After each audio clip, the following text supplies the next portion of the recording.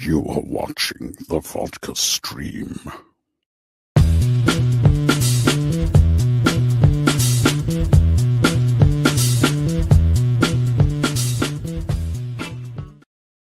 Up, there we go. What's happening, guys? Hey, it's Friday. How we doing? Hopefully, you guys are doing good. You know, I forgot about this. I'm gonna put this on a little bit. I forgot about what was the one that I was. Was it that one? Yeah, there you go. Let's put some music on, some mood music. Why not? It's been a long week. It really has. Jesus. Feels like it has, even though they go by pretty quickly. But then mentally it feels a little long. We've all been there. It's hot. It's everything. I got some bourbon today. Nicely chilled. I'm going to start off with that. So cheers, guys. Welcome to the Vodka, well, the bourbon stream, I should say right now. So cheers. Set the mood. Set the mood. Okay, so got plenty to talk about, of course, you know. We got all kinds of stuff to talk about, some more DCU, Superman things that we'll talk with the panel. We got Zack Snyder's Rebel Moon's getting a new podcast that was announced today. That's pretty cool. And we got a new Deadpool and Wolverine trailer that showed a little too much. And it's like, why? Why are you doing that? We got plenty of things to go over with of course, the panel that'll be on. Yeah, there's plenty. I'm trying to look at the list here. So, anyways, all right. So, and I'm going to give my full review of Twisters right from the start too. So, let's freaking do it. All right, who's out there? And you guys can ask some questions too before we pull in the panel. What's going on? Yo, keep the vids coming, eh? I'm trying. We got Jason right here. Good to see you, bud. All right. We got Gilmer. What's up, Phil? We got Rowdy right here. We got Mr. Axel Droga as well. What's going on, Bennett? Yeah, trying to stay cool. It's hard, though, because, you know, you run that AC all day, you know. State of California is going to charge you, probably like an entire paycheck. What's going on, Thwip? Happy Friday. We got Mama Film Junkie here. What is happening? Good to see you, Mom. Love you.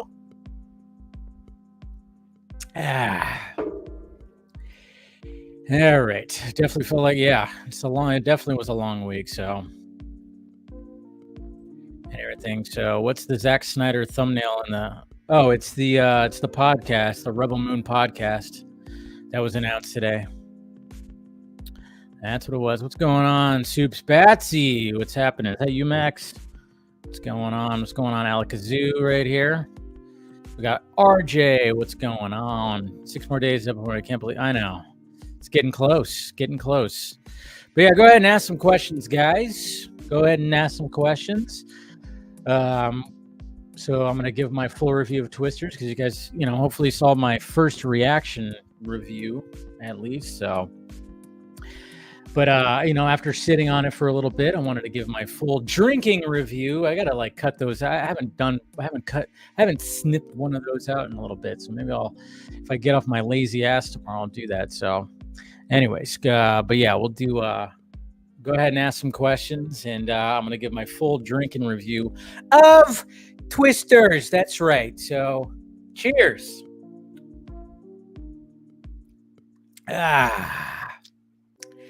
Twisters. All right. So when this movie first was announced, I went, that doesn't need to happen. And then when I saw things that were building up to it and leading to it and everything, I went, it doesn't need to happen still. And even when I saw first footage and first anything, I was like, it still doesn't need to be a thing. Why? I mean, I think mainly because the first Twister movie I just love so very much. And I'm just going, all right. Maybe it could be, I don't know. I was worried it was going to be like an Independence Day resurgence or, just a sequel that it's just going to be, it's not going to, it's just going to be one of those frustrating sequels. Now, after watching it, it's not one of those frustrating sequels. I'll give it that. It can be enjoyable. It can definitely be enjoyable, but I'm still kind of about it. I'm still kind of because, yeah, the first half, I just wasn't really feeling it all that much. And I was just kind of going, would this movie have benefited, at least in my opinion, it being more of a direct sequel to the first one, where maybe Helen Hunt could have shown up? Sadly, Bill Paxton, may he rest in peace still. And, we all miss that guy. Sadly, he wouldn't be involved. But then, of course, when you're playing with that, then you're going like, all right, is the main girl like the daughter or something, or who's related? And I was even wondering if if that something was going to be like that. But it very much stands on its own. It just utilizes the name. And it very much does feel like that, a little bit like the 90s type of blockbuster, which I'll give it that. Like I said, the second half of the movie, I started getting into it. But like the first half, I struggled. I really did. I struggled. And there was a lot of beats, and they were trying to really capture the magic of the first one, which, of course, that's what you're going to do. I think sometimes when people approach sequels, there's too much of trying to capture the magic of the first as opposed to doing something different. But that's like, you kind of go like, well, when it comes to a movie like this, that's about tornadoes, how are you supposed to how are you supposed to do something different as opposed to just, hey, it's modern day and we're chasing tornadoes. So we got a dude who has a YouTube channel, and then we got these people that are trying to do this other thing. So, I mean, at the same time, I'm going, yeah, there's really not much you could do different, I guess. But I think it's just, yeah. So I'm still feeling the same about it. It's just kind of, it's fine. It's fine. It's fine. It's got some exciting moments, especially the second half. I think it really starts kicking into gear. And when you start going, you start rubbing your chin about certain things, certain aspects of what's happening. But yeah, I mean, if you like the first one, or you just want a different kind of summer blockbuster that has to do with extreme weather, and you want to see Glenn Powell smile a lot, because that guy definitely smiles a lot. It just seems like he always has a smile on his face, although he does get pretty serious sometimes in this movie. Then go see it. But, don't expect they're not reinventing the wheel. They're just letting you know that, hey, remember these kind of movies? Well, here you go. So there you go. Cheers. Twisters.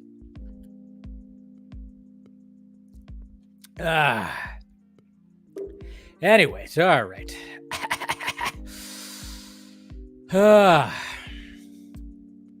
Who else we got here? Let's see.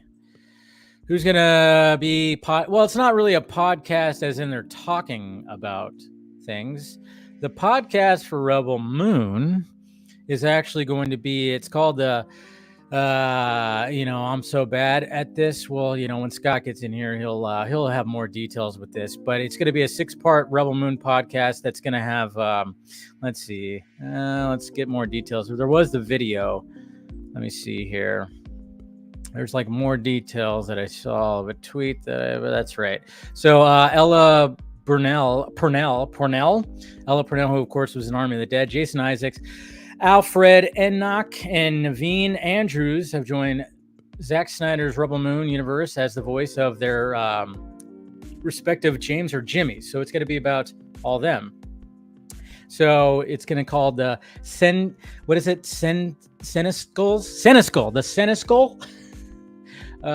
Again, forgive me. I've had a shitty week. Begins July 29th, followed immediately by, of course, Rebel Moon, the director's cut. So it's going to be a 6-part like little podcast thing. It's not going to be like a talking podcast. Amazing.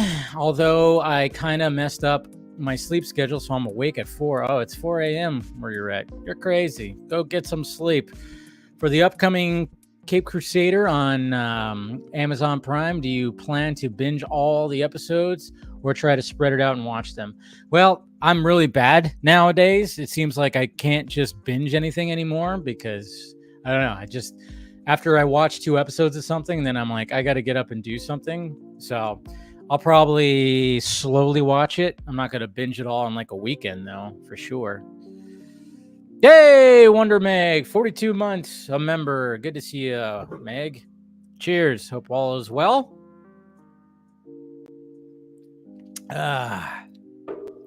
42. We got Chris Balga right here. Good to see you, buddy. Hey, even Stephen Colbert's. Yeah, 42. RJ, just my opinion, but if it's officially released by the filmmakers and marketing department, then it's not a spoiler since it's something they want. Yeah, I mean, it's true, but it's still pretty spoilery. It's just like, it was just kind of one of those things like, wow, really? You're just going to, all right. But then again, you know, they're trying to sell tickets. See, thanks for joining. Oh, yeah, good. See, we got some collaborations happening. Got that. I was planning on going to see Twisters, but I have to save my cash for Deadpool next week. Cannot wait to start my job so I don't have to. Yeah, seriously. A job helps.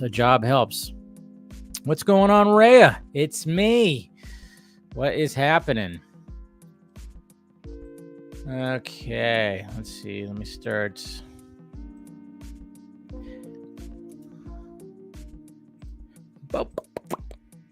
Always great to see you, Rhea.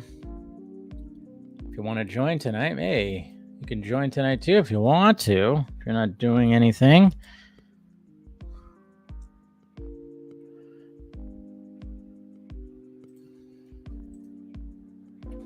Boop, boop. All right, there we go. Let's see what else we got.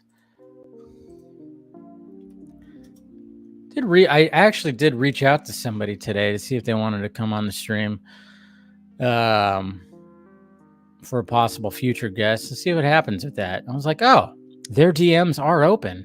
Look at that. Well then, let's try. Hey, you got to shoot your shot.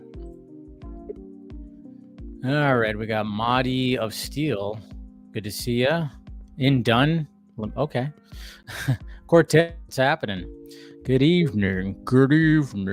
In terms of the new Deadpool trailer, it is unnecessary, but I kind of understand why it was posted. There's already videos of the movie posted. Yeah, there's already some spoilery stuff out there. Again, we're just in the age of spoilers. I mean, if you want to avoid spoilers, you just got to avoid social media. That's it. That's strictly it. It's the wild, wild west, especially on Twitter. There's no hiding from it. I've accepted that. After like BVS, when I was like getting all those spoilers back in 2016, I was just like, all right, this is just gonna be a thing. It's just gonna be the thing nowadays. That's just what's happening. Why is it so hard to make a good G.I. Joe movie? Fairly simple premise.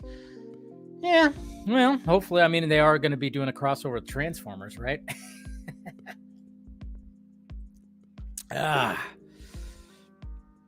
You know, I know you think it would be something pretty easy. RJ, when do you think you'll be able to do a Deadpool spoiler discussion? I assume Friday night. Yeah, we'll probably do that. That's going to be the talk. There's going to be plenty to talk about next Friday for sure. When it comes to Comic-Con and Deadpool and Wolverine. So yeah, we'll probably most likely do that. So Ella Purnell playing one of the robots or a human. I think she's playing one of the robots. That's what it's sounding like.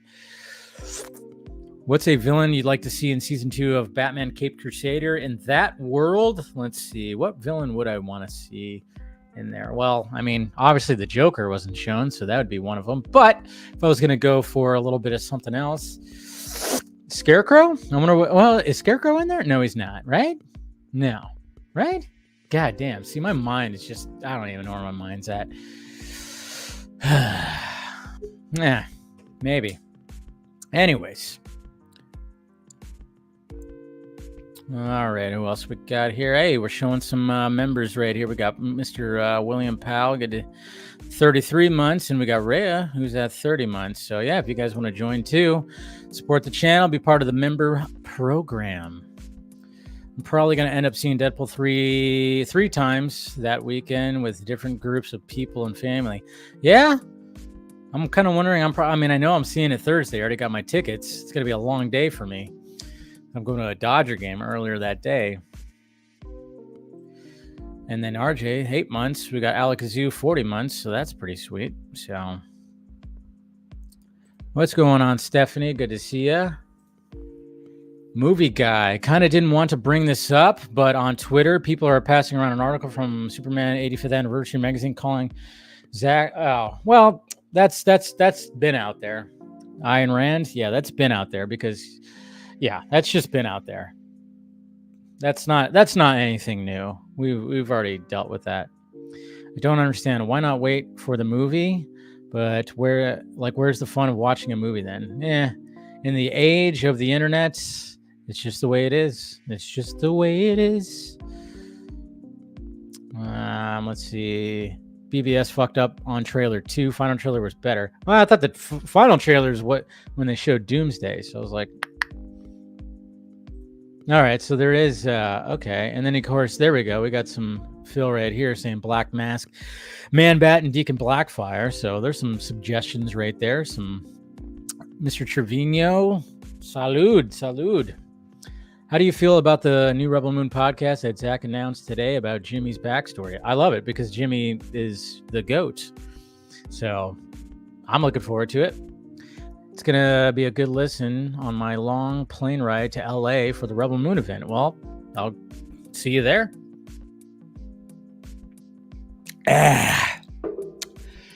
Come find me. Let's see. I don't really have any interest in Ryan Reynolds and Wolverine. Nice. I might try to watch You might try? Okay. No, as long as you try. Give it your best effort, Axel. For something meant to celebrate the history of Superman, I'm not sure why that magazine company would choose to spend so long an article being negative. That's just the way things are nowadays. Negativity sells. That's what happens. All good. Anyways. Oof. Sorry, I need to wipe off the glasses here. It's always fun when you put them on and all you see is like, yeah, just see a bunch of particles on it. All right. Sorry you guys had to see that. Anyways. All right. Thank you guys for the questions and everything. Always fun. So let's start bringing in some of the panel right now. All right. We got the... What's up, Andy? Hi. How's it going? It's going pretty good. How you doing? I'm doing good. Good. Good to see you, buddy. How you been? I've been good. I was like this is like my first proper day off because I like from Friday till last Sunday night I was just cleaning my apartment with my whole family, so like it was bad, and then I had to go back to work on Monday. So today I'm like, okay, I'm now done with everything. But how are you? You look so different when you take off your glasses. Like your eyes like feels so. Cute. I mean, you're always cute, but like I was like, this is why Superman can disguise himself with glasses, because when people see me without glasses, they go like, "What the fuck's wrong with your eyes?" Did you ever try like contacts? Nah, never been a contacts guy. They're terrifying to me because I'm like, yeah, I'm not an eyeball, I don't know. There's just my brother. He's also got, he needs corrective lenses, but he puts on contacts, and I'm just like, I can't do it, man. And then of course there's the maintenance of it. I'm just like, there's no maintenance here. I just, you clean them every now and again and you stick them on, and now it's like part of my face. It's part of my brand. So it's like, I'm not going to be like Drew Carey and get LASIK, but then everybody goes, fuck that. What are you doing? And then he now wears like fake glasses or something like that because he got that. I don't know. Anyways. Expensive, so, yeah. So yeah, it's part of the brand now. Anyways, let's see who else we got here. Throw a knife at Steven. There's Steven. Hey. Hey, Steven. What's up? How's it going? Wait, two different questions. Good, not much. Right, That's pretty good. I was trying not to. I was like almost get one of those amalgamation, like not what. I mean, you might want to turn up your mic just a little bit, Steven. Fudge. I know it's always fun when it comes to audio on StreamYard. StreamYard does something different than everything else because I just literally was just recording something else and had it. Yeah. I Is don't it know what whenever it is. you log in back to a browser on StreamYard that it like almost like auto resets to like that like whatever setting they Default. think is default? How's this? Yeah, that sounds pretty good. Pretty then, good of course, or awesome? It sounds pretty awesome. All right. I like that. But I wanted to ask you, have you ever considered doing lenses, or it's just like that's out of the question too? Contacts? Contact lenses, yeah. So I used to, and then my eyes just started reacting to them, and I quit, and then I haven't tried them since. Yeah. See, Like that's an what allergy? I don't have no idea what it was. They just one day decided like no bueno, and so I had to like they would just like freak out, and it was weird because I had them in like all the time, and it wasn't gradual or anything. It was just one day my eyes decided no more, and that was like honestly like 15 years ago or something like that, and I just haven't gone back. Yeah. Yeah. Screw the contact lenses. We're all about glasses here. Scott! There he is. Except for people who don't need glasses, Yeah, exactly. Not yet. Yeah, Sorry. no, trust me. It's a yet. It's not an if. It's a win. I understand this. I get my eyes checked every year, and it's just is this the year? No, it's not good. Yes. One more year of not having to have glasses. Exactly. But we need some more glasses on here, so we're going to bring in Chris. And I'm the one who does get the contact lenses. This is just my night look. Ah, see? So that's his. I kind of want I want the face mask with the little cucumbers. I think that would make a better night look, Chris. I'm not gonna lie. If you're good this year, Scott, I might give you that look. Oh, yay. It's kind of funny. It's just kind of funny because I now that I think about it, when I've seen you in pictures when you're somewhere, you aren't wearing your glasses. No. Yeah. Yeah. Incognito. Yep. So at night he's Clark Kent, but during the day he's Superman. I like it. But anyways, how's everybody doing? Doing good? Good. Yeah. Tired. I'm alive. Tired, yeah. I know it's been a week. I don't know. This week's been crazy. I mean, ever since the last time we had a Vodka stream, we've had an assassination attempt, the other guy getting sick, and then just a bunch of crazy, weird madness. Hulk Hogan ripping his shirt off, supporting Trump. That was. I'm like, wow, we are in idiocracy. I mean, remember that movie? How close are we to that? We are like there. We've been there. We've actually probably been there. We've been there, man. Yeah, it is pretty crazy where everything's going in the good old United States. But yeah, let's talk about it. No, that's exactly what they tuned into the Vodka stream for. Let's talk about politics. No, but it's just kind of crazy how much craziness has happened in a week since we've done a Vodka stream. But it's all we I mean, well, technically we could say we live in a movie almost. So it's like talk. I feel like sometimes, but yeah, we don't need a Truman Show. Yeah, I know, because you don't. Yeah, exactly. So you're like looking upon like what the hell's going on over here. So, but anyways, thank you guys for showing up. I mean, one of the first things I wanted to, I guess we could talk about too, is like the podcast that Zach announced today for Rebel Moon. How are we feeling about that? I'm excited. I mean, as soon as I saw the title, I went, ooh, that means something. And then I listened to the trailer, and I was like, I'm down for this. It's about Jimmy, so it wants to get or the Jimmies technically. Yes. So that is something that unfortunately the PG-13 cuts was very underserved. Thanks to the novelizations, I have a taste of what's going to be in the director's cuts in a couple of weeks. So getting this podcast is coming out the beginning of the week before the director's cuts come out. I'm just like, yeah, let's start filling in that backstory. Let's start, Have you read any of the comics, Scott? Is that a serious question? I know, it's like that's really. I think you need to do the infamous Scott grab something from the back and just like, you mean these? I wish I could, but I wish I could. Actually, well, I only asked because you were like there's a bunch of Jimmy content in that also, so I was a little bit surprised that you were focusing on the not obviously the novels have a lot more also, but like it's really interesting that most of the extra material seems to the biggest reveals that I've seen seem to have been kind of Jimmy. There's a lot of love for the Jimmies in the expanded lore. I agree with you. I guess it's just, because the comics were so much about the blood axes, and I'll be honest with you, Stephen, what I need to do with that comic book series is because I read it month to month when the issues came out. I need to kind of do the binge read like a trade and see how it flows when you read it as one piece instead of 4 separate chapters. Mm-hmm. But yeah, I mean, it's a 6-part series. I don't know how long the episodes. Does it mention how long the episodes are on that? It doesn't. It mentions that it will be weekly, but it does not mention how long. Will there be director's cuts of the podcast episodes? There might be some Snyder cuts of the podcast.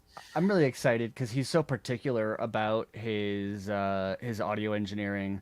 Yeah, like always.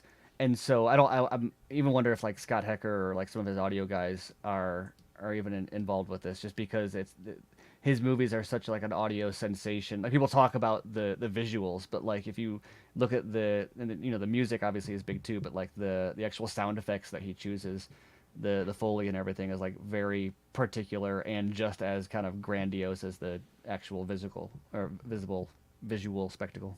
And especially just taking like this one aspect of a world he's still just building out. We're gonna take this one part and learn the origin of the Jimmies. So that's gonna be a lot of fun. The origins of the Jimmies. That sounds like the porno version of this. But here's Describe the Center Show in 3 words: unexpected, devastating, epic.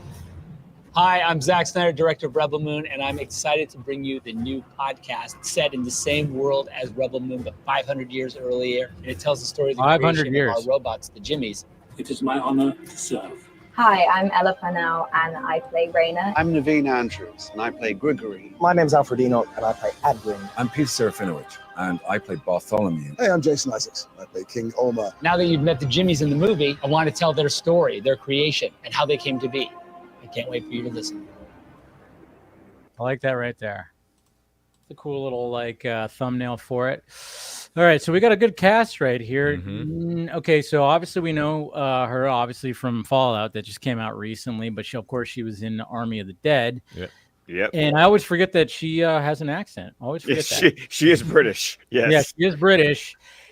This guy, he was in he was in Planet of the Dead. Wasn't he in Planet of the Dead? Not Planet. No, wait. No. What's the fucking Robert Rodriguez? Evil Dead? Oh, Robert Rodriguez. No, Dead Planet. Dead. Yes. No. Planet. Like it's Jesus Christ! No, it's not Dead Planet. It's Planet Terror. Oh yes. Oh, you're right. Yeah. Yes. Yes. The Grindhouse half with Grindhouse Death Proof. Yeah. Tarantino. Yeah, he was in that, but he's also been in many other things too. Like I saw him as Jafar in Once Upon a Time in Wonderland. A very short-lived Once Upon a Time spin-off, but like I also know he was on Lost. Oh, he was in Lost. Okay. And Alfred Enoch, I don't think I've seen him in anything. Harry Potter. That's why. How to Get Away with Murder. That's where I know him from. Yeah.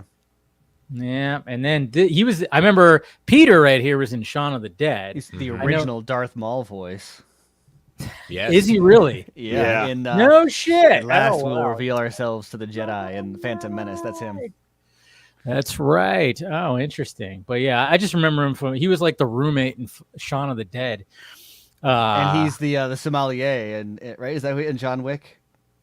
That's right. He's in there. Yeah. I think he's also in the first Guardians of the Galaxy, and he said like, "What a bunch of a-holes." Yeah. Yes. That is him. That is him. And then of course Jason Isaacs. He's been in a bunch of fucking things. Point your finger at a British production. Jason Isaacs was probably in it. Yeah, I mean he's been a bad guy in some kind of espionage. Yeah. That voice is going to be perfect for an evil king. So yes. So I mean, it's a good cast. It's a good voice cast. They definitely got a good voice cast for this podcast. So that's pretty cool. Flip is right. Jason Isaac was also Red Sun Superman. Yes, he was. He was in. Oh, he was He was voicing. the That's right. in the Yeah. animated movie, he was the voice That's of right. Superman. Yeah. I know. I was at first I go in Luke Harris's fucking fan film. That's what my mind immediately He's shooting like, high. went to That's that. the next one. Yeah, I know, right? Maybe he'll make an appearance in the next episode of that. No, but yeah, it's a good voice cast, and I'm glad they're expanding the universe in a different medium, which is pretty cool. I mean, obviously, but we were sitting here waiting for that R-rated goddamn like Rebel Moon trailer. You know, somebody here has already seen it, but you know, I suspect that probably they're going to release a different one than the one that I saw. Oh, 'Cause what I for saw was sure. basically exactly the same as the original 2-part trailer that they released. But it was like that, but with blood in it. And so I don't know if they would release something that like is mostly scenes. It was a couple things that weren't in the movie, but I would imagine that they're going to release a different one that I saw. So I'm excited for that too. yeah. And Phil says no more blood is never a bad thing, right? And he's wearing glasses. He's trying to fit in with the glasses people here. Welcome to Cool Kids Cub. Good to see you, buddy. How you doing? Good to see you guys. I'm great. Thanks for the invite. Always a No pleasure. problem. I Yeah. believe in you, Phil. I believe in you. Yeah, you know what, Scott? It's funny. You're not the only person who's hit me up about Comic-Con exclusive items. So. Okay. Well, what happened here? Has he already started begging? Oh no, I started begging a while ago. I just saw something else today that I just like add it to my shopping list. Yeah, so good buddy Chris Evans over at the DC United and Gathering of the Geeks, he asked me for that Dan Mora exclusive. Wait, stop. What's his name? His name's Chris Evans. It's the exact same name as the actor you're thinking of. Yes. Which actor you were thinking of?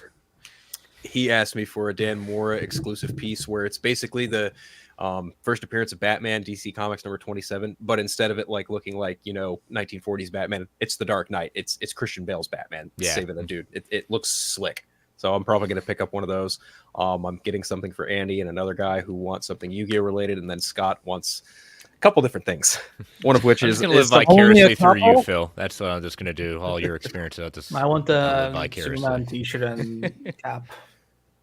Definitely. Yeah, I do want to get one of the, I am going to probably get one of the new Superman t-shirts. Did you guys see the Supergirl? They're going to release the Supergirl one. Yeah.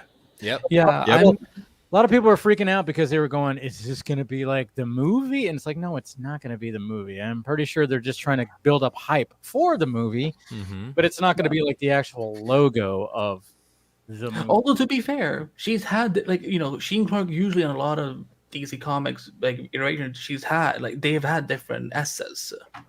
Yeah. True.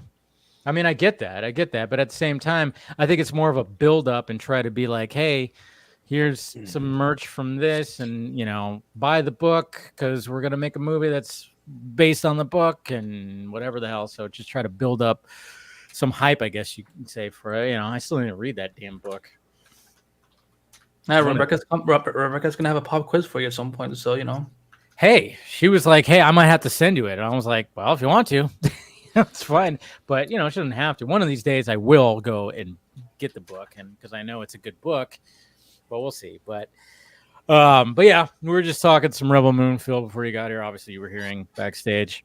Yeah. Obviously, it's one of those things where the expansion of the universe, cool. But yeah, we're all anxiously awaiting like this R-rated trailer. It just seems like I don't know, we're like lacking some Rebel Moon marketing from Netflix. But I mean, they put a lot in on the PG-13 cuts, I guess you could say.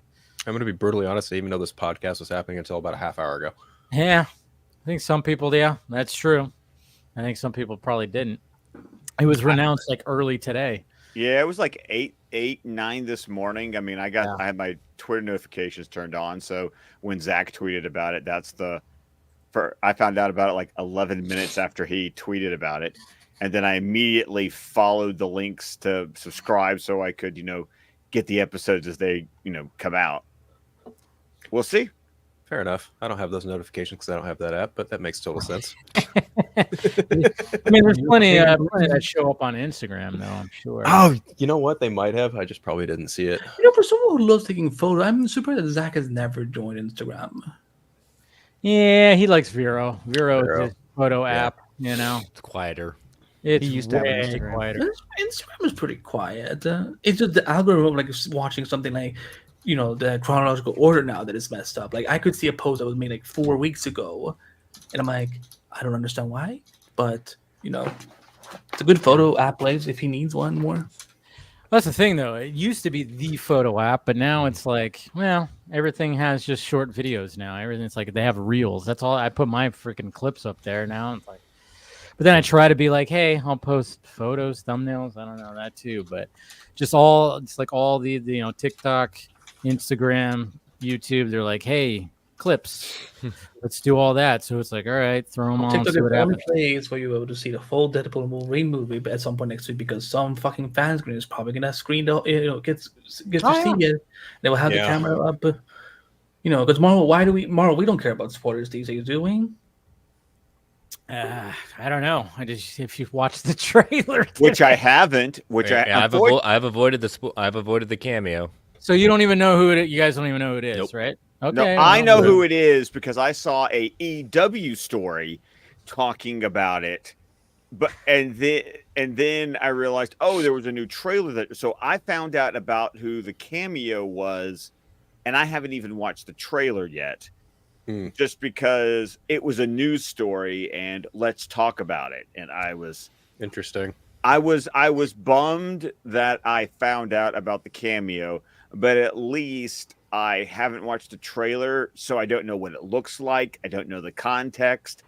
I just know this person will be in the movie. Yeah. So Okay. I'm leaving it at that. We won't spoil it for you guys, and don't look at the chat just in case.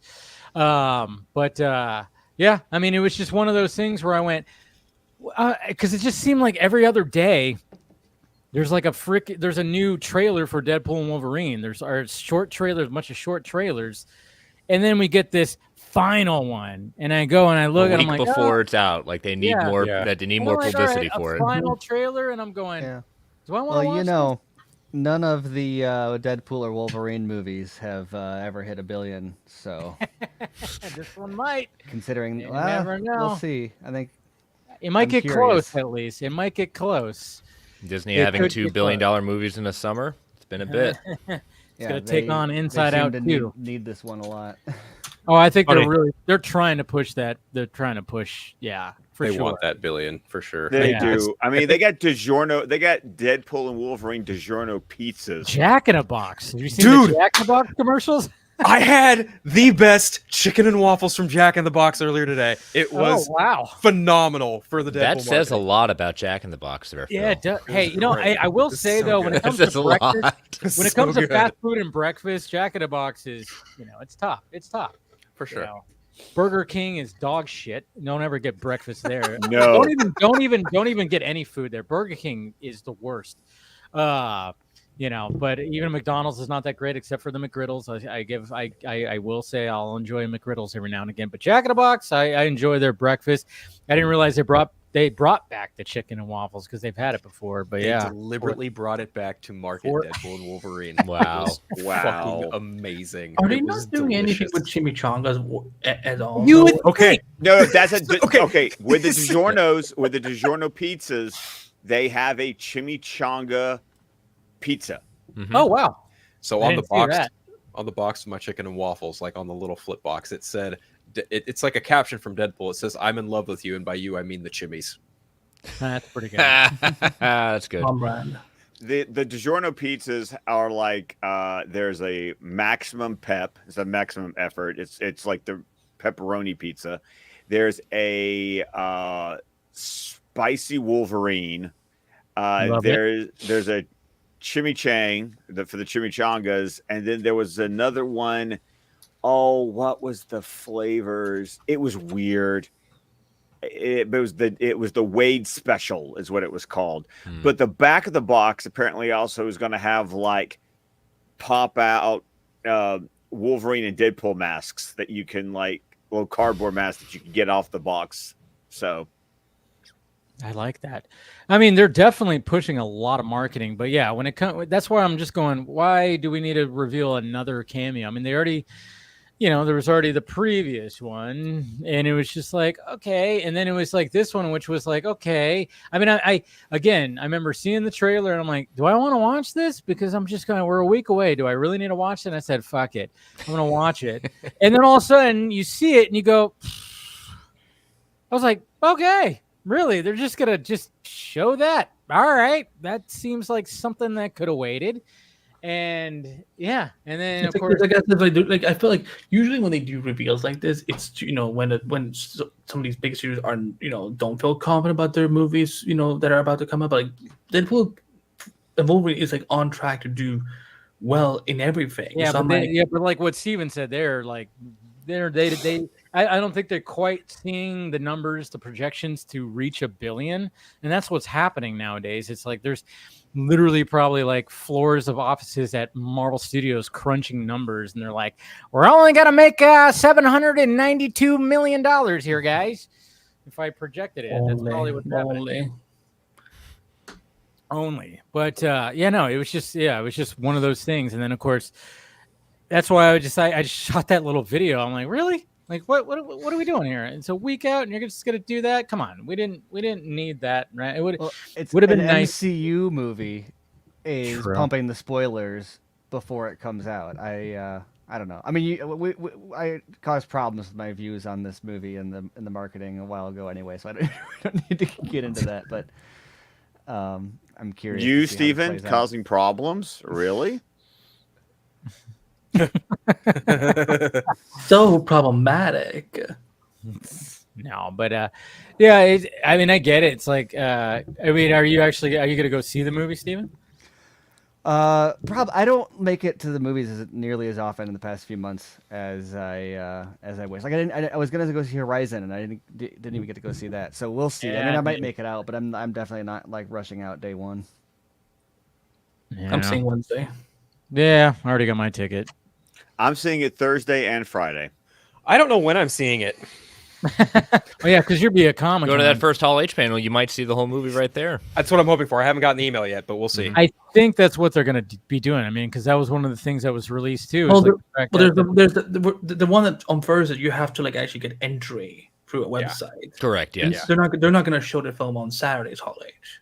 No, they've got other things to show. The soonest I'll be able to see it is hopefully either Thursday night after Thursday at Comic-Con or probably maybe Saturday night after Hall H, presuming I get into Hall H. But yeah, those are the two likely days, and probably Sunday. Those are the 3 days I'm probably going to see it. Friday night's a no-go for me.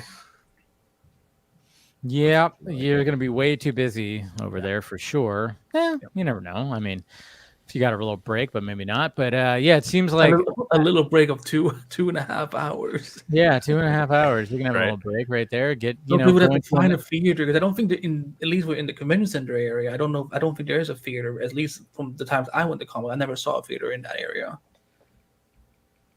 Yeah, I don't. Yeah. So, but at least like, I mean, if you want to like escape the heat, you can just like go into a nice, cool movie theater. So. If that's the case, because shit, I mean, I'm going to a Dodger game on Thursday, and during the day, that's not going to be fun.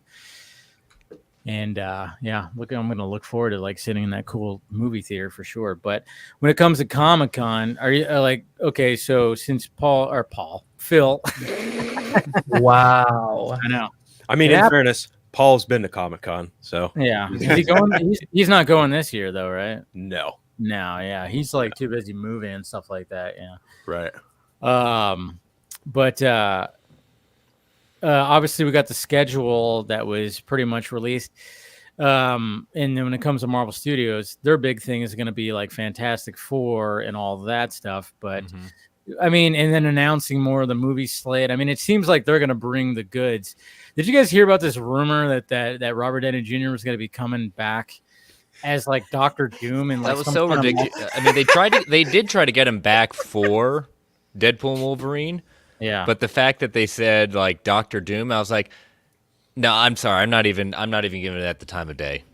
Well, when I saw where it came from, I immediately go, yep, not even gonna touch that. I mean, there are. I mean, isn't there that one comic book story where Victor Von Doom like literally sent his mind into Tony Stark's body, and then like there was a comic book like that? Yeah. Oh, I didn't know that. It's I called mean, that research, Dave. makes sense. It's called what? It's called research. Oh. Well, Damn, what gets me sorry. though is that if I wanted to be petty, I'd be like, Marvel Studios, great, do your Hall H presentation.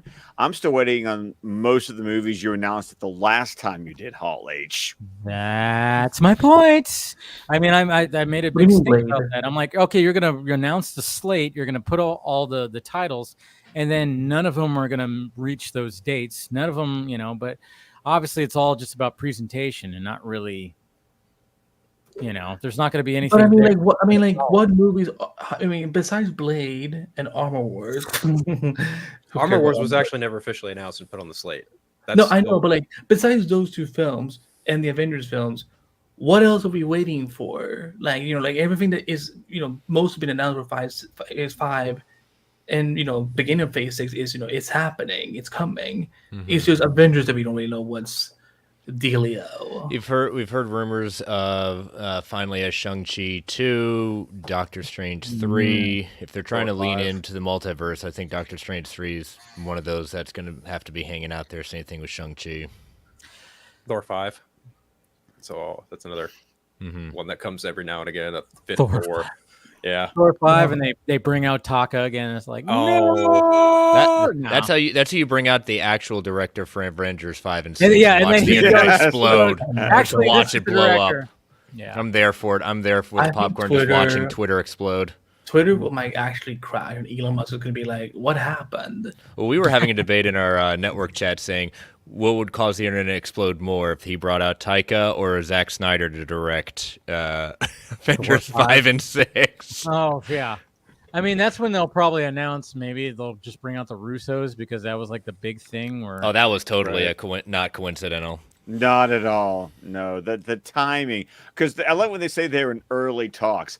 I'm sure they were in early talks when the person who told you that heard it A month ago. A month Well, ago. I right, wish that yes. I could find the bookmark of the wherever it was that I originally got it. But the good rule of thumb has always been like when it's reported that it's in early talks, that usually means that it's like already a done deal.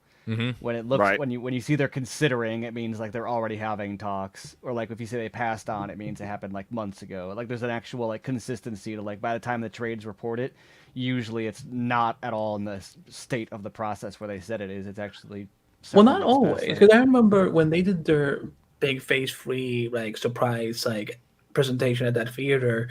I remember like either a month before or a week before that they were reported that Benedict Cumberbatch was going to be Doctor Strange, and then during like that little after the presentation they did a little sit down with Kevin, you know, like asking questions with the press, and they asked about Benedict Cumberbatch, and he was kind of like, you know, with nothing, you know, like, you know, if it wasn't announced today, then it doesn't, you know, then it doesn't mean that maybe it's done. And that guy So, always tells the truth. So right? Always. No, but I mean, I don't think anybody was going, oh yeah, you know, we all kind of saw that coming. I mean, it feels a slightly Lucasfilm going, hey JJ, can you help correct some things? But it's not exactly like that, because that's not just like, hey, try to fix this trilogy because we had a movie that had a bad discourse. This is like, we've had a bunch of movies where people had a discourse.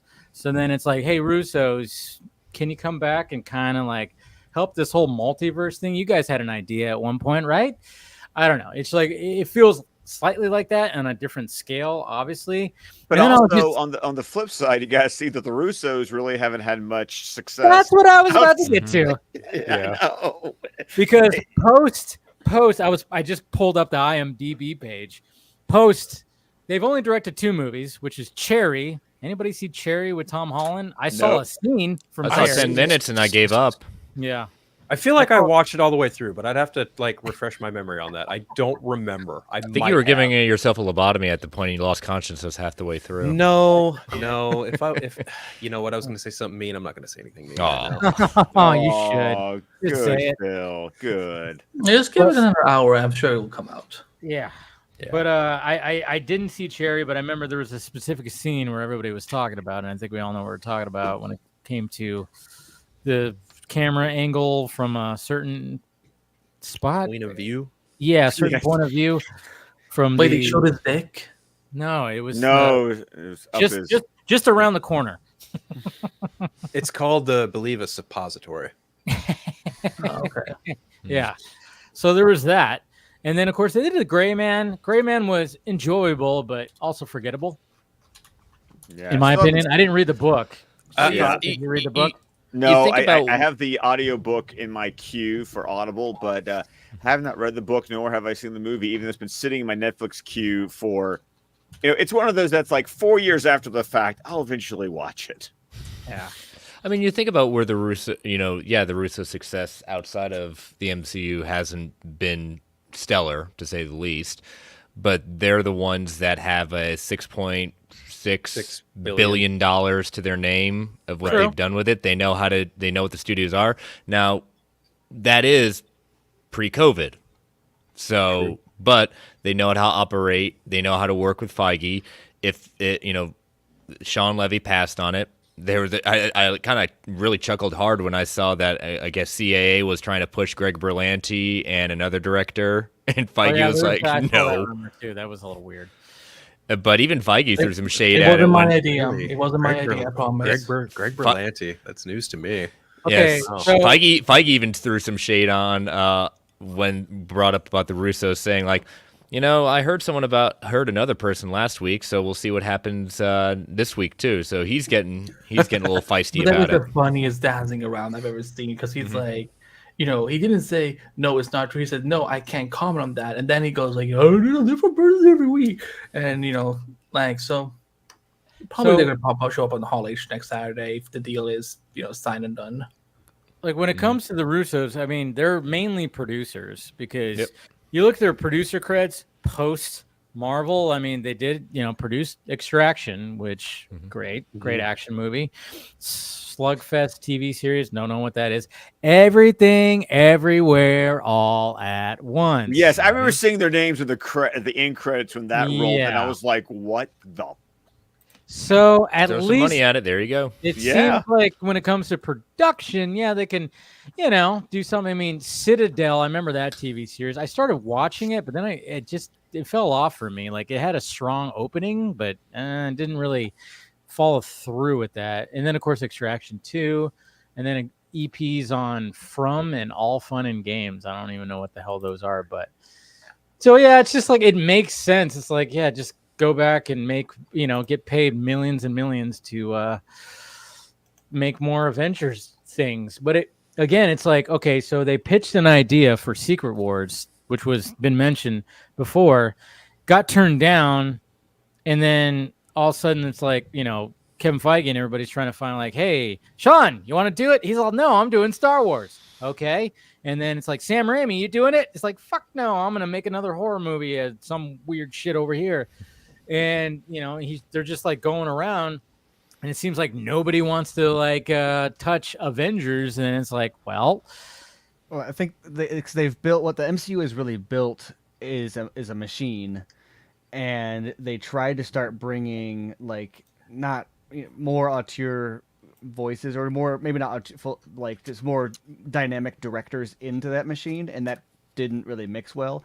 And the Russos operate like a machine on their own very effectively. Like you said, they're good. They're much better producers than they are directors. And so I think that kind of the idea to move beyond them was they kind of thought they were going to dabble with like giving more voices to creators, and then that we kind of see how that went. The few projects that were supposed to be like more creator driven ended up really blunting that creator voice. You have like Eternals and stuff like that like really ended up just kind of feeling like the MCU with like a little bit more flavor than usual. And then so now those people like Raimi that have worked with them then are like, yeah, no, I don't want to operate in that again. Whereas like the Russos would be great, but then that looks to like Feige then kind of going backwards from where they wanted to like make it look like the MCU was going, almost like admitting defeat on their creative endeavors and saying like, you know what, let's just stick to this, like we do this cookie cutter stuff like really well, so let's like lean into that. I don't think there's anything wrong with that. It's just that it doesn't fit the narrative that they're painting of this kind of more dynamic storytelling. Well, it's understandable when you have a producer who's just like, I don't want to, he wanted to make it grow and do something else. That's why when Sam Raimi did Doctor Strange 2, I mean, when he added that flavor, or as the kids call it today, that sauce, the sauce, and he did add some sauce where you go, oh wow, this feels like a Sam Raimi movie, like as opposed to just like anything that Peyton Reed directed. You just go, who directed this? Well, but even that though, like, I don't want to take away from the parts that felt like Sam Raimi, but I don't think it felt like a Sam Raimi movie. It felt like a Marvel movie where there were some scenes where Sam Raimi was allowed to cook. Yeah, I'd agree with that, Stephen. I would agree with that. That's a very, very apt synopsis of that. Yeah, especially that post-credit scene. Ugh. You know that he didn't want to do that. And so I can see why, like, as someone like Sam Raimi, who, like, he doesn't want to make Sam Raimi scenes. He wants to make a Sam Raimi movie where like the whole thing is just like his deal, and I think most directors like that are kind of that way. And so if there's kind of a history now of them getting lured in and then it not being maybe what they were promised, and I think the MCU just does much, like look at phase 1 and 2 like was most solid when they were like, you know what, let's just work with these guys who are just like kind of these journeymen, like just get the job done. Directors, and not make it about like the name on it, make it about someone who can deliver a product. It's a showrunner, right? And so the Russos are like really efficient at that. Yeah, and it makes a point of Derrickson leaving the second Doctor Strange project. The fact that he wanted it as dark, and then they got Sam Raimi, and I was like, that's a pretty dark director within itself. So but again, you think about it, it's like I do a Marvel movie, I get my paycheck, I get to do what I want later, and tell everyone to leave me alone for a bit. Well, and look at like if you're as they're struggling to get if Blade is even ever going to get, they don't need a whole slate of Blades lined up, right?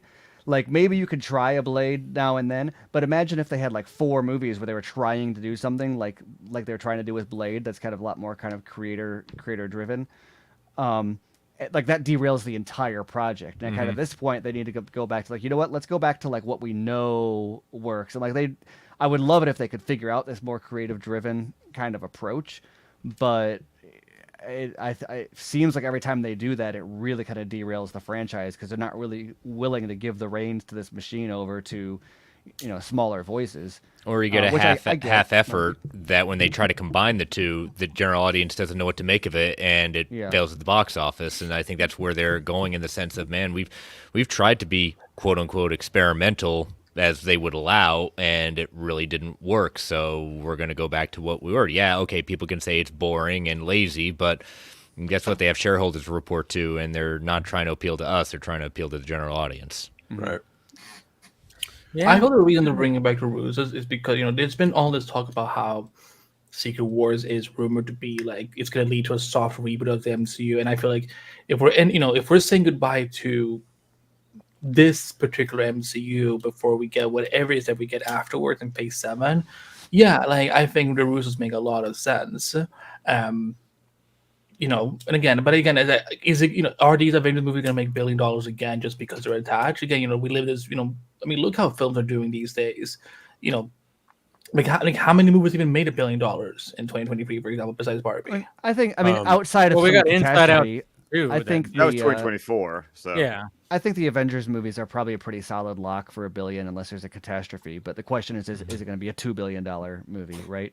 Or is it going to match the inflation-adjusted rate of like Infinity War? And depends on how much they spent on the movie too, because Infinity War and Endgame had like what $400 or $500 price tags each movie. Right, which is the equivalent. That's going to be like $600 million for exactly in post-COVID dollars. So that's post-COVID dollars. yeah. I mean, it's not wrong. People that bring up the whole JJ and Ryan Johnson and Star Wars thing, though they're going back to JJ, it's another Star Wars thing. There's big differences between what's going on in the MCU and Star Wars in the sense of they didn't come up with a whole like how the whole story is supposed to shape out with the sequel trilogy. That was mistake number 1. And so it became like, got JJ doing the first one, then you got Ryan Johnson saying, all right, I'm going to pick up the ball and go do what I want to do. And then JJ coming back in saying, all right, I'm going to try to piece this back together to what fans wanted. And it became the movie directed by Reddit. Asterisk, because the only reason JJ had to come back was because Colin Trevorrow dropped out due to the fact Carrie Fisher passed away. So any plan for that third movie went out the window the moment Carrie Fisher died. Well, and also of the 3 movies, I think that the third one is the one that Disney had the hardest hand in editorially. And for sure.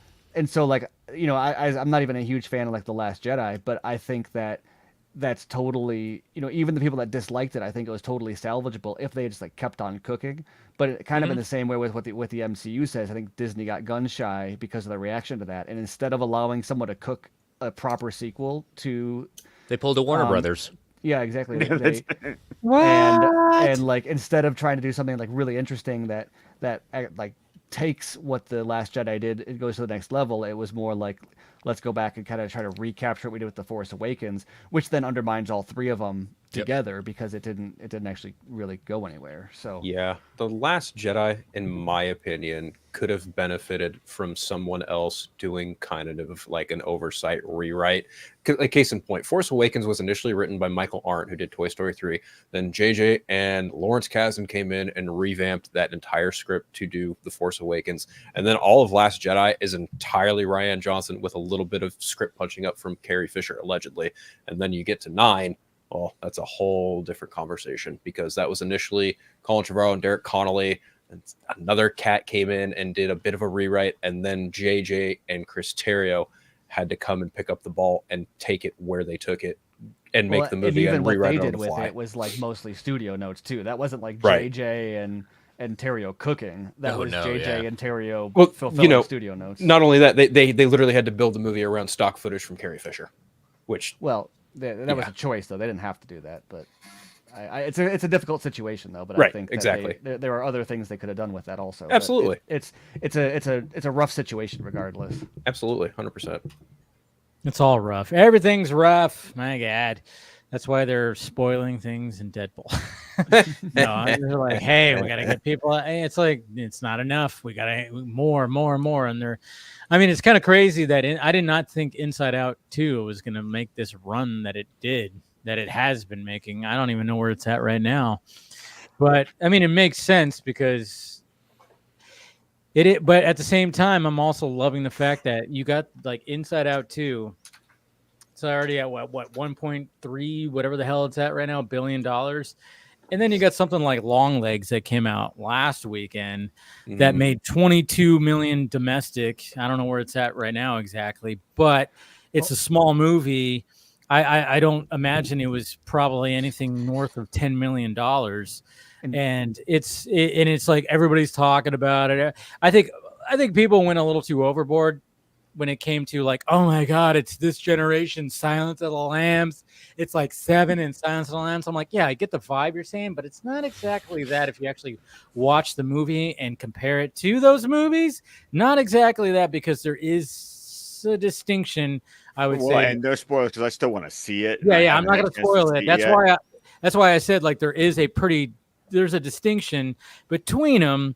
And it was just kind of funny listening to that. And I was like listening to either podcasts or even like the morning show I listened to, and they were talking about it. And I'm like, but it's funny because when you listen to people who haven't actually seen it and they hear that stuff, I'm like, man, like it's not exactly that. There's something distinctly like I get the vibe that it was creating, sure. But I mean, like when you're comparing it to those iconic pieces of cinema, it's like, okay, yeah, this one might go down as like, hey, study this. Yeah, it's very well made, very well acted, and I enjoyed the story. But there are some people that bought into the hype and then watched it and went, really? That was it?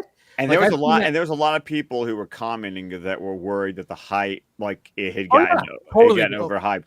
By the way, Inside Out is at $1.4 billion. There it is. There it is. See, and I haven't seen Long Legs, but it seems like tends to be a trend with movies that are like scary, but not like full blown like horror genre movies that are like crime movies or serial killer movies or whatever, that they get these initial like really positive reactions, and then they end up breaking into like a more mainstream crowd, and so they get a lot of these like, oh, it's so scary reactions, and then when it actually like gets released, you have hardcore horror fans who are expecting it to be like some hardcore, like super scary thing.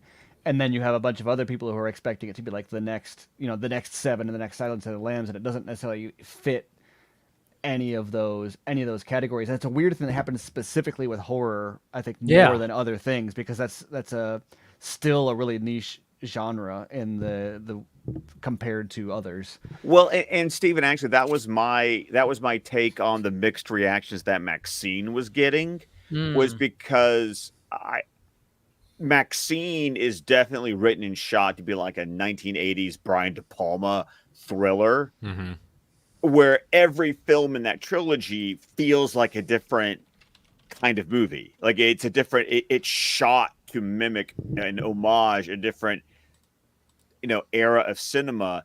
And I think there was a lot of people who really dug X and that 70s grindhouse feel that wanted more of that in Maxine. And when Maxine wasn't that and wasn't trying to be that, it was trying to be the crime thriller.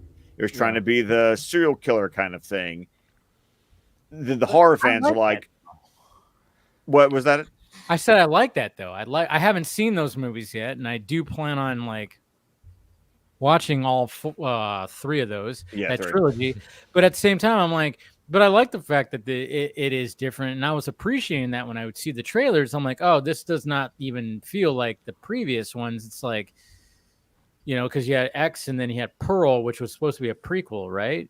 Yes. Pearl is definitely a prequel. Yes. Yeah, that's the prequel, and then of course you have this one, which is like the direct sequel, but it did not feel like the other two like at all. So none of them feel like each other. That's what's great.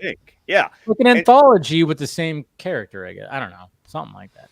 Yeah. So, but I think Stephen, you have an excellent point there, that people's definition of scary is like people's definition of funny. It's a very subjective term. True. It's like, I don't find Silence of the Lambs scary. Exactly. I find it creepy. Yeah. I find disturbing. It disturbing, but it's not scary. Okay, so because nobody here saw Longlegs, right? Not yet, no. Okay, so as the one who has seen it, it is disturbing. It does make you feel uneasy the whole time. But when people were making those comparisons, I thought it felt more like Seven than Silence of the Lambs. I think people think, or like Zodiac, maybe.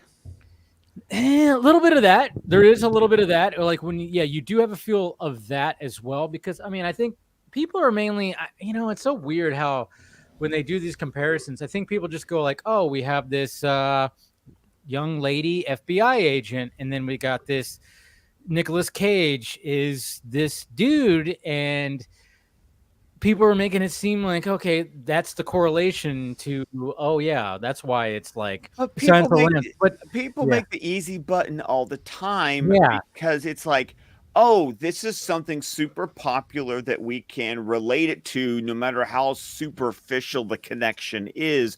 But that's what they go with. It's like what we've talked about before, and you'll hear on any kind of entertainment podcast, people talk about, you have to go into a pitch to like movie executives, and you have to relate it to movies they've already seen to like get them interested, because they're too lazy or have no imagination to actually like judge the movie on its own merits. So the only thing you have to sell it is, well, it's kind of like this meets this, like that tagline you always see, because, and then when you actually read it, you go, I kind of see what you were talking about, but I think you oversold the comparison. And sometimes this comes from the executives also, but also marketing teams, whether or not it's executive driven or not, also are given the movie, and the way they approach it is they say like, okay, who's the target audience for this? And they're going to look at the largest possible target audience. So if you say like it's if something is like a pure horror movie,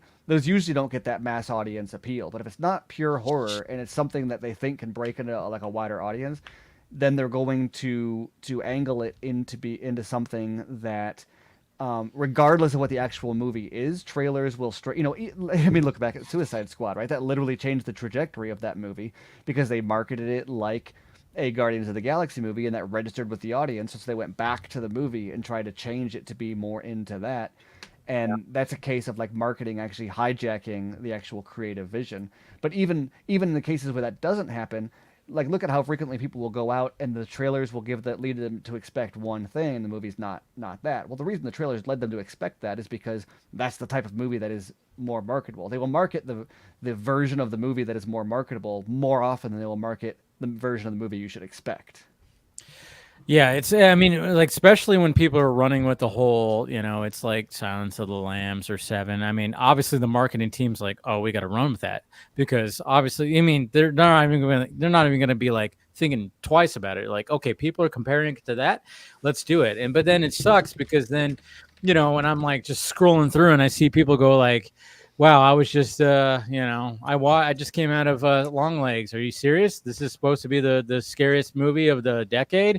No. And I'm like, yeah, you got sold something else. I mean, that's why I love seeing movies before we start getting all that shit because, again, I was like, yeah, I was feeling the vibes. There's definitely those vibes there. But at the same time, I'm going, oh, yeah, but there's an aspect that's like different here. And I get it's like, again, you got the young FBI agent and then you got this person right here, but it's not nearly like how it is with Silence. It's not Hello, Clarice. It's not any of, it's just there is some things that happen and you go, and the way that it all plays out, you go, oh, my, you just go, oh, like the whole time you're going, and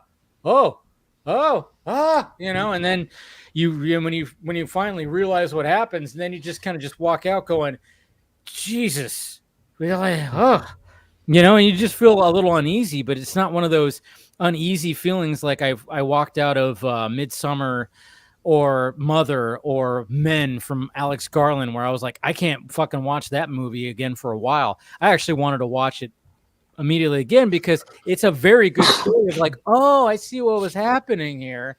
There's like this whole thing, and I'm like, man, I want to watch it again because Nicolas Cage, it might be one of his, one of his Nicolas Cageiest fucking roles.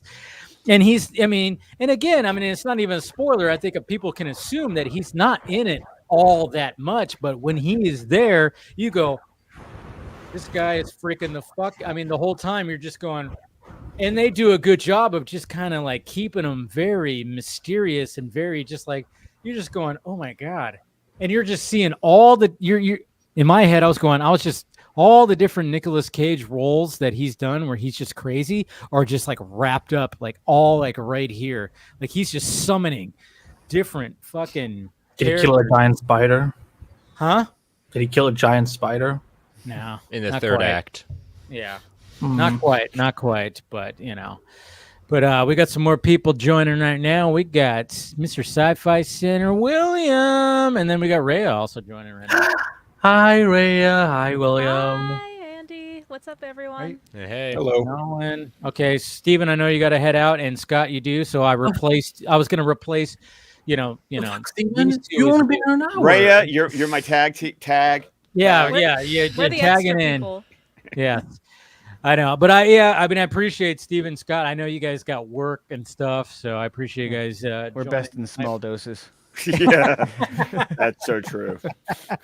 No, but I appreciate you guys for joining in. But yeah, go ahead and plug away for anything you got to do, Steven. Of course, you go first. I don't really have anything to plug, so I got some stuff coming out in August that I'll maybe plug in the future, but otherwise, like at greenland.com. Steven is an awesome writer. Everyone have a drink or something. I'll plug drinks. Have drinks. There you go. Plenty of that happening tonight. All right. Thank you, Steven. Bye. Good night, Steven. All right. Scott. Of course, you can find me on Twitter at ScottDC27. You can find me on Instagram at McMerlin. You can find me on Vero at Scott McClellan. You can catch me every Wednesday night here on the Film Junkie YouTube channel at 10 p.m. Central Time, 8 p.m. Pacific for DC Fanimated Stream, where we're talking about every episode of the DC animated universe. We just wrapped up Season 2 of Superman the Animated Series, and we can continue our trek into Season 3 of Batman the Animated Series. Of course, you can find my podcast, the DC Squadcast, wherever podcasts can be found. We're on Vero, Facebook, and YouTube. And with the entire network of shows at squadcastmedia.com. Yes. All right, Scott. Night, guys. Thank you. Scott. Scott. I'll Have a good find night. you in my DMs. Thank you to those guys for showing up with their schedules. It's crazy. But I also wanted to give it a little, we have a super chat right here from Brian right here. Thank you for the $10 super chat. I don't think Marvel needs to make a movie for the general audience anymore.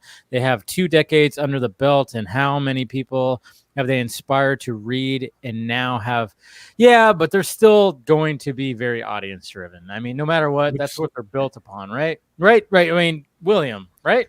Well, 90% of the people who will ever go see these movies are never going to pick up a comic book, unfortunately. Right. Exactly. That But maybe they'll be like, for instance, maybe you'll get somebody showing up at your store and going, hey, I just watched. No, but whatever.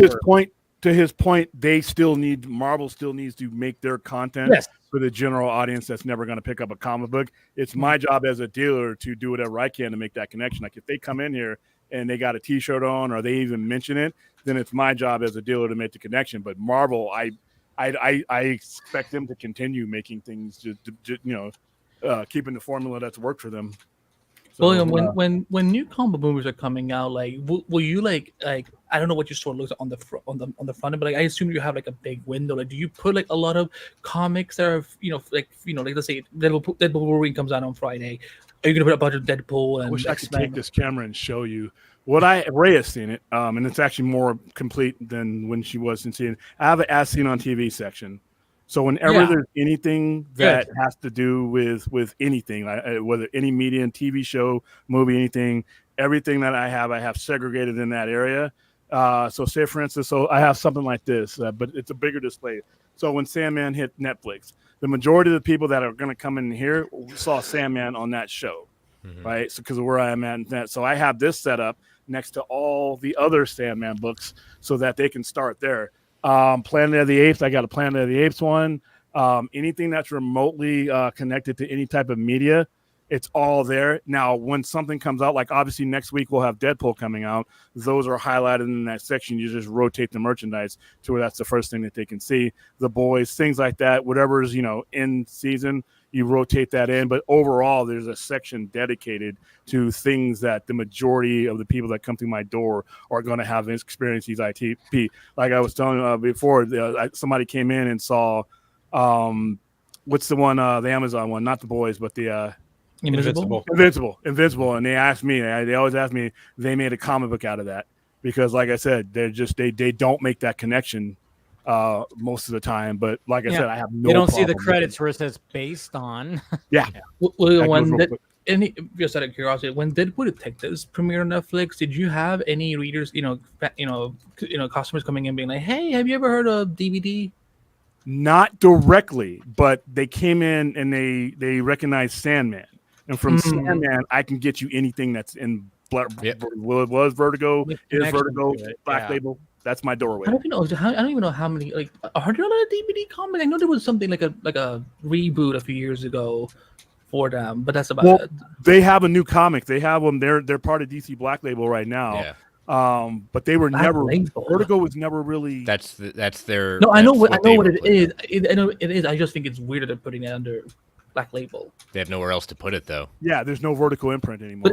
But isn't the Sandman part of main DC continuity though? No. Well, okay. He can be, but generally no. Generally no. That was Vertigo. So yes and no.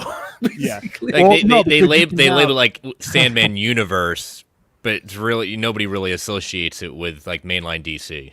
Their stories don't cross over. Now, when Swamp Thing was in the Vertigo height, you would see more of that, and then you had some other ones, but they can, but they generally don't, and mainly because of the writing style that was Vertigo at the time, and that now you have Black Label, which does use mainline characters, but those ones still are written like old Vertigo. But yeah, Dead Boy Detectives. If they don't know Dead Boy Detectives, but they know Sandman, I can get them.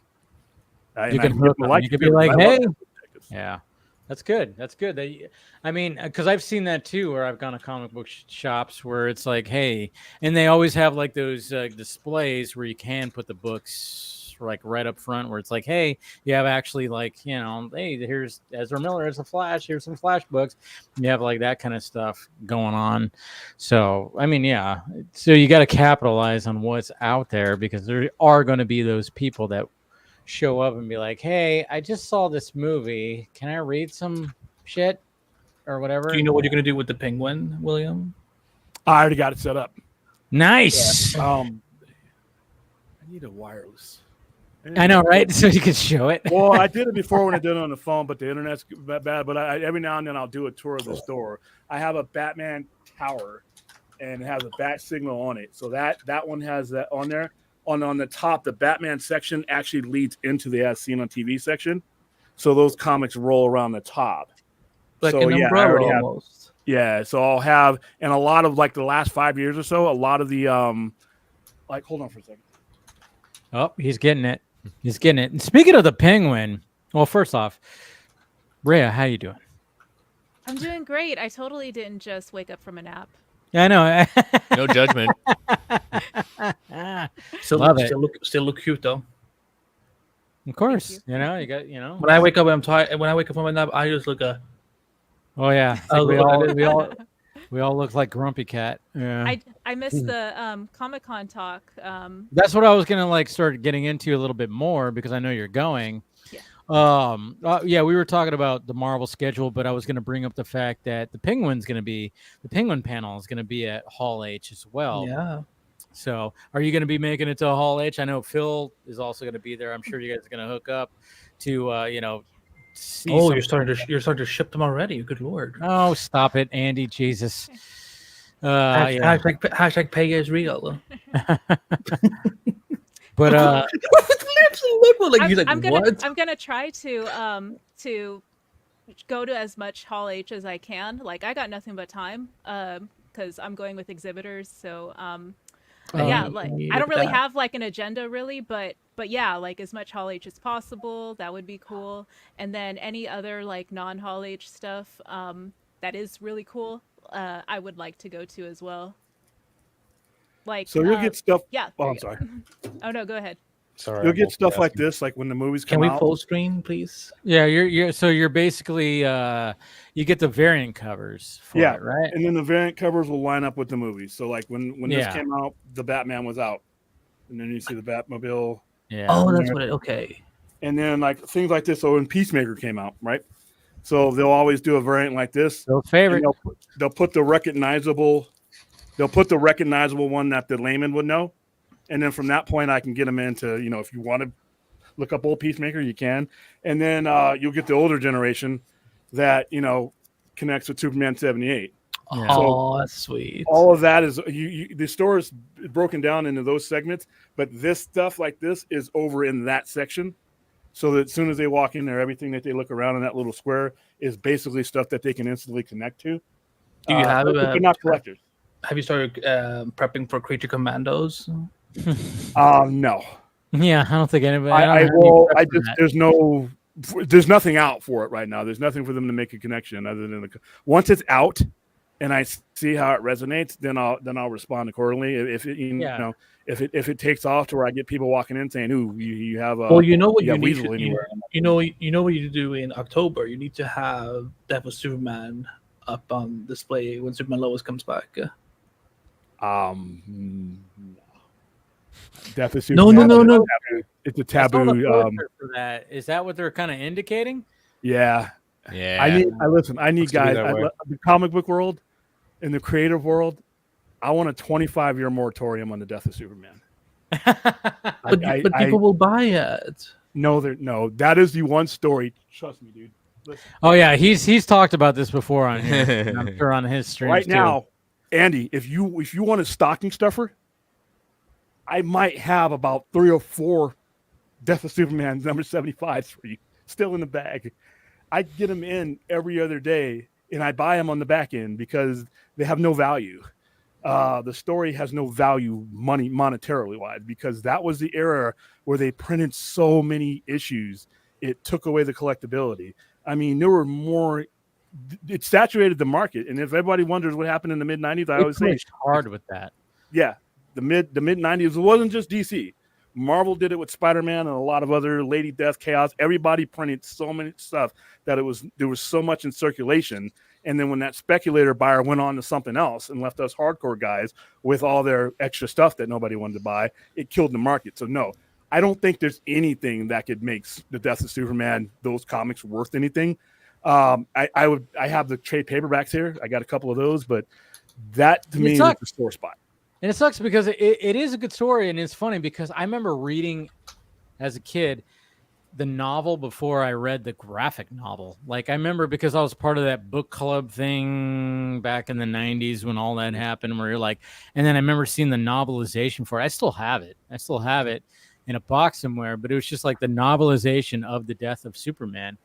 And I remember I read it like twice or something. And then I actually did read the full on, comic book version to see the beautiful comic book pictures and of course see how but it's just kind of funny how because I remember you've talked about that on here before too, and I'm sure on your streams, where it's just like, yeah, they just in that era they just overproduced where there's just no value in it. As much as that story is, I guess you could say it's significant to Superman, but at the same time, if you have any copies of that, it's not going to be worth anything. It's not like if you have like a mint copy of it, it's like, yeah, there's so many. You have a box is probably worth of the shit. Yeah. We had so many on free. We did it as a joke a few years ago. Free comic book day, we were giving them away. See, and that's how. But and plus the story. Listen, I'm Doomsday. I'm putting Doomsday on our ban list along with Venom and Bane. Because I got all these creative had one good Bane in live action. Like, no. Greatest storytellers we have today on both paper and in any media.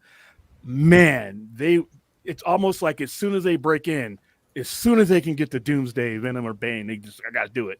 It's like they're doing Doomsday pretty soon there, William. I'm sure you know that. What are we doing? It's not like Superman doesn't have a rogue. Spider-Man's the same thing.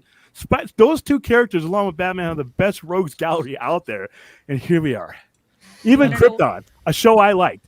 I'm like, you found the way to stick him in there too. It's like, you know what, William? You're scared to ban Blade because you'll lose half your audience. I'll ban. Don't test me.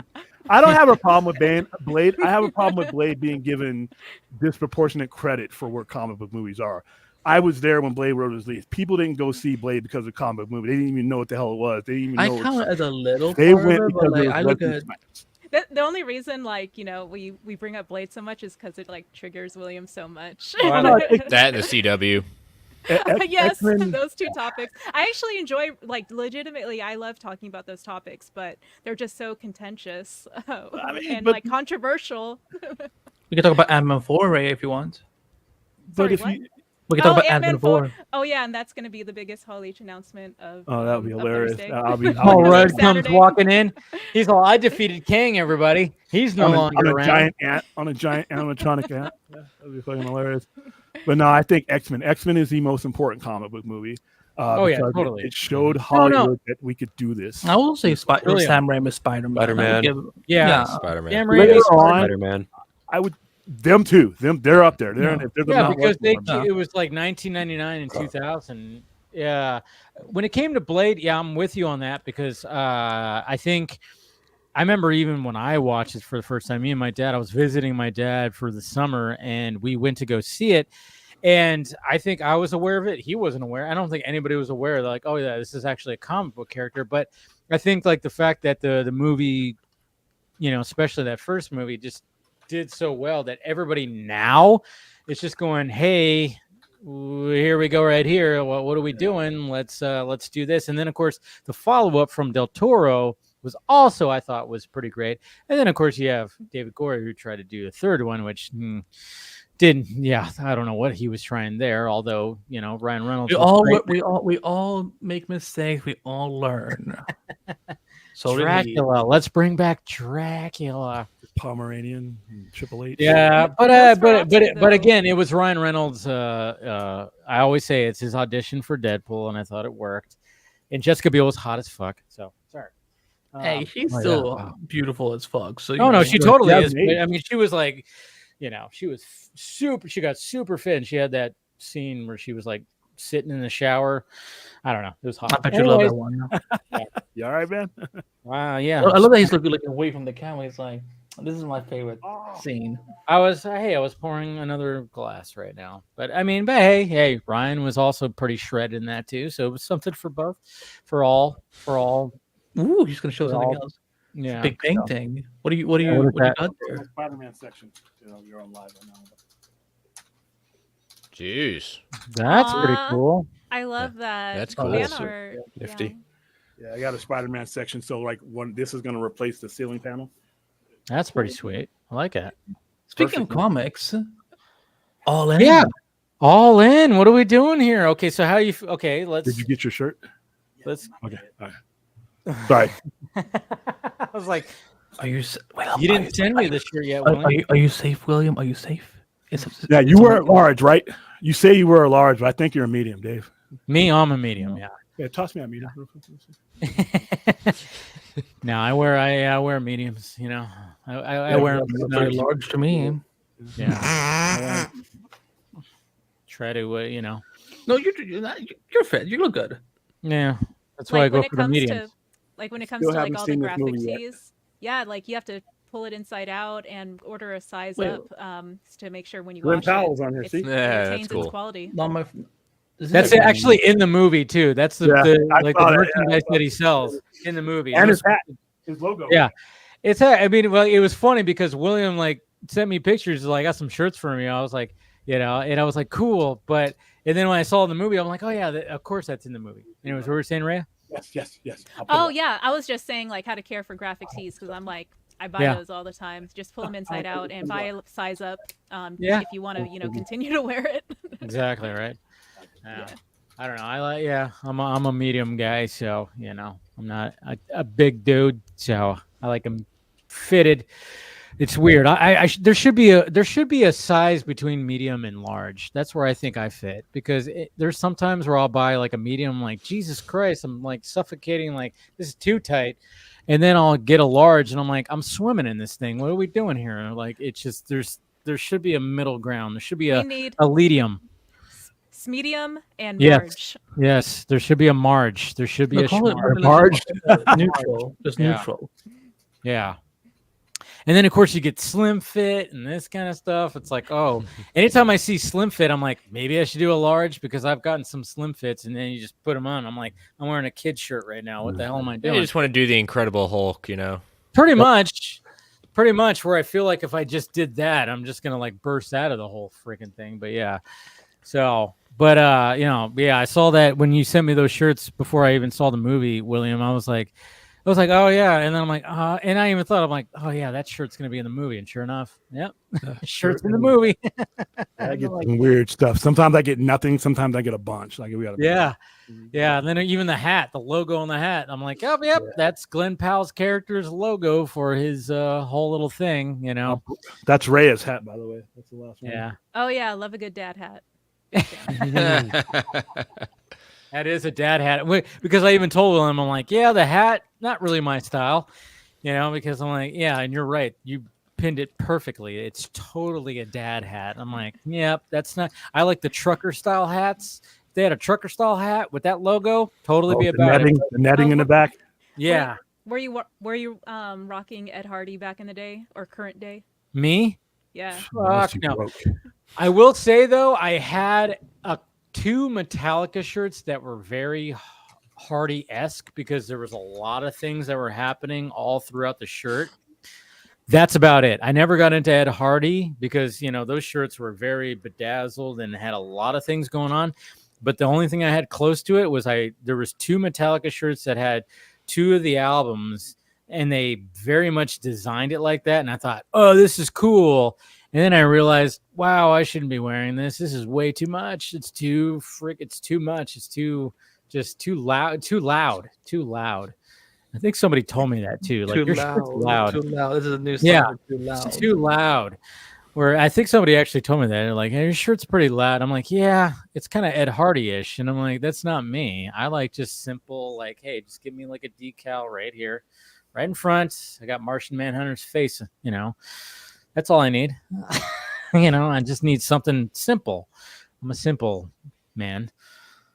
Cheers. So, can I take over your stream next Friday? Kind of man. No. What? No, I'm talking to Dave. I don't care. Dave, we should hijack his stream from all age.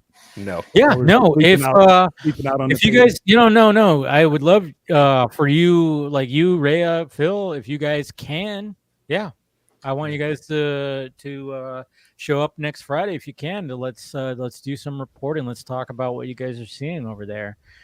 In good William old recommended some cool Bluetooth mics, so I ordered Okay. some. Hopefully, it'll be here Monday. So sure thing. Yeah, whatever you guys are posting, I'll retweet, post, talk about whatever, and then like I said, like when it comes to next Friday's Vodka stream, if you guys are able to join, I can almost certainly tell you that we're Friday. This time Friday, if we want to be in Hall H for Saturday, we will be in that. We'll have to be in that line for on Friday. You guys gonna camp out, huh? No. Okay, here's how it goes though. So you only need to camp out if you want to be one of those people in the front row. That's the positioning. But for the wristbands, you just have to be in the line the Friday night prior to whatever Hall H event you want to go into. So if you want to be there on Friday, you got to be in line the previous Thursday night and so on and so on. So for Saturday, pretty much as soon as they open up that line, if any of us want to be in there. Now, as far as like sleeping, that's for those people who want to be like right next to Kevin Feige, and if he spits his gum out. The way Hall H is set up, though, you don't really. It's all flat, and there's massive screens everywhere. So wherever you're at, you're going to be able to see a big screen. Oh yes, and you'll be in it. You're like 6'2" plus, so of course you're gonna see everything. Like, no, it's you got to put Rhea like on your shoulders or something. I don't know. I'm gonna crowd surf. Yes. Don't do that to her. Get her up to the front. She needs to see. Mosh pit. Yeah. No, they will send her over to the stage when like as soon as she and unfortunately like your pictures get me up there. I had to stop this. Yeah, you don't want a bunch of geeks groping. But no, anywhere you're at though, because like I put that video on the thing last week so that you guys could see exactly. So that picture I showed you is from the back. It's from the very last row, and it's a huge, massive screen. So you'll be able to get now if we want to camp out. I'll be a part of the triad that sleeps out there. It doesn't matter to me. I mean, I'm there. So, but as far as the wristband the night before, that's the thing that's important. So I can reserve 3 seats, right, including my own, or is it just like me and an additional person? I think it has to be for the reservation of the seat itself. You have to be there. So all 3 of us would have to be there, but we don't have to be there for if you want a better position and you did want to camp out, you can hold 2 spots. Each one of us can hold 2 spots. You will have you will have 2 additional my team members with you. Okay, so I'll be physically in line, and then like when I'm up, I'll be like, oh yeah, my friends are on their way. They just went to the bathroom. Yeah, like you could do that. You can hold our space, and you can text. And then you me, gotta or do this. You you gotta go. Yeah, but yeah, between the 3 of us, it's how long we're willing to wait.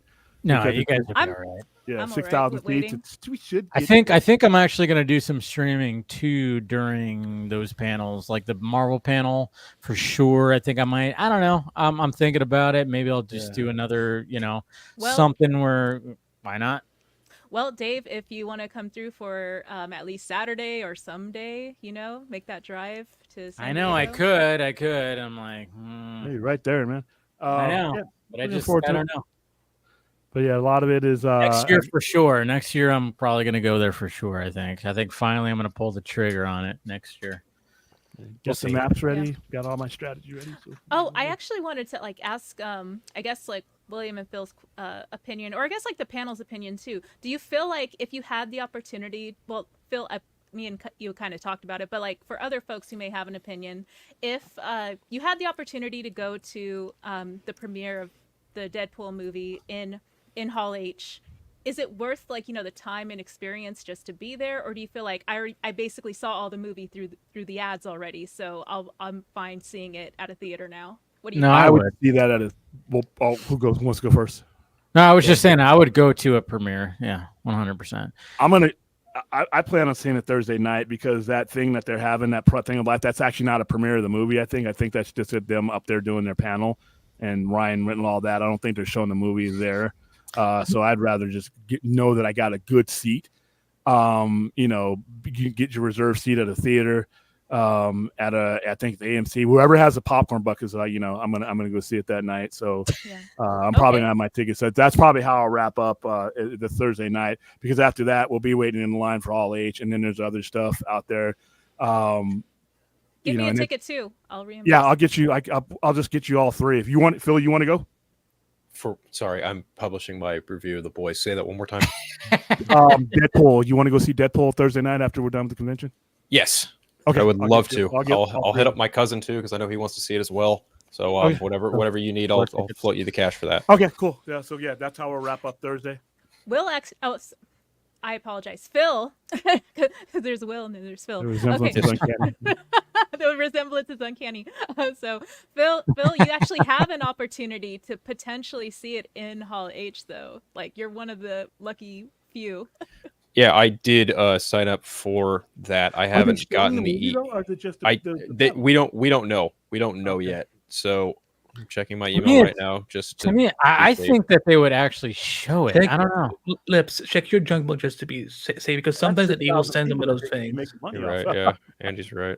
Hold on 1 second. Because one time I got computer since my phone doesn't want to work. Okay, so Andy, William, should I get a T-Mobile hotspot? Everyone's saying, oh, have good internet connection or whatever, and I have AT&T, but I'm willing to invest in a hotspot. Yeah. If it comes down to it, what do you recommend? I mean, I can only speak it from as a journalist. If I'm in there live tweeting, I would probably get a hotspot, for coverage. But if you're there just because you want to just enjoy it, just take it all in, I wouldn't get it. But it depends on what you need for it. I mean, I have my team from Multiverse Color who are going to Hall H. They might get hotspots and so because they got a live tweet, they got a coverage and stuff like that. I have one. $10. Okay, I have nothing in my inbox. Okay. I mean, there's going to be a lot of live tweeting that's going to be happening, obviously, and then of course, with everybody crammed together, the signal gets pretty shitty. Oh yeah, the Wi-Fi signal in that building, once everyone is on it, because I have experienced it firsthand. I could barely tweet anything when I was in there for BBS. Yeah, that signal is shitty because we were in there for the Star Trek one. Okay. And it was. But I got a hotspot, so you'll probably be within proximity of me. You can use mine. Oh yeah, my phone can hotspot too. But purchasing an additional thing, like a 4G thing or something. I was just curious if y'all would What service is it, William? I have AT&T. Okay. Verizon. Yeah, so I didn't have Verizon might be the best. Oh yeah, y'all are solid. Yeah. Yeah. Okay, So yeah, that's cool. yeah, should be But good. as far as as live feed coverage, because usually I'm really bad at being mindful of recording stuff because I'm just in the moment and I'm I'm with forget you. that I'm totally on my phone. with you on that. Yeah, so you have the intention of making. I would be a content at worse these journalist. events. Ugh. All these events that film premieres and stuff, and you're damn it, I should have, recorded that, or I should have videotaped this, or recorded this person walking by, or talked to this person. Yes. Yeah, so I'm trying not to miss those opportunities this time, especially because I'm going to be there the It's entire so event. difficult though because I'm with you. I'm always hey, let me just get in the moment, but then I'm oh shit, I'm supposed to be. People are hey, waiting for when I think the last time I did that was at the Rebel Moon premiere, and I mean there's been other things too where I just go, all right, get a couple pictures and that's it, then just enjoy yourself. But then I'm going, I can't, I gotta and I remember I took it upon myself when it came to the Rebel Moon premiere, that was the big premiere where everybody was showing up, we were on so I was okay, my phone literally my phone it pretty much died at the end of the night because there was just so much that was happening. But I was just going, all right, take a picture, post, take a picture, post, take a picture, post. But it kind of sucks because you're thinking about that all the time. But at the same time, you got to go, well, that's what people wanted to see that. This year, I'm not, like I said, last year I went for me and, business. Yeah. This year I'm going for the audience that we have now because it's a different channel. It's the difference a year makes it. So, I mean, that's the thing. You've grown exponentially, William. So, that's sorry. You have to keep the growth going. That's the thing. Oh yeah, folks that are on there in there for business, I totally get it. You got to be, You gotta have like 5 battery chargers and Oh shit. yeah. I got that on hand too. Yeah. Yeah. You gotta have so much stuff. And like, yeah, I mean, but it can suck, but at the same time, if you go into it with the frame of mind of like, okay, this is what I got to do, yeah, you'll be. It's fine. still gonna be fun though. It's still gonna be fun because last year I scouted last year. I knew I was coming back. Everything that I wanted to do last year that I couldn't do because it'd been a while since I had gone.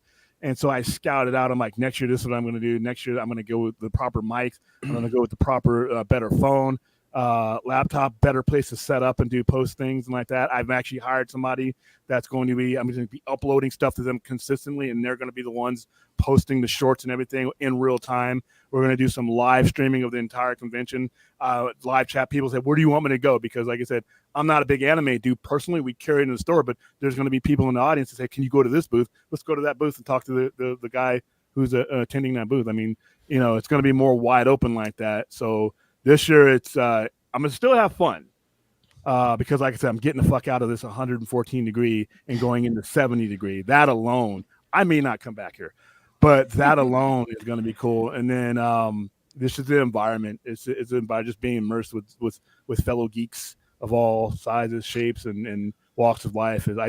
I don't care what convention it is you go to, whether it's your hometown one or the biggest one in the world. Get to one because trust me, it has a good effect on you. It'll carry you for weeks and months after. No, I fully agree. This will That's be my fourth. This will be my fourth convention because I've been to SAC Anime twice. All right, Chris, Andy, we're all gonna join next year. Let's make it. I've been to Comic-Con 7 times. Okay, but you're gonna join again. We gotta. All right. You want to fucking pay for my ticket? Go ahead. No, come I've on. only gone 7 times. Just save up those miles, Andy. That's about as many times. I went to the very first one. I haven't flown since 2019. Yeah, I've been to the very first one that was held in the San Diego. I went to the very first one, and that's where we met Todd McFarlane. I went the year before when it was in the Omni downtown. That way they had held it for like 30 years or whatever, however long it had been going on. And then that was the last year. And then the very next year, they opened up the San Diego Convention Center. And when you could get in there, it wasn't you could get up until maybe what, 06, you could get tickets the day. Yeah. Yeah. And it wasn't until 08. 08 was a clusterfuck because I remember we had people that, a buddy that worked with me, an Army buddy that went down there the year that the fire marshals did all that shit. And that's where all the limitations came in. And it was like, and now they're on the last year of their lease. And so they're going to start browbeating people about, the hotels we were talking about this the other night, the hotels gouging that are outside the network. Oh, absolutely. And, yeah. But yeah, so they're going to, but they'll figure out a way to keep it there. But still, like I said, as somebody who wants to get away from Dante's Inferno here, I want to get to somewhere by the ocean. But logistically and business wise, this city is built to never run out of anything. If anybody in this world who wants to go to Comic-Con, if you had it here, there's no such thing. Fucking lottery, what the hell? Yeah. You would not have a lottery here. Apocalypse. Yeah, that's what he called it. The convention here, when we did an overlay, me and Brad, we did an overlay of the San Diego Convention Center and the Las Vegas Convention Center. It's literally, it swallows it up like a whale in a Oh, dude, I've been to CES twice. So in Vegas. I need to go to that one. Yeah. Yeah, they're adding another wing onto it to the front of it. So it's cool. Yeah, there's. I mean, I couldn't believe how much there was, like, just to like walk around. I'm like going, Jesus Christ, how big is this fucking thing? When I first went to it, I went, oh my god. A lot of my friends are going to Evo. It's like fighting video game convention. That's in Vegas, that was right? Really cool. Yeah, they drop flyers by all the time. Yeah, here's the thing: you're never going to run out of hotels. We hosted the Super Bowl. There's going to be a WrestleMania here next week or next year, next year coming up. We've hosted World Cup. We've hosted all kinds of stuff. You've hosted Stanley Cups. Stanley Cups. We're not going to run out of hotels here. So the hotels are not going to be so expensive to where you can, and everything is not going to gouge you either. You know what? The one thing, like maybe you have some more context. So like maybe it's like the amount of folks who are going to be there is like higher than what those other conventions that host there are. So like maybe the infrastructure as far as like resources to allocate and power and water, all these different things, maybe it's not there yet. I don't know if you can speak more to Okay, that. so the infrastructure in Vegas right now, as we sit here, is suitable to host 3 times as much as the current San Diego area can. 100%, yes. And here's the reason why you do not have it here is politically. Yeah. The assemblymen and the people who run that area have so much on the line and losing Comic-Con. Like right now, we got 3 conventions of very large size going on right now with no problem. So we won't. Vegas doesn't miss it. They could gain it without no problem and make a lot of money off of it. But as far as the organizers of the problems that they're having problems with congestion. They're having problems. They're losing out on revenue because of the limitation of the tickets. And then you have a lot of people who won't come if they can't fit an affordable hotel in there. So right now, as we speak, and this is without the finishing up of the stuff that they're building now, literally easily the Vegas could host. They could fit 3 Comic-Cons inside of it. William, what's crazy to think about. What's the most amount of conventions that you've all had at one time? 4. 4. Okay. 4, because you have the East Wing, the West Wing, the North. It's this thing's like the Death Star, and it's getting bigger. And then not only do you have the convention. What about the porn invasion? Anyway, sorry. That's there too. No, go ahead. Yeah, they do. It's called the Hubbies. But not only do you have the convention center itself, right? You have the immediate hotels that are literally connected to it. You have the Westgate that's connected by a bridge to it, and then you have the Sahara, and then you have all the other ones. That's just on the Strip proper. Okay. You got the South Point, you got the MGM. MGM's got 30,000 rooms, just that one hotel alone. 30,000 rooms. And they're knocking down hotels. That's going to be additional, probably space for right. They just for other events. The Mirage is coming down or something. Yeah, the Mirage is getting rebuilt. They're building a new Hard Rock, and each of these hotels have thousands on top of thousands, and the rooms are cheap. Yeah, they are. Because they want you to spend at the casino. Yeah, they want you to stay there, so then you spend money on drinks and food and gambling. Now, Hall H. Let's take Hall H. We have the convention. Hall H fits 6,000. I think there's a combined room at the North Hall over here that fits 12,000. Just that one hall. And then you have the other connecting hotels. So, CinemaCon fits 11 at Caesars, which is not that far away. So you would not have people wouldn't be sleeping out in it's just a different. Once again, as somebody who wants to not be in 100-degree heat with 25% humidity. The bad part is the fact that you got. I mean, that's what they're probably betting on. It's like, hey, in San Diego, you got the water like right there, so you got this breeze coming in. It's not that bad. I mean, it's still going to be a little hot, but it's not going to be as bad as it's beautiful desert. Oh my god! Yeah, the desert. Yeah, you're going to be like standing in line in fucking 120-degree weather. Well, that's what I'm saying. It's kind of like a health risk for a lot of folks, but I don't know. Maybe it's not. Maybe it's not because all these other conventions are doing okay. But yeah, the only time you're outside is when you're going to your hotel and that. Everything else is completely inside. And the way they got it connected down here, you don't even have to step foot on the pavement. Oh yeah, all the casinos. So many are connected. times where you're walking through the that. casinos. Yeah, I love it too. And then when I went to CES, I mean, the nice part about CES, it takes place in January. So you're literally like, oh, I'm wearing a jacket. Yeah. You're wearing a jacket, and I remember, one night because I was on part of like a certain website. That's how I went.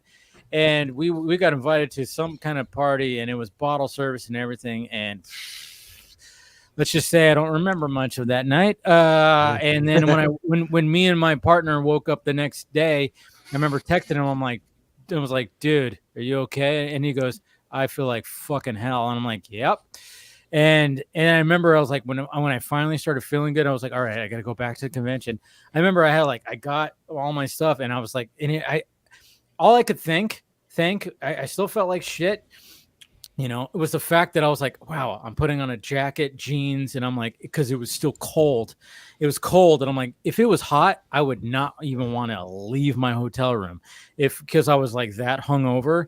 And it was just like one of those things where it's like, well, thank God it's not, because I had to walk. I had to walk a long distance to get to where I needed to go because I had to like interview some booth or whatever the fuck. We had to do some kind of video. But I was just thankful that even though it was a far walk, it was cold, and I'm like, if it was hot, I would be dying right now. But yeah, so I that's think, the believe it thing. or Is not, like, as much as I complain about the heat here, tourists, it's not going to bother them as much because it wears me down. I'm here all year long. It wears me down in my power bill and everything else. I got a tourist. Yeah. They'll be all right. Same. Yeah. Oh, sorry. Go ahead, Phil. I was just going to tell William. I was just going to tell William real quick. My mom's headed your direction tomorrow. She's taking my nephew to Las Vegas from Saturday to Tuesday. Yeah, 4-year-old on a plane. I'm very curious to see how that experience 4 goes. years old. Wow. They actually have a lot of things to do for families and. Oh yeah, children. Vegas is Yeah. Yeah, it's no, that plane it's ride. pretty PG rated these days, in my opinion. Yeah, you got to find the X-rated stuff. Anyways, what were we gonna say? Oh yeah. Oh yeah, I was gonna ask Phil. Yeah, do you want to share like the conventions you went to and your experiences and all that stuff? Well, I went to SAC Anime twice. I went in September of 22. Maybe it was August. It was sometime in 22 or maybe even late 23. Yeah, it might have actually been 23. I don't remember the years, but I've definitely been to SAC Anime twice.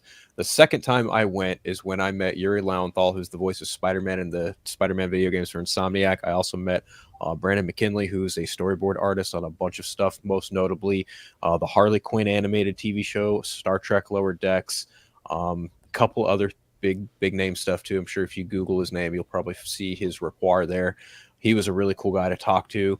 I actually asked him what the since he works in DC animation as a storyboard artist, more or less, I was like, so what does it mean to have James Gunn be in charge of DC? And his answer was, it is a great thing that he is in charge of DC. I was like, all right, that's good to know. So that was a really interesting experience. I was fortunate enough to go to PAX East scot-free. I got a free 4-day pass to go to that, which is basically like a gaming convention, retro convention. They had a bunch of panels about a bunch of different games. I actually attended a panel for a game series that I've been playing my whole life, Final Fantasy. They had a panel there for the current DLC there for the game, which released a month later. But they brought out the voice actor of the main hero in that game, and it was actually a really interesting experience. I'd never been in a room with game developers before, so that was a big bucket list item for me. And that just this past month, I was presented with the opportunity to go to San Diego Comic-Con by way of my awesome editor, who's right above me here, right there. And I am just me? Oh, sorry, hi. Yes, him, you. Yeah, that guy, Mr. Andy. But yeah. He didn't go to work. I just asked, like, do you want to do something fun this summer? And he, it's funny because Andy was so nonchalant about it. We're sitting there on a Discord call, and he's like, "Hey, you live in California, right?" And I was like, "Yeah." And he's like, "So have you ever been to San Diego?" I was like, "Nope." And he goes, "Would you be?" He's like, "Well, you ever been to Comic-Con?" I was like, "Nope, been trying for years." And he was like, "If you were able to go, would you?" And I was like, "In a heartbeat." And he was like, "Would you want to go?" And I was like, "For how long?" And he goes, "All 4 days." I was like, "Sign me up, Chief." And you're like, "No, sorry, I'm only going to do a half day. Can you do one of those?" I'm not you. I'm not you. Could you imagine if I just like offered you a half? Like, no, like, listen, like we were trying to figure out our Multiverse of Color team, because we had Vanessa, who's one of our awesome folks at Multiverse of Color leading the charge, but we didn't have other people who were available. So I was like, okay, let me try and look at some external forces. And one night, Phil and I, we were talking as we do, and like this thought, like, and again, I was kind of like half asleep. This is how bad it was, because it wasn't nonchalant. It was just like I'm half asleep. I'm like, Lipid Comic-Con, maybe I should try that. And I'm like, hey Phil, where do you live? Have you wanted to go to Comic-Con? So it wasn't nonchalant. It was just very like out of the sudden. But yeah, no, but I mean, I get it. It's Comic-Con. Like when I went to Comic-Con for the first time, like it was like a dream come true. And then I went for 7 more years, and then the world kind of. Well, I mean, we all love the fact that you took that video of the BVS. Mm-hmm. It still gets funny when people are like, "Wait, are you that guy?" I'm like, "Yeah." It's so funny because like how many times I've did so many videos on that and talked about that, and then all of a sudden, hey, look at that, you're here on my panel now. I'm like, hopefully you're not one of the people I had to like report when like because some people like literally just like took the whole video and just Oh no. Anytime that I always know the rules. Like no, you didn't. No, You but, didn't, but you back didn't then, fuck like up when I like didn't that. know you, because like I would just like anyone who would take my video, I would just like fuck you, reporting you. Never got But I that. would, but I would like I would look like who did I'm it. very but, like, small. I'm a small YouTube channel, so you probably didn't see it. Yeah. You're not small. You're not a small YouTube. You're kind of like if Yeah. anything, like you probably because you probably would have like only used like seconds of it, but these people were like using the entire thing. No, I think like I always knew like the rules of the thing where I did commentary. I made sure I was like, oh yeah, check this out. Maybe I didn't even use the audio, showed the screen, blah, blah, blah. I don't know. I don't remember back then, as we were talking about like, oh, back in like, 20 years ago. No, but it was just one of those things where it's like, yeah, you reference it, show a little thing. So maybe do some commentary. So yeah, I never got anything, where I was like, oh, I can't use this. So don't worry, Andy, you're good. We're good. If you did, you wouldn't be on the stream. Again, I don't remember. Like again, there was a period of time like where like a lot of people were just taking the video for just to say. I'm like, oh what yeah, the fuck and is just that? reposting it or something. Yeah, Because they're like, what is he gonna do? Yeah. Well, then I reported it, and then like there was They found out. There was one poor fellow who like begged me like, please remove this copyright like report or something. And again, I didn't realize what I had done, so I'm like, just take down the video, I guess, or something. I know. I just said like to YouTube like, hey, this is my video. I didn't know they were gonna be like copyright striking or whatever it is that they do. Again, I don't know YouTube systems that way. I just remember there was like a day where I went on the YouTube Studio and I'm like, why the fuck are there so many notifications on like this looks like this channel has taken your video. It looks like this channel has taken your video. I'm like, oh, I know. If you dive into that stuff, yeah. I mean, especially with that video. I mean, that video was everywhere. But I just don't get why. Like it was 3 years after the announcement was made, and it still blew up. I'm like, there were people who had already uploaded it like in 2013, but I don't know why mine blew up the way that I almost wonder. It must have been Zach or someone big that like posted it somewhere. Oh yeah, and it took off from there. It was posted so much. That's the thing. It was like it's just, and it's still to this day. I still see it. Like I'll just like randomly be scrolling on my Twitter and still see your video of that because people go, remember when it was, especially now when we're around Comic-Con, it was like Comic-Con will never be like how it is. I actually watched it recently. It's up to like 2.4 million views. Dude, I mean, I still see it on my timeline where people go like, man, DC Comic-Con will never be like how this was, and it's your video. And it's like that's why I'm like, oh shit, now people are using it as a weapon. That's great. Well, of course they are, but at the same time, it's like whatever. It's still kind of fun to see it again. Where you go, you created a moment. You created a moment. Like if people think you think about like top moments of SDCC, your video comes up. Dude, your video is gonna live in infamy. Like, I mean, obviously, we always want to like get to that kind of moment again, but let's face it, back in the 2010s, Marvel and DC, they had moments where it was like, what the fuck? And when it came to DC, that announcement of Batman vs. Superman, I mean, that's my favorite moment of a Hall H moment because it was just the way that it was done with Harry Lennox coming out and reading that line from Dark Knight Returns and then everything just going and then you see the logo and you see that. I mean, when I saw that video, which I'm pretty maybe it was your video or maybe it was another video, I don't know, but I remember like when that all came about, we were all just losing our minds like, wow. And it's like, yeah, I don't know if we'll ever get a moment like that again. I mean, they could try, but I mean, we're so saturated with this kind of stuff now. Back then we weren't as saturated, I was actually going to ask y'all's opinion. What is going to be like, or what would, just be like wowie zowie, like, oh my God, like this moment that y'all are describing. Oh my like, God. It's funny. Oh my God. It's funny, like Dave mentioning that video, like blowing minds and whatnot. That's the video that made me go, I want to go to San Diego Comic-Con, and here I am 11 years later, finally presented with the opportunity again. Andy, thank you very much. I can't wait to. I know, and you're given the opportunity by the guy who made the video. Yeah, I know, right? Small world, my God. I believe there's a term for that. Come It's called full circle. Yeah. There we go. Oh, there you go. It's a See what you circle, did there. I'm not cool like that other guy who had a convention dedicated to him. No, but so. that's what's great about the fact that it's like we've all like kind of came together with that kind of sense of that. You Yeah. know, it is pretty interesting that we've all seen the video that Andy made, and then all of a sudden we're all just like talking to Andy weekly, and we're all just like, you know, You all treat me like I'm some celebrity. All I was just you're not screaming okay. I get it. You're being modest. for like 5 minutes. I get it, but at the same time, Andy, it's just like you got to think about the craziness of the fact that we all saw that video. We all didn't know who you were at that time because this was like almost, I mean, Jesus Christ, this is almost a decade ago. Yeah, I mean, I posted it 8 years ago, but yeah, it's 8 years ago, yeah, or something like that. But at the same time, it's just crazy that like it all worked out where it's like, oh yeah, and then we're talking weekly, and it's like you're the one that made that video that we've all seen. So, or not made the video, but you recorded the video, and that blew up like that. You know, it's just pretty. It's, but again, it's I just want to know like why like it was specifically mine that blew up, because again, like I don't remember Zach ever retweeting it or anything. No, like that, I think it was just because it was just so huge when that happened, and you were one of the first ones that had it just up. No, but I wasn't. But that's what I'm saying. Like, so the announcement was made in 2013. I posted the video on my YouTube channel in 2016, a week before the movie came out, because I was like, oh, you know, to celebrate the arrival of BBS, I just wanted to share this moment that I had in 2013.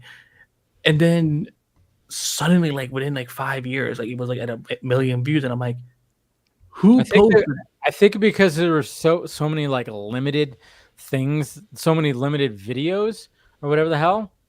So it's just like one of those things where it's just, I don't know. It just back then it wasn't as accessible. The thing that would be so funny. The thing that would be so funny is if I ever meet like, you know, like if I remember like meeting Zack Snyder and like he's like, have you ever like were you at my Hall H panel 10, 11 years ago? And I'm like, yep. Did you film something? I'm like, yep, I'm the guy who was screaming world's finest over and over again. I was the guy who predicted that Harry Lennox was going to be Martian Manhunter, and you know, I don't know, maybe that's where he got the idea. I don't know. If you listen to the video, you hear me asking, like my friend Lisa was sitting next to me, and I'm like, is that Martian Manhunter?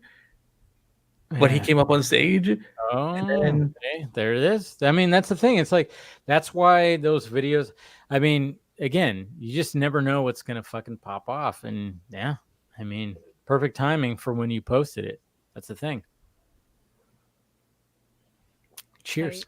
I think to answer Ray's question directly, I think for me, like a big wow zow moment would probably be like, I think it could happen, but I'm not sure. I was talking to Andy about this before we hopped on here. I don't know that the Fantastic Four cast may or may not show up, considering they just landed in London, but Andy did bring up the fact that they could theoretically fly over then fly back, which is entirely plausible. They don't start filming till Monday. They can do it. Right. So is that what's happening? They're filming Monday? The Monday after Comic-Con, the day I leave San Diego. But yeah. Yeah, they're totally flying in. Come on. Yeah. Yeah, there's that would be cool. Or they're zooming in, whatever. Yeah. Well, like the thing is, like Phil, you showed me those banners that are on those poles, and I'm just like, okay, basically we know what's like what one event that's gonna happen. Yeah. I feel like they could bring that cast out. I feel like that could be a pretty safe. Well, remember, we have 1 hour. We have 1 hour, and theoretically, sometimes they will do like 15-minute, you know, like. Yep. So like, you know, okay, if it's Fantastic Four is one of them, Captain America: Brave New World has to be there. Oh, Thunderbolts. I don't know. Thunderbolts feels like something they'd show off exclusively, because they've already shown off a trailer for Captain America: Brave New World and Agatha all along, because everyone thought for sure they were going to get exclusive footage at Comic-Con, and sure enough, even before that, Marvel was like, nope, here you go. I think because they already did Captain America: Brave New World at CinemaCon, they didn't want to do a 3-peat and do something more exclusive. Right. So That's true. that seemed like an easy. Get all the low-hanging fruit out of the way. Right. But I do feel like Thunderbolts finished production. To me, there's going to be something. It's just the way that Kevin Feige talked about, like, you know, basically doing like this big return to Hall H. There's got to be something where there's going to be some kind of surprise. I don't know. I don't know what it is. All of a sudden, they're going to be like, hey, guess what? You know what, guys? You know all those reports about Blade suffering? Well, guess what? We're already halfway through the shoot. You didn't know this. Look at here's footage. That would be teaser so footage, fucking funny if that was what had been happening. We've got multiverse. We got Wesley and Marshala on the same screen right. together. You blow your in our minds. movie. Oh my They'll god! be like, it's I'm gonna have a crazy. big fat L to hand to William. It's not an L to me. I listen. I Well, he's already got 2. Yes, got him.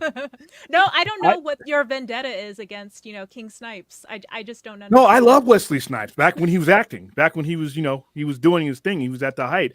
But no, as somebody who, like I said, was watching these comic book movies come about and the circumstances and the momentum that certain ones gave what we have today, revisionist history is that Blade had something to do with that. And because Blade was successful because Wesley Snipes, and that was the height of his power. Yes. The 90s belonged to Wesley Snipes. I went to go see Blade with people who wouldn't know what a comic book was if it parted their head. So to think that, okay, we're the MCU and all these things, it has so-and-so to no, it started with X-Men and then went with Spider-Man. X-Men more important than anything because it showed that you could do an ensemble cast on that scale and on that world building. Yeah. Okay, but this is what like gets me frustrated because I'm just like, you refuse to give that film its flowers, and I'm just like, what? Damn, I mean, at least as a successful movie, what? yeah. As a successful movie, yeah. But as it pertains to comic book movies going forward, no, because no one even knew it was a comic book character at the time it was out. I'm sorry, but Batman and Robin damn near killed the comic book movie going theater experience, and then Blade came out and went, nope, we can do this seriously. So yeah, but at the same time, we knew Batman and Robin were comic book characters. So Okay. Let me play devil's advocate here. It was a spark. It was the spark that started. Thank you. I think that's very fair. I think that's fair to say. It had no consequences at all. But Okay, this would be perfect for you guys to argue at the Hall H line next Friday. Like literally for 12 we're hours. gonna be spending time on And that. then people in line are going to jump in too. Yeah, Lord. listen, my I'm going to live stream the whole. We're just gonna be moving along the line and talking this whole. Yeah, exactly. And then they're gonna have your co-host that's gonna give you shit too, right, Brad? Right. Oh, by the way, Brad. Damn it, this guy. Well, and also it's like it's funny you should mention all that because I did want to ask, like, who was that knucklehead with the Santa Claus beard who was on here earlier? There was what are you talking about, Steven? Yeah. Wow. It's like, well, I was thinking like what Phil had to say about Full Circle. It's like, oh damn it, Steve and I, we've never been on a stream together. Like as long as we've known each other, and have been on stream and. But of course, you had to go see Twisters. Or, well, yeah, I didn't get the chance to last night. I really want. I mean, Twister or Twisters? Even Twisters. We went to go see Twizzlers, actually. Twizzlers. It was a bunch of fucking, a bunch of licorice just like flying Nature's around. dark side. Crazy. Candy. It's like, oh my god, what is that? Oh, it's like I can't get enough. Yeah. Anyways, welcome, Brad. Yeah, welcome. And I will say, what did you think of Twizzlers? Twisters. I enjoyed it. I thought it was pretty good. Twisters. I mean, obviously, Glenn Powell, like really, he's really since Top Gun Maverick really started kind of making a name for himself. As, the dude is a movie star. He totally. And imagine like if they made Expendables 3 now, how much much more he could like elevate that. Like, and it's crazy the fact that he was in that. Yeah, exactly. Yeah, that's what I mean. He has been in so many things, and you didn't even know he was there. And now all of a sudden, after Top Gun Maverick, everybody goes, "Remember that douche in Top Gun Maverick?" But he's like a good-looking douche, and it was like, there's something about that guy. And then all of a sudden, like, Andy, do you have something to tell the class? I have a question. Oh, hold on. Give me a second, Andy. Give me a second. But I was just saying, like, when it comes to Glenn Powell, it's like people started taking notice with Top Gun Maverick, but he played the douchebag, and he does very much have that quality because he has that grin and that just kind of like, he's that. But then all of a sudden, it's like specifically this year, he's had now 3 movies that everybody's going, fucking Glenn Powell. What are we doing here? I mean, it's like it's like delayed reaction. Sudden, all these movies, because I mean the pandemic had a part of it because it pushed a lot of things, but this year is the year of Glenn Powell. We're only halfway through. He's had 3 movies released, and everybody's just kind of going like, fucking Glenn Powell, what are we doing here? Like this guy, and even Tom Cruise is like, I'm supporting you. And it's like, whoa. Anyways, what were we gonna say, Andy? Your First of arm all, might be tired by now. I've known Glenn Powell since Scream Queens, where he played a big douche there. Well, I've known him since Shark Girl and whatever the fuck. He was in that. Shark Boy and Lava Girl. I went to high school with him. All right, I win. I've known him since Spy Kids, so you know. Spy Kids, not Shark Girl and Lava Guy. But you listen to him during interviews. He you say he plays like everyone wants to hate him at that point, punch him in the face. But you listen to him in interviews. He's so likable. He is very, very, very intelligent. He's even talking about like, yeah, I want to have kids. I want to fall in love, but you know what? I'm also not going to drag someone into this life that's not prepared to deal with whatever this is that I'm dealing with. He says, I'm not going to, if it knocks me in the face, then I'll go with it. But right now, it'll just have to happen. Damn, that sounds like Batman. Can I ask a question? No, he's not Batman. I would take him as Batman. Okay, No, I'd take him as Harvey Dent. He'd be honestly okay. Between Alan Richardson, between Glenn Powell, what's the other one? Gyllenhaal and Jensen Ackles. No. But make me choose between the four. I choose Glenn Powell. No, he'd be an awesome Captain Amazing if they did a new Mystery Men today.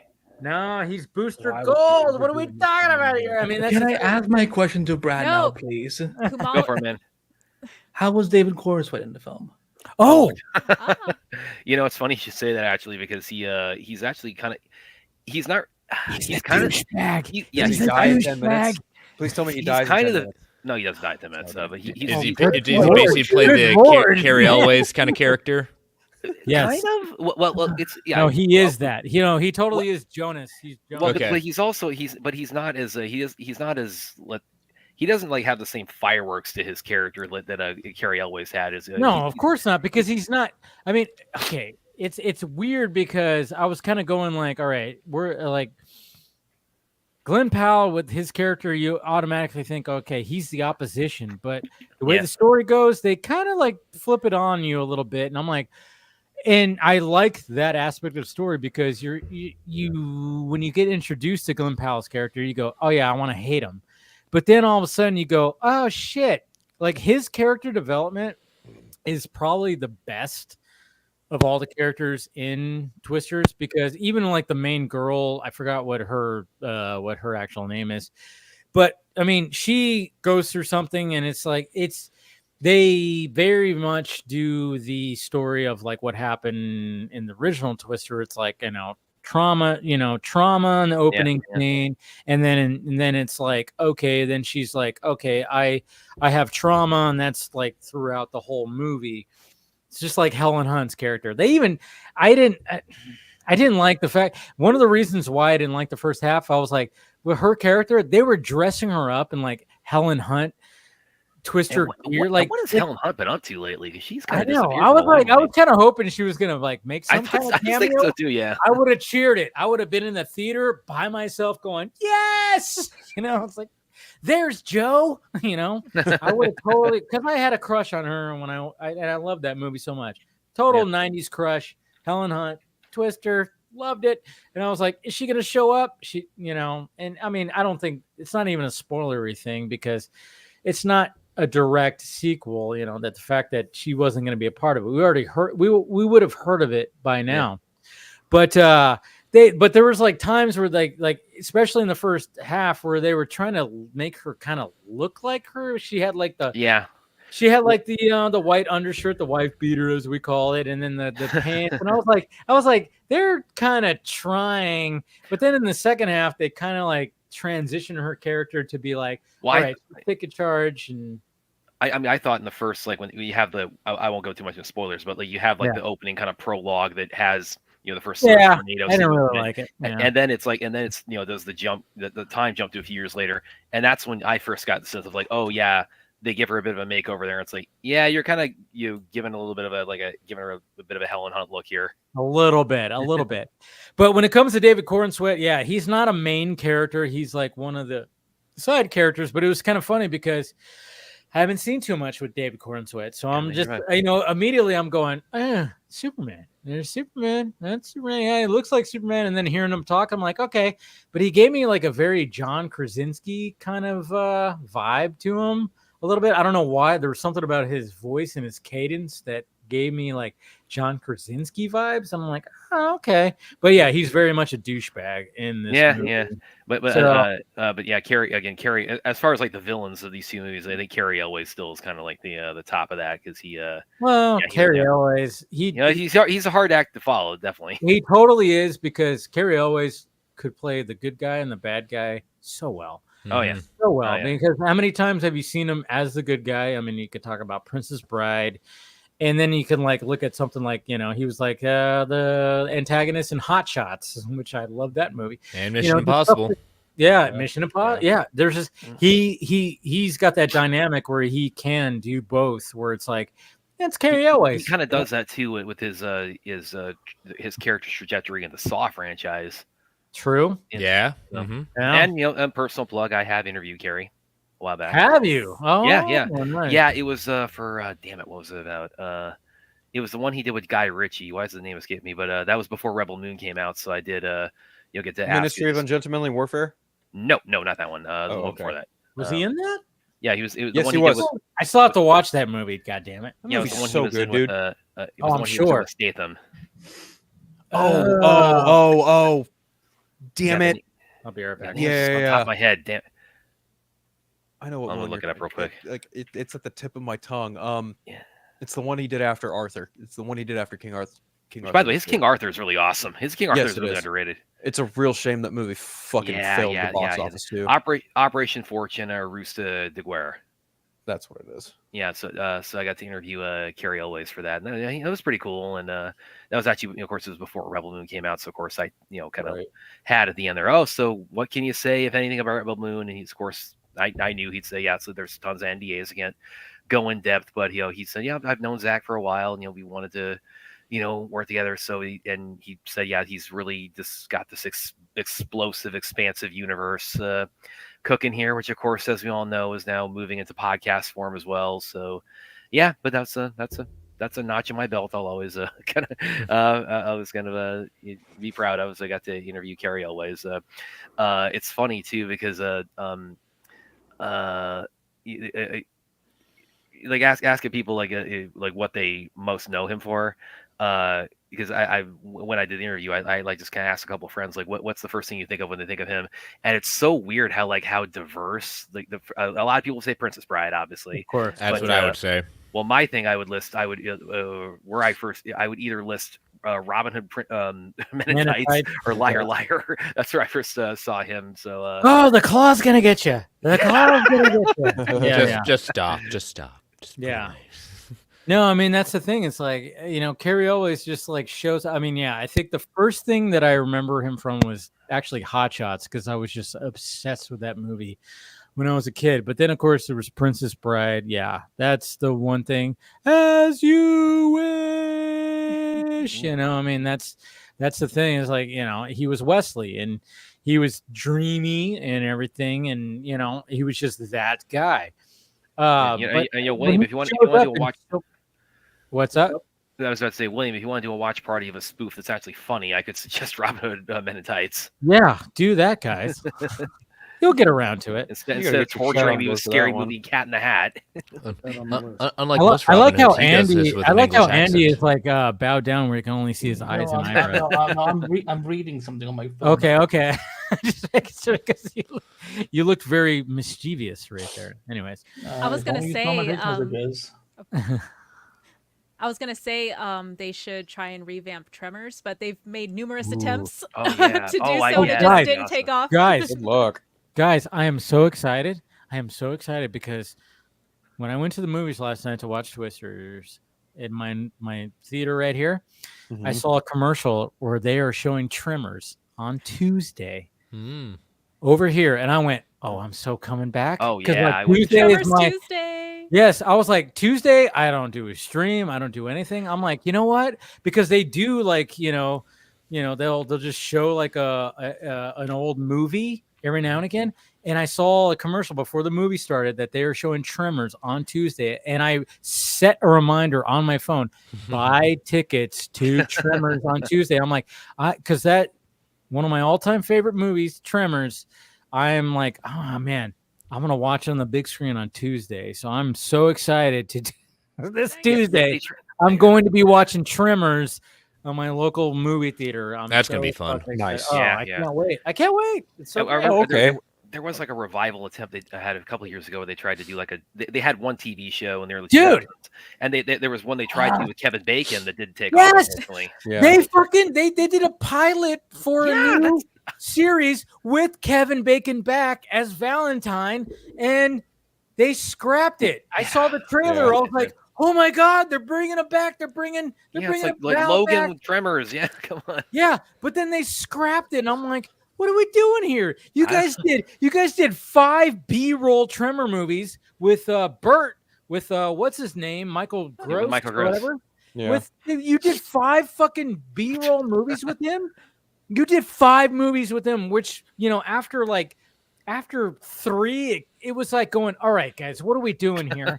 And it was like, I was like, okay, I was good with 2 because Fred Ward came back, and you did the different 2, I think, is my favorite in the series. And then you did 3, which was like, oh yeah, it's still with Bert, Michael Gross's character, and you guys did another version of the creatures, and I was like, okay. And then they did 4, which went back to the Old West, and I'm like, all right, this is getting ridiculous now. And then they did a 5th one with Jamie Kennedy, and I was like, what the hell are we doing here?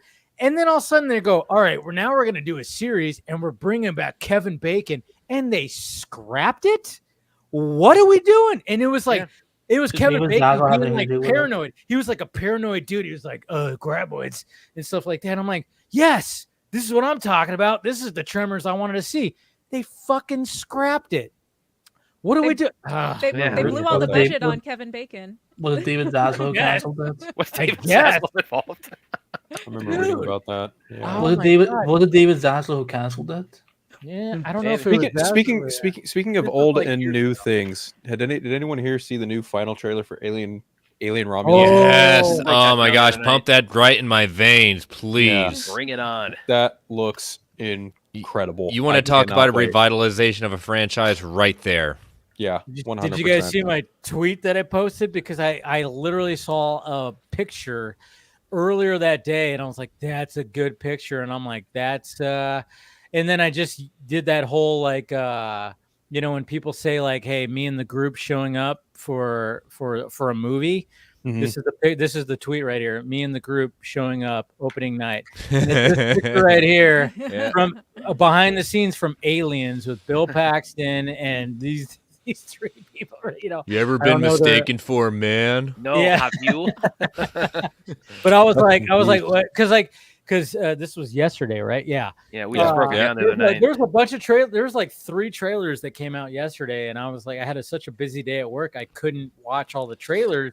So when I finally watched it, I was like, yes. And I already had this picture. I'm like, well, yeah, me and the group showing up that night. But yeah, this trailer is fucking best. It is a perfect meld of the first 2 films. Yeah. Oh, totally. Yeah, I'm hoping this is to Alien what Prey was to Predator. Yes. Here's the thing about that, though. As much as I love the first 2 films, I'm worried about going back to the same. There's more things that work with Alien, as far as the world goes, and I the whole haunted house. Somebody gets infected. Now we're dealing with got to find the alien, and that can only go so far with me. And this looks amazing. Don't get me wrong, but I'm worried. I mean, is this all we're gonna do? Is it because they seem to have the same parallels, and it seems like a much bigger world, and everybody just wants to go back to. Let's go back to the 1986. Okay, but you got to realize this, William, is the fact that this might be setting up. This is probably setting up the series that's going to be coming out called Alien Earth. Yeah. Mm-hmm. So there might be something that happened. Yeah, I mean, I get it. It's still that, hey, if you scream in space, does anybody hear? Nobody can hear you scream. Nobody can hear you scream in space. And I get it, but I mean, they're putting it out there as like, oh, this is, it's kind of funny. It does kind of give me a little bit of Alien Resurrection. Was it Resurrection? Resurrection, yeah. Vibes, and I know that we don't like the director of that one, but there are some elements. He was a writer. He didn't direct it. Or the movie. Just the movie. yeah. But there is some elements I go, yeah, I enjoy it, but yeah, there's some things in there I'm going, what the fuck are we doing here? But I'm just kind of curious. I'm like, all right, yeah, and it's kind of funny because when you look at the cast, they look so young. They're so young. Like it almost can be like a slasher movie in space because of all the characters looking so young. In so many ways, it is. I mean, it pretty much is. But I'm just kind of going. But we got what's the director's name? Fede Alvarez. Yeah, and I like Evil Dead. pretty much everything I've seen from him. He did Evil Dead. Don't Breathe. Yeah. Dude, the way that he revamped Evil Dead, that he did the remake, right? He didn't do the latest one. Yeah. But when he did the remake, I remember going and watching that in the theater, and because I'm one of those where the original Evil Dead with Sam Raimi that was made for $28,000 that he somehow pulled off, and they practically froze to death while they were making it. Oh yeah. It was such a like you watch that movie, you feel like the independent filmmaking, you feel like the limited budget, but that's why I love it so much. The fact that somebody doing a remake of that to just be like, all right, let me show you something. And the fact that he had me like a couple of times, probably more than a couple, where I went, oh, Jesus. I was like, oh, I went like this. Yeah. And I'm like, all right, this guy, Fede Alvarez is like, I think he's, I'm like, all right, him taking over the alien, like doing an alien movie. I'm like, all right, he knows practical gore and he knows practicality. And of course, that's one of the big selling points of this movie is like, nope, we're not doing a lot of CGI. We're doing mainly practical. And I'm like, all right. And some of the shots, especially in this last trailer, I went, and getting a sense of like the story, I'm going, all right, I am more on board. But even the sounds that they're using, the chest burster, the alarm going Dude. off, the type of mother, oh god, that Or like was a one like shot that like illuminates when the inside girl is like Yep. when the girl is feeling like something in her chest and she does like the x-ray thing where she sticks it behind her back to see like it and you see like one of her ribs break. I was like, oh my god. I was like, Jesus. I'm like, yes, this is like taking it to another level. I bought, as soon as tickets went on sale, I bought my ticket for Friday night. I am there. Fuck yeah. We're gonna dude. I think we're doing a screening here of it. Like I said, it looks amazing, but I'm coming to Vegas. Just kidding. I've been and I'm getting that damn popcorn bucket. But I've been interested in where the origin, the engineers, all that stuff that where all that came from since the very first Alien movie, and he was going in that direction. And I hope, with this being named Prometheus after or Romulus after Prometheus, I hope that they have not abandoned that because I really want to see what the engineers are doing. Because Prometheus was fantastic. I love that movie. Yeah, I want to see what happened with David too. With the Oh gosh, yeah, absolutely. So he went weird on Covenant. I was like, I want to keep going with this. Yeah, he's my favorite character out of both of them. Oh yeah, and Michael Fassbender just so stone faced. Oh, he can play anything. But here's the thing, though. Like I said, my concern is all this is cool. Everything you saw in that trailer is cool. But every now and then, franchises go back to that safe place. I get it. And that's where we stay. And that's like I've been there with this franchise before. So the thing that I can only hope for is like go back to the safe place. At the same time, you're gonna also move it forward. It's like, hey, remember this? But now we're gonna take it to this direction when we do this. Like the trailer is gonna show you what we love about the franchise, which is that. This trailer is the best trailer that they've released because the other ones were like, okay, yeah, I get it, but then we're getting more of the story, and I'm like, oh, I even like what the story is about. Okay, cool. And then there's more shots, and I'm like, cool, but I'm like, all right, okay, if you're gonna go back to that. Now, hopefully, when we watch it, we go, okay, this is going to go into another direction that we're going to go, oh, shit. And by the end, we're going to be, oh, man, there's going to be more of this You know, that's what I'm hoping. It's a proof of concept to see if the franchise can still continue in this direction. You got to give it a little bit, like you're saying, a little bit of, you know, what we liked about it, and then we can start, hopefully with the next one, take that, and now we can start moving it to something different that we haven't seen before. It's no alien Iron Man more suit, black please. ooze, man. I want to see more of the. I want to see the alien that they happened upon that makes this a whole hive thing. There's so much mystery there that they opened the book up in Prometheus and Covenant, and that they just never got back to. And I hope that they just don't go away from it. If they use these two to go to it, like if you see Michael Fassbender in an after credit, something like that, I'm okay with it. There's just so much lore there. It's more than just a xenomorph killing a bunch of people. That's like a Jason movie. Well, there's a reason that how many more Dark Horse just straight up aliens comics there were compared to Predator. There literally are 4 Omnis for aliens that compared to the 2 for Predator. Aliens just always had something different, and they can get experimental with it and delve deeper into the, you know, the psyche of the condition. Yeah, it's just when Prometheus came out, I remember when we did that movie, everybody was like, this isn't alien, because everybody was fixated on the same shit. And I'm like, there's a bigger world out there that these things came from, and it's fascinating just what we've seen. Dude. So I hope we get a chance to see that again. And that's the sad fact of the matter is like because Ridley Scott did this, you know, Covenant, and then it was just like he pivoted. He was like, all right, we got to make it more about this. And it was, even though but that's what I love about Ridley Scott is like even though they pivoted more to like, all right, we got to call it like it's a full-on alien movie. We're going to call it that. We're going to do that. We're going to totally go make sure we're that. But he still had elements of like what he established in Prometheus. It's not like he totally abandoned like what it was, but he did pivot. And, you know, well, I think he that was did do Alien Covenant, right? He did. Well, Yes, he did. Yeah. Well, the title, I think, I mean, you talk about pivoting. It's like, I mean, that especially with the title, that feels more like a studio mandate, much more so than totally was. On him. Oh, absolutely. Especially I remember with how the first the trailer marketing for the posters. Yeah, the first trailer they showed that shot of the xenomorph like on the ship, and it was just like, "Wow, hey, there he is," and it was just like, okay.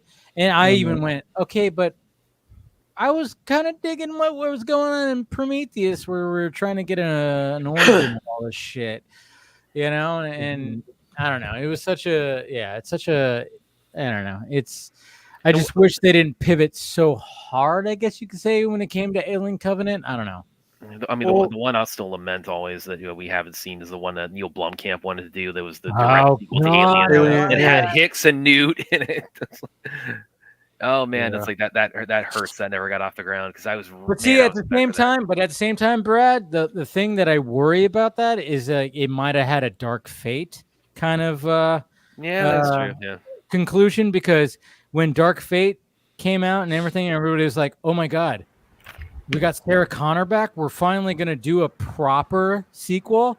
And then you watch the opening scene and you go, "Oh fuck, nope." He's like, "Oh my god!" In the first like 5 minutes, they go, "Yeah, we just killed John Connor very easily." And I will never forget. And I've said this many times where I just looked at my brother. I'm like, "Wow, they just shit on the whole fucking legacy."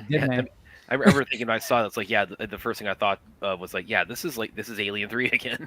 Yeah, it was like, but at the same time, I'm like, I think Neil Blomkamp, because I love him as a filmmaker. I appreciate what he's done with like everything that he's done. So I think he would have done a proper sequel where it went to a different spot as opposed to Alien 3, and you would have had, you know, Hicks and Newt still surviving, and you know, that probably would have been the best choice for sure, because Alien 3, as much as I love David Fincher, I mean, obviously the theatrical that wasn't his film.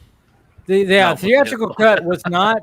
You watch the director's cut, it's a little bit more his film, and I appreciate it, and I can appreciate it on its own.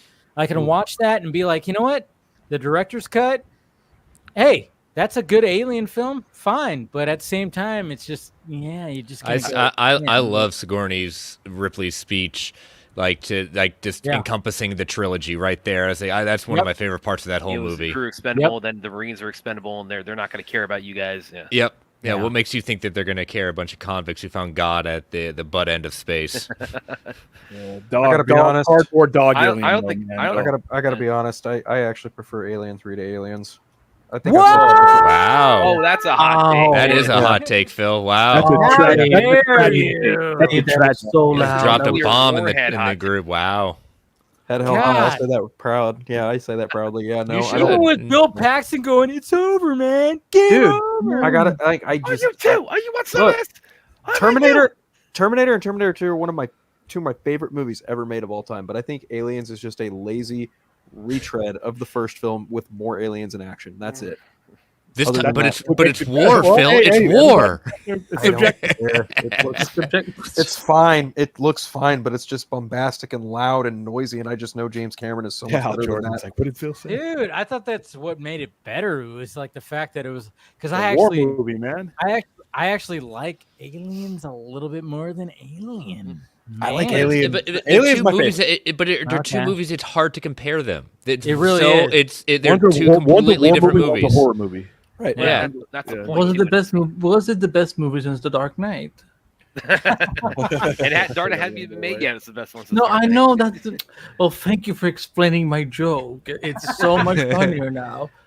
Hey, I Dave. think Alien Dave. Earth War would have bombed, and the reason why is because of the films that came before it, and there would have been a time and place for Earth War, and that would have been in 1993, 1994. But I think by the time they got around to putting it, I don't think that movie would have done well. And I don't think that Ridley Scott was taking it in a different direction at that time. So I think there was those two storms coming together, but there would have been a time and place for Earth War, and it just wasn't when it was being developed, unfortunately. Yeah. Dave, What's up? have you watched Cobra Kai yet? I haven't watched I've got the 3 most episodes. yet. Oh man. Oh man. Not yet. Oh, Not hell, man. yet. The way the first third of this season ends. Oh man. Don't I say can't wait. anything. No, I've got 2 more spoilers. episodes. No 2 more spoilers. episodes. Chris, episode 4 is the Oh, don't! best Yeah, Brad is a episode. spoiler. Brad is a Pez dispenser Oh, of I'm not spoilers. saying He's not like, Spoilers. no, he's not, Spoilers. after what Marvel Studios today, Brad is fine. Chris, episode 4 is gonna blow your mind. Okay. It's one of the most fun episodes of Cobra Kai All right. in the entire series. I'm enjoying it so far. Oh yeah. And then go read my interview at Screen with the show when it's post. Up. All right. I'll add it to my reading list. Oh, that's Well, right. and- And Up. the We got cool- everyone. Take a drink. Plug. The cool yeah, thing take too a is- drink, plug. But the also, cool- Andy, you Yes, also sweetie. got a little. You got a little. Talking to an actress about a certain role with a skirt and a cape. You make it sound so creepy when you talk. I know, right? Well, you yes, talk to a Supergirl McDonnell, actress. Meg Donnelly Yeah. from Justice League Crisis on Infinite Part 3. It's now on digital. Why am I promoting? I don't work for Warner Brothers. But we, of course, I wanted. They ain't gonna promote it, so Yeah, He didn't. I can't even recommend on it. your interview. I hardly did. She was so much fun to talk to, but of course, I had to ask her about like, hey, can you like set the record straight? Like, were you up for Supergirl? And like, this girl is so passionate. Like, apparently she I said like agree. she did a screen test. She said she had to fight for an audition, which I'm like, damn, WB. Okay, And she's she already- did like action and stunts. Yeah. for Yeah, it. she's. Like, Didn't she say indeed like she's never wanted a role more than this? Exactly. Oh no, I'm frozen again. Hold on. oh yeah, you are frozen. Perfect frozen But- face. I know. Yeah, he's got a very confused look. Yeah, I'm very, But, very. But yeah, but she was did- my choice. She was my choice Yeah. when there was a short list. She was my choice because I thought She was my- perfect. She was Yeah. perfect. you But know? but yeah, nothing against Millie Alcock. She got the role. But when it was down to the short list, I was like, well, why not Meg Donnelly? Because she's already voiced her, and Yeah. she's already part of the universe. And Yeah. look at her. She's working with Warner Brothers. She's did Winchesters, which was also that too. For any Yeah. Supernatural fans out there, you owe me because I straight up asked her because her co-star on the Winchester, Drake Roger, he wants to play Nightwing, and she was fully aware that he's been talking about it. And I'm like, some people now want you to be the backle to his Nightwing. Would you be up for it? She's like, I'm down for anything. She loves James Gunn. She loves DC, so it's, I'm like, it's I'm rooting for the girl to actually The fact that you made it down to the last two, I mean, he remembers that there could be very easily some other place for her. Oh, definitely. And like, True. she's already Well, in the like, that Warner happened. families. You know, I think that's But easy we also got to remember too is like what James Gunn also said when he saw Amelia Alcock on Game of Thrones. He immediately was like, "Hey, that could be a Supergirl," and like he already had her pretty much ready to go, right? Yeah. I mean, there was that whole. Well, they did audition still, so you know, like, but he's still going to be a professional, where he's going to be like, all right, well, I don't know if she's actually going to be right for the role, but at the same time, he already had her in mind, where it's like, that's might be the Supergirl in this universe. So, but he still held auditions, and you know, and I get it. When you already see something in somebody, but then you're gonna go, all right, but let's see how she measures up to all these other actresses.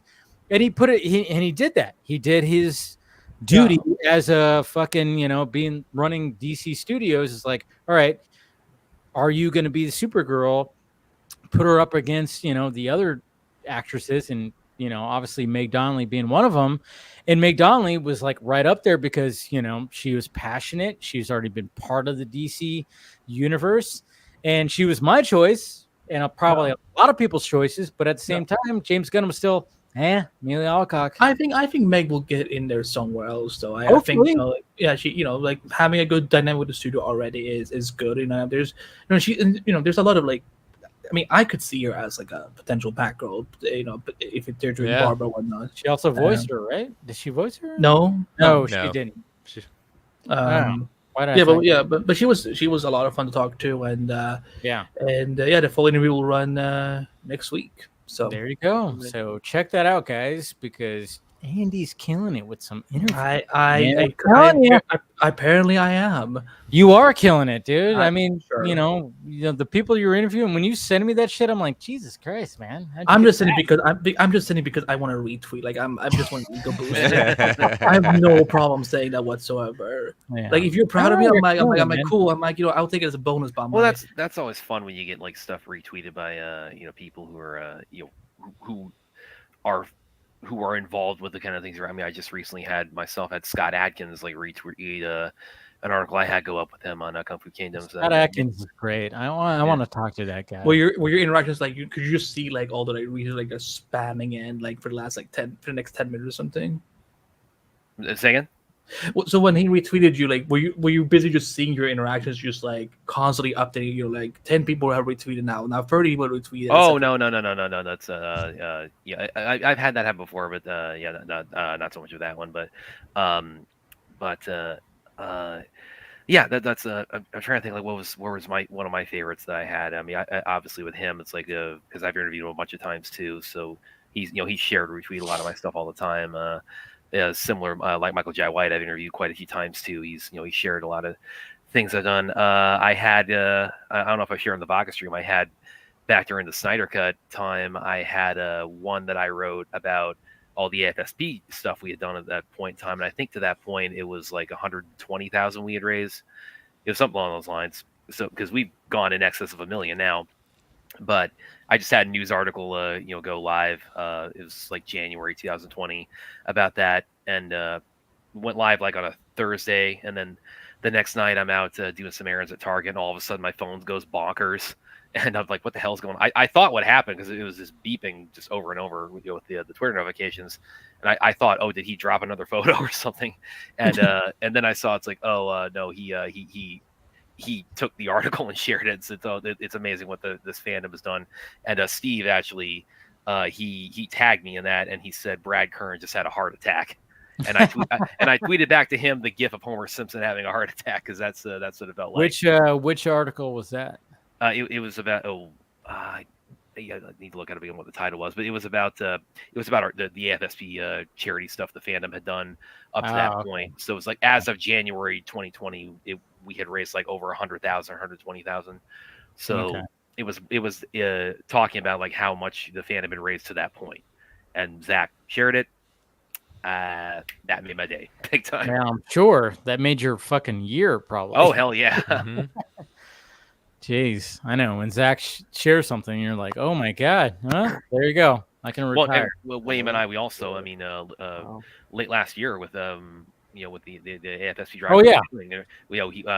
When Zach tweeted out that, it was so funny because it was like, I remember seeing. I was like, I saw that. I was like, oh shit! It was like Zach just shared that. Yeah, like, and we have a pretty good idea of like who might have passed that on to him. So I was messaging you to ask you to spread the word. Yeah, and then that's how I found out that he had spread it. And I'm like, he's like, dude, I saw it all at the same time. I saw your message, and then I went to my timeline, and I saw it tweeted by Zach. I was like, oh shit!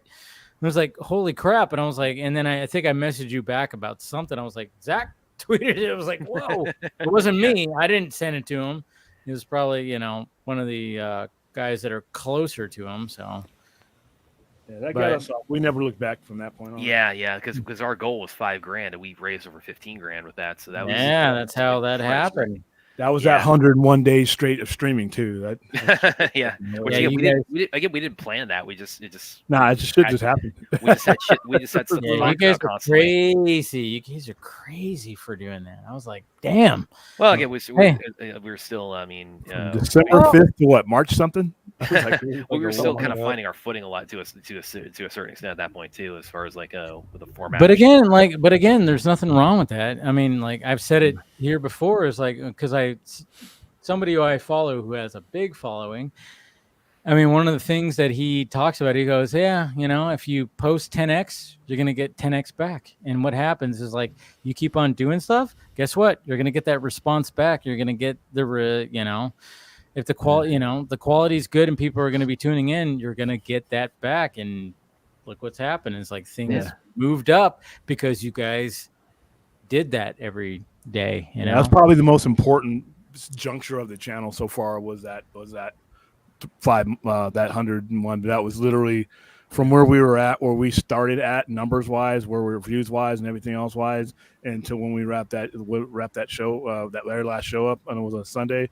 That like 80% of our growth took, the lifetime of the channel took place during that particular time. Yeah, because now it's really we really pulled in the audience is really growing. Of course, we're really we're really hoping. William's got a couple things in the works this coming week, just ahead of Comic-Con. We're hoping that'll finally push us over 1,000 subscribers, and once you get to that point, it's like okay, now it's like it's buy that fur coat. It's off to the races. Shouldn't be too hard. You got one guy going to Comic-Con, so you'll probably get it.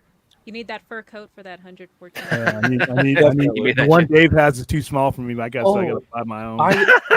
By the way, have all y'all seen The Boys yet? I was literally hoping that would come up. I have not seen the finale. I have not seen the finale yet. I'm a couple episodes back. William knows his name, Ashley. Texted me. Dave. Come on, Dave. You gotta supposed to come up with my Game of Thrones screens. Yeah. Phil, did you write your review for? I just posted it not even an hour ago. Tight. Multiverse of Color. Go check out Andy and Phil. All right, we're gonna talk soon about that.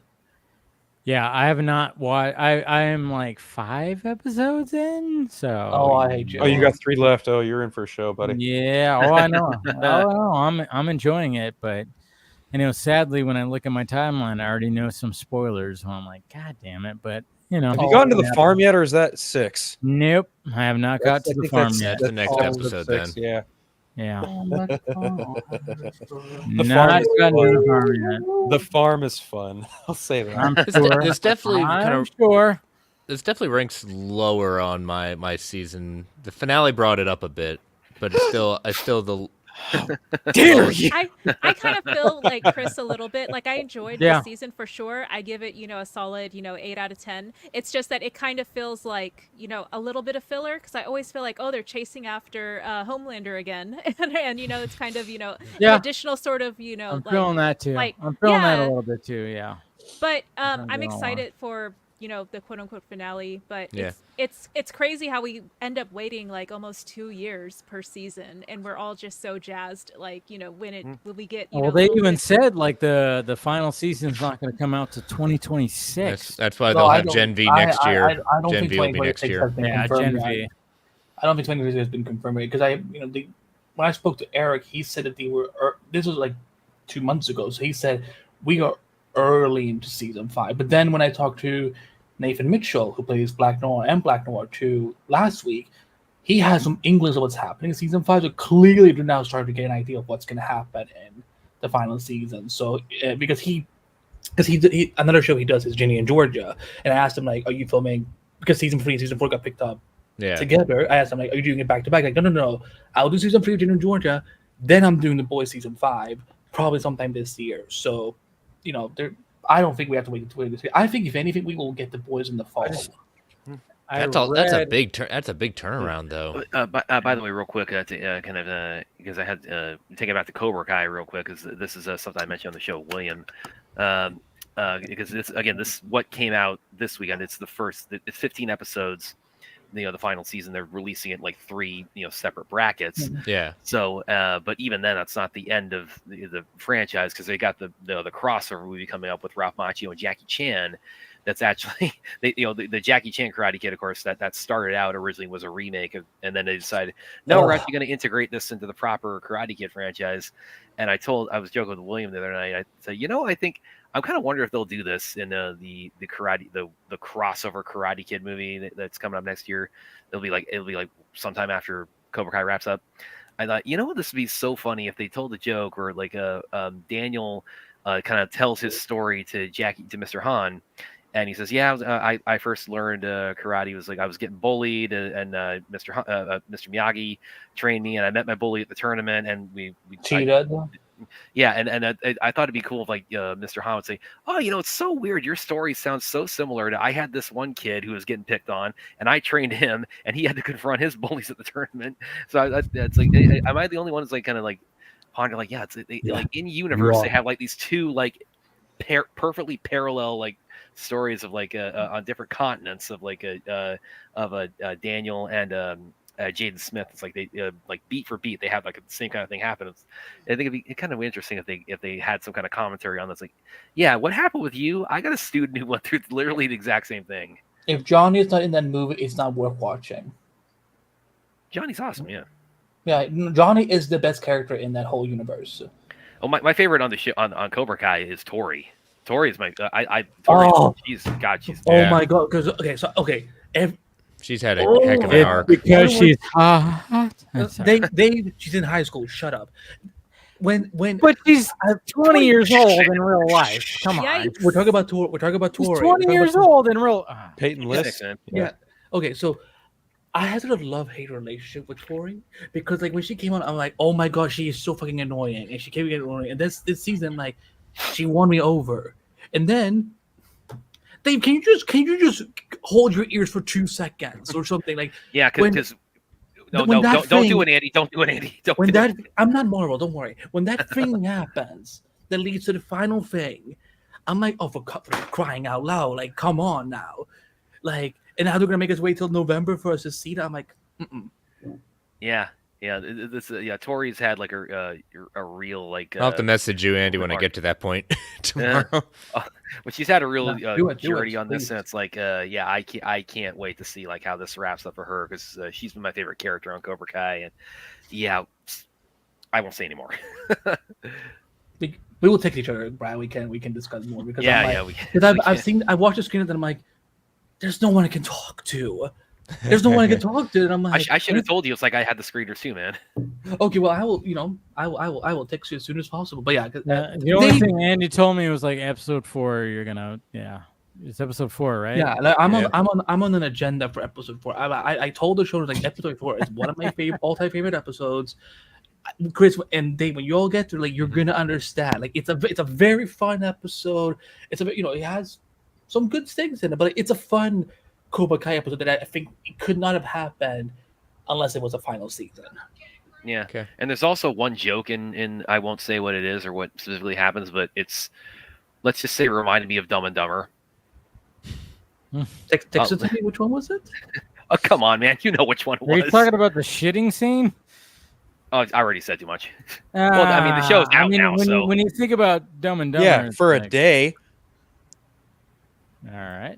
I didn't say it reminded me of Dumb and Dumber. I didn't say what it was. Not everyone can jump on that train this quick. I haven't seen an episode yet. That's why I've not watched any of Cobra Kai season 5. I need to season 6, first half season 6. I finally caught up on season 1, season 2 of Superman, My Adventure with Superman. Finally, I dove back in. I dove back in, and I'm glad I did. I'm glad I gave it a second chance. Get ready for the finale tomorrow. Okay, so I have not watched season 2, but I did see that. What do you watch? Dude, on TV, man.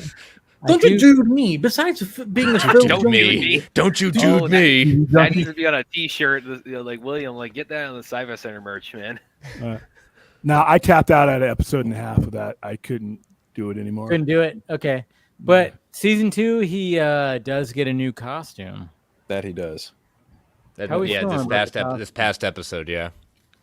It was a very Sailor Moon Crystal moment for me because I know the show is influenced by Sailor Moon. The showrunner has said it. He said it to me on my show. Very anime, I guess. It's very anime because I don't like the knee-high boots, but you know.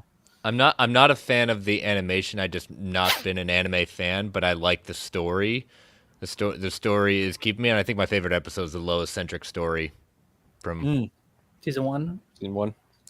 Where we see some other Loises. Yeah. Okay. That's Season 1. Okay, I couldn't remember. Yeah, that's definitely season 1. But ironically, like, because last year when they sent like out screeners, they sent out the first 7. I'm like, first 7? That's such a random number. And then watch episode 7, and I'm like, okay, now I fucking get why they only said 7 because now I had to wait for the rest of it. So yeah, that's one of the best episodes of the show. I think what I like about it is the creativity that they're doing in the sense of we have like some of the tropes, but they're not afraid to do something really radically different. Yeah, I'm with you on that. I will binge watch season 2, but yeah, I saw the new costume and I was like, oh, well, they got rid of the undies, but they added the knee-high boots and the shoulder pads, which I get. That's an aesthetic thing, and the Kryptonians. How can you tell there's shoulder pads in that costume? It's spiky. What are you talking about? They like the shoulders like shoot out like this. Like it's, yeah. Okay. Yeah, I mean, I was just kind of like, oh, what's going on with that? But at the same time, I'm like, why does the red of the boots have to go all the way up to the knee? I'm like, because those boots are made for flying. I guess. Speaking of Superman, of course, we also got a teaser today for this final season of Superman and Lois. I was thinking about you the entire day when that came out. I'm like, really? Oh, because again, I've become such a fan of the show, and I didn't think I was going to be when it started. And it's like, no, but the thing is, I was watching because I was, I was waiting for Trader to so I can post about it, and I'm like, I waited a whole day for a teaser, and then I'm like, where's Brad? I need to ruin his thing too, so he knows what I had to go through because I wasn't sure that he was coming. But yeah, next Saturday, Rhea, William, and Lip will get to see it at Hall H. True. Yeah, because it's the first time they've had a panel for the. But the poor things because they came out right during COVID. So yeah. Hey, you started the CWDC with Smallville, and you end it with Superman. That's what's crazy. I saw that somebody posted that. They're like, circle. "Hey, look at the full circle of like showing like the fact that the first series was Smallville, and then rounding it out." And with of course, like, William is just like having an aneurysm talking about the CW. More like vomiting in my mouth. Can you at least forget about you already know the answer, Andy. The answer is you're not going to convince him, Andy. William, forget about the network. We can talk about the programming. Forget about the network. We can focus on the programming. Like the people who make the show are not in charge of the network. They're not in charge of the fuck up that network does. Okay, so we can talk about the programming. You're not going to convince them, which is bad. We can talk about the programming, which is bad. See, you're not going to convince him. Listen, I have to argue with him about y'all are fucking Smallville literally is like, I would rather chew on carpet nonstop than relive that show. Jesus. You'd rather be a carpet muncher? Is that what you're saying? AstroTurf. All right. So you frustrated Andy so much he's gone. No, yeah, I mean, float your boat. It was like I'm with you, William. I could not get into Smallville. I could not. I got into Gotham though. That's the thing. I always say that. I'm like, I got into Gotham. That's if you're a really diehard Batman. I'm gonna say one thing and one thing only. If Zack Snyder can appreciate Smallville, you idiots can do it too. No, it would be better. But here's the problem with Smallville: is the premise What's the of it. problem? You can't make that argument, Andy. No. What's wrong with the premise? What's wrong with the premise? All right, so Because- I agree. we're taking Superboy Okay, sure. and adding everything that was never in Superboy, never encountered, and not doing it very well. Smoke side, that alone. Well, I'll give you that's Dark cool. Side was not their proudest moment on Smallville. They used the Or grand- Doomsday. It is an Elseworld. Yeah, not Doomsday either. That too. I always found it funny when like Doomsday when like looked better another. than the villain in BVRs. I'm just gonna say. They made I a always fucking find- costume for Okay, you Doomsday lost me that- there, Andy. See, No, I because- always find it funny the when, season like, finale. another- No, hold on. Okay. The finale was crap. I will agree. The season 8 finale was crap. But however, the fact that they made a fucking physical Doomsday suit on a network television budget. Meanwhile, Zack Snyder over there makes him look like this this demented boneheaded freak. I'm like, nah, I will stay with the television version.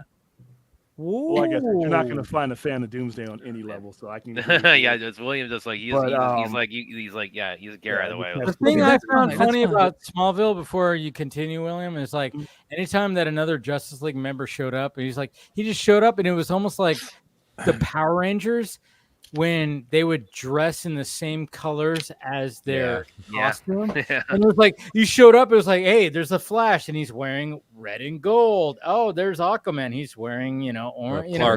Clark a lot of times being in red and the it blue. was so ridiculous, like they had to wear their colors just like how the Power Rangers did in the 90s. It was like, oh yeah, What's wrong with that? I think it's fun that when they lose. I think it's ridiculous. I get why they did it with Clark because again the whole idea is that it's Superman before he was Superman, so it's like having him wear like a red shirt and That was a the closest they're ever going to jacket get or- him into that like suit until the end. Well, Right. even then, it's like only showing the S, but but so I get the idea of like Tom okay, Welling didn't want to wear the costume, right? Nope. So- but yeah, the idea with his he was all about this is Diva. all Superman without this is Superman pre-Superman, so that he really Yeah, wanted they to have one of those. adhere to that. I just couldn't. I just couldn't get. I don't know why I couldn't. Eventually, I'm going to go back and watch it and probably laugh my ass off on a lot of things. But yeah. Okay, Andy, I know. I'm sorry. I'm blocking all of you pictures after this. But you know what? It's so funny because I got into Gotham. I got into Gotham a lot, which was ridiculous too. Gotham, I didn't get into as much. I got into Gotham, and that had listen, talk about something that had a weak ass suit at the end. Oh yeah, that suit was horrible. Worst bat suit but ever. let's no. We saw Yes, the it Flash was. movie last year. Yeah, and guess what? It had a better bat suit than the Gotham suit. Yeah, the Gotham suit was worse than the bat suit. It had a Okay, vastly better bat suit than the Gotham Think suit. about the context. He comes back 10 years after he left. You think the brother is gonna have a finished costume on? Like, no, this is his year one costume. Year Like, one it's had a like- better costume than that year one. No, Andy. The fact of the matter is, they rushed the ending of Gotham because they were like, all right, we have to end this, and they gave him a shitty costume. And the fact of the matter is who's the actor? Home who Depot plays- Batman. Yeah, who's the actor who plays him? Who's the actor who David plays Mazouz. Yes. They were probably going to be like, oh, yeah, he's going to get to an age where he actually could fit the costume. Nope. They were like, oh, we're going to end it right here. So you're still very young, very slim, We're just going to slap all this fucking rubber on you, and it's going to look goddamn ridiculous. Has some lifts on those heels. Oh, it's so bad. It was so bad. It Worse lifts on the bat, heels like live this action tall. bat. Yeah. Worse than To Titan. me, spend the money or don't do it. Yeah. Spend the money or don't do it. And then, like I said, the people who worked on these shows worked hard. They did the best they could. They did, yeah. With what they had, which wasn't never enough. I don't believe in pick and save superhero stuff because all you do is you kneecap imagination. So you have people who put these shows together who would want to do more, but they can't, and it looks like shit. That's why I say go big or go home. When you go to, and especially when you get on the big screen, you get what you pay for. That is your signature to whatever you're going to do going forward is when you go pick and save and coupon cutting, when you start getting big name stuff like that, that is what your projects as your project. And that's what people see. And they're like, you didn't even care enough to put any money into your thing. So why should I put my time into it? What they should have done is done a little jump and had another actor. Yeah, had Rick Citrone in that suit. Or something. Yeah, exactly. A really big jump then. Something like, yeah, I know, right? Or something like that where he was older and then put somebody in a suit and maybe not even shown the whole suit, just like a shadow, show a profile, show something like that. No, they decided like, hey, we're going to take them and put them in hockey pads. Yeah, and it was really, really, really bad. And it was like it just did not work. It just did not work. It's like they could have taken some liberties of like just do something else where they just did like a time jump, because I know they wanted to have the series go on for like a decade. And the risk of that is like when you cast somebody who's a kid, you hope that they grow into what the character should be. But if you cut that short and he's still in the growth period, he's not going to look as good. And when you see that shot of him in the suit, I'm looking at it right now. It's a kid in a fucking Halloween costume, and it's really bad. It's really, really bad. You know, that's what happened. You know, if they didn't cut it short and it was still running right now, maybe he would have like, hey, you know, when he's getting older, you know, bulk up and get that older. Yeah. But it just didn't work. They're like, they cut it short. So they're like, okay, because they got renewed for finals. It wasn't their fault. I know, and it wasn't even his fault. Yeah, there's not a lot of things that weren't their put fault. some blame on Fox and Warner Bros. TV in that case. You know, like no, like I'm, like you know, I'll totally blame them. I'll blame them all day on this. 100% blame them. Yeah, I mean, Batwoman had a better Batman suit, and they used it for all of like an episode and a half, 2 episodes for one guy. Fox had money. They just didn't care. They just didn't want to spend. There was a certain cap, and that's all they were spending on that show. Yeah. You know, they thought that show was more expensive than, you know. It's so funny. And even going back to the whole Alien talk. Remember, back in the 2000s, we had that we had Batman Dead End. Remember that fan film? Yeah. With Alien and Predator? That bat suit was fucking awesome. And it was just tights. It was tights in a 5 cape minutes. and a towel. 5 minutes. That's it. Yeah, with good editing, anything can look good. Yeah, all I'm saying, Andy, is like you have to make the costume look good on the actor. Well, it gets back to the old age where how we started this. You know, with going back to X-Men, it's like, well, we can't have them costume accurate recruits. They're gonna be made fun of. Yeah. You know. Oh, and again, full circle now. Yeah. The yellow spandex. X-Men kind of evolved and broke down the door at the same time, because they weren't, when you first see them, they're not the colorful X-Men that we all know. Correct. But they created a space for themselves to get to that point. And that's why I think that series, X-Men, is the most important comic book movie. It's not I'm not saying it's the best and the most money making. No, I know what you're saying. Yeah. It's the most important comic book movie ever made as far as where we are at today. Well, especially second is Avengers 2012, but then that, you know. But especially when you bring up the point of like you brought up earlier saying the ensemble part, but it's also the individual characterizations as we start building towards them, as you know, as building up. There was ensemble plus character development with some of the individuals. We know some of the ones that were forgotten about and screwed over. Well, remember the end of X-Men Apocalypse? When you Unfortunately. saw The danger them room, in yeah. Oh, yeah. in pretty comic accurate costumes. And that was only for one little scene. And then when you get to X-Men Dark Phoenix, and they're all wearing those shitty fucking... Oh, and the Mystique. The makeup on Mystique. Oh, the make. Oh, yeah. That's called collecting a paycheck. Yes, it is. Exactly. See, that's the thing. It's like somebody designed those costumes just for the end of X-Men Apocalypse. We're like, hey, they all have individual costumes. We're finally ready for costumes. And we're ready for individual costumes where it's going to look good. And they're going to be comic accurate. And then all of a sudden you get to the next one and they're made. It's like, did you guys go to Party Plus? What are we doing here? We saw that first trailer. Like, what happened? Apocalypse was horrible.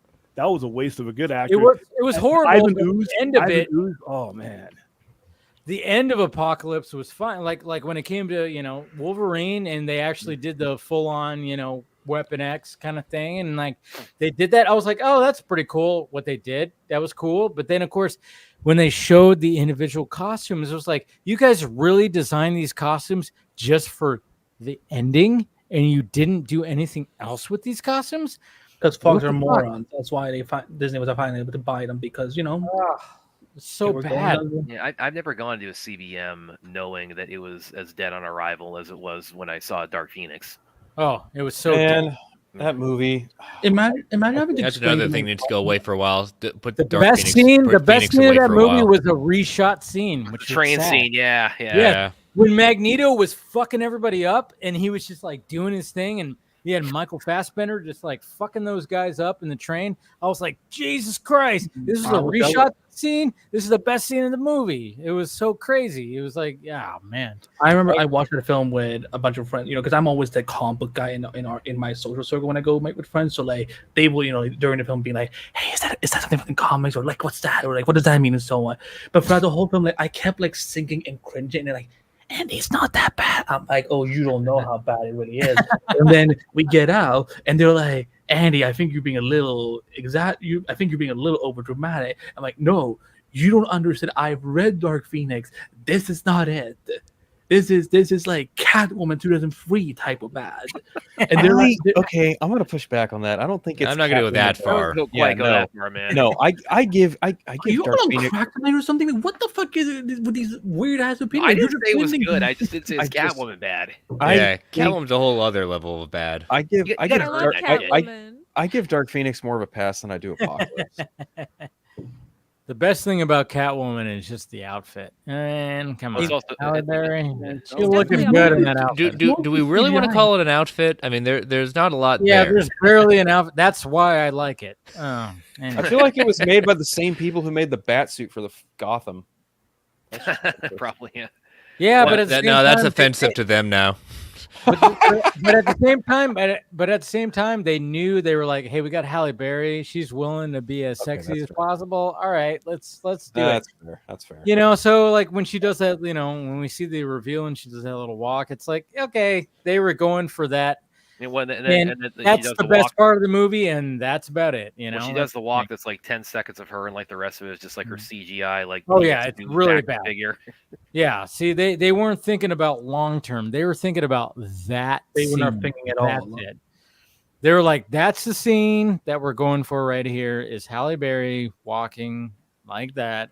It's going to be in the trailer. It's going to drive people to the movie, and that's Nope, drove me away. Nope, I didn't watch it in the theater. Nope. I watched it when it was on like HBO or whatever the fuck it was. And before on, anybody asks in the chat tonight, no, William and I are not doing a watch party of Catwoman. Oh, AKA listeners, that means that you need to push it. I will Yeah, literally we're gonna crowdfund unfriend you, Brad. this. If you ever do a commentary on Catwoman, like if You- you do that, Brad. I will never talk to you ever again. Brad, Do not- you realize you just put that out into the ether. Spoken I just into want to know matter. why. Rated Inception. It's gonna happen. Why not? It's gonna it's not. happen. No, it's not. It's gonna No, happen. That No. sounds like a challenge. No, Yeah. Listen, no. there's later on tonight, folks. There's a little $sign that button at the lower right. I was of your literally screen. thinking that if the price is right, Ooh, yeah, do they'll, it. they'll watch whatever. We'll watch William, are somebody you really make. going to sell your soul on Catwoman? We'll watch somebody will make fucking nuke all of our pancakes. This is the guy who owns a Oh. comic book shop. Come on now, he'll do anything for a comic book movie. This is a good one. Okay, Brad, would you rather watch Catwoman or Cat in the Hat? Oh, there's Sophie's choice. 2 cats, 1 Brad. I might actually have to sleep on that. Ooh, that's what you call it. That's exactly what you call it. That's 2 the title of the cats, 1 episode. Brad. There you go. Yeah, That's be what you call the Very careful episode. where you go with this joke. A double feature. Yeah, Do there you want go. me to have See, enough money to just have a fruit roll up for all 4 days of Comic Con, or do you want me to? Okay, you guys guys stop doing this. Like we have to, like I have to Okay. watch bad For movies 10 to cents a bankroll day, you going to you Comic could Con. feed 1 million. Yeah. Dave, you mentioned HBO. Dave, you mentioned HBO. Uh-huh. Never say never. That's all I got to say. Never say never. I did mention HBO. Yeah. Penguin is moving to HBO. Hell yeah, it's good. True. Yeah. I've never watched anything on HBO, so I'm excited for HBO Sundays. Well, it's still gonna Yeah. be on HBO Max. It's right, you know. Yeah, it's still gonna be Yeah. on HBO. It's an HBO. Okay, It's only budget. The reason is budget. Okay, this is good. Back to Comic-Con in DC because the Penguin's going to be in Hall H as well. Mhm. Matt Correct. Reeves is going to be on the panel. And he's not going to announce much of Batman 2 stuff. He's going to be in two There's different spots. there's gotta be some Batman 2 talk. Come on. Oh yeah, he'll say, "Yeah, I'm still writing it. I'd take a while." If there's some Batman Do you 2 want a talk, they're just movie opening to themselves take up to be. attention? Do you want the movie to take attention away from this show that has been? It's the same universe. So what? It's not about the show. It's not about the movie. It's about the show. It's about Penguin. No, I'm not saying it's gonna take away, but somebody if they're gonna do a Q&A of something, And those Q&As are always dreadful to watch. So I know, I get it, but there's got to be a mention of like, He's where gonna it mention it, but he's goes. not gonna say. We don't even know if he's done. He's not done. The script's we know not that. done. He's not. He I shouldn't. know, but It takes he's him gonna 10 years he's to write gonna one have to script. talk about it a little You can bit. have He will. He'll say he's still writing it. He's got two panels. That's what got he's one gonna upstairs and say. one You're downstairs. killing me here. I killing me, want more Paul. too, but he's not gonna say anything. He's got two I panels. know. He's got one I- upstairs and one downstairs because he's got the Cape Crusader he's doing upstairs, and then true. downstairs at Hall H he's got the Penguin one. How about this, Dave? How about this? In the sense of how far is it going to take? How many years we going into Penguin? Does this lead to Batman? Like, how long is this going to go in the years and months? Okay, Chris. Okay, thank you. He's gonna give a little bit of crumbs, right? Yes, crumbs. Okay. Yeah, but don't Yes, expect crumbs. casting and Crumbs. Crumbs is what I want. A little All crumbs. right. I'm not We saying that he got to has set to be like, expectations. I'm not saying he goes, and here's the entire cast. Who's playing Clayface? Who's playing Harvey Dent? That'd be hilarious if they were there. All right. God, that'd be great. I mean, it would be great if he did do something like I will that. feel so bad for the Penguin cast if that happens. No, I think it would add to the cast, to be honest, or to the Penguin, to be honest, because it would expand the universe. But I'm just saying, like, he's not going to do that. It's going to be like somebody asks or something happens where it's like, all right, yeah, oh yeah. I just hope that Matt Reeves has something like, oh, just wait till you see what happens.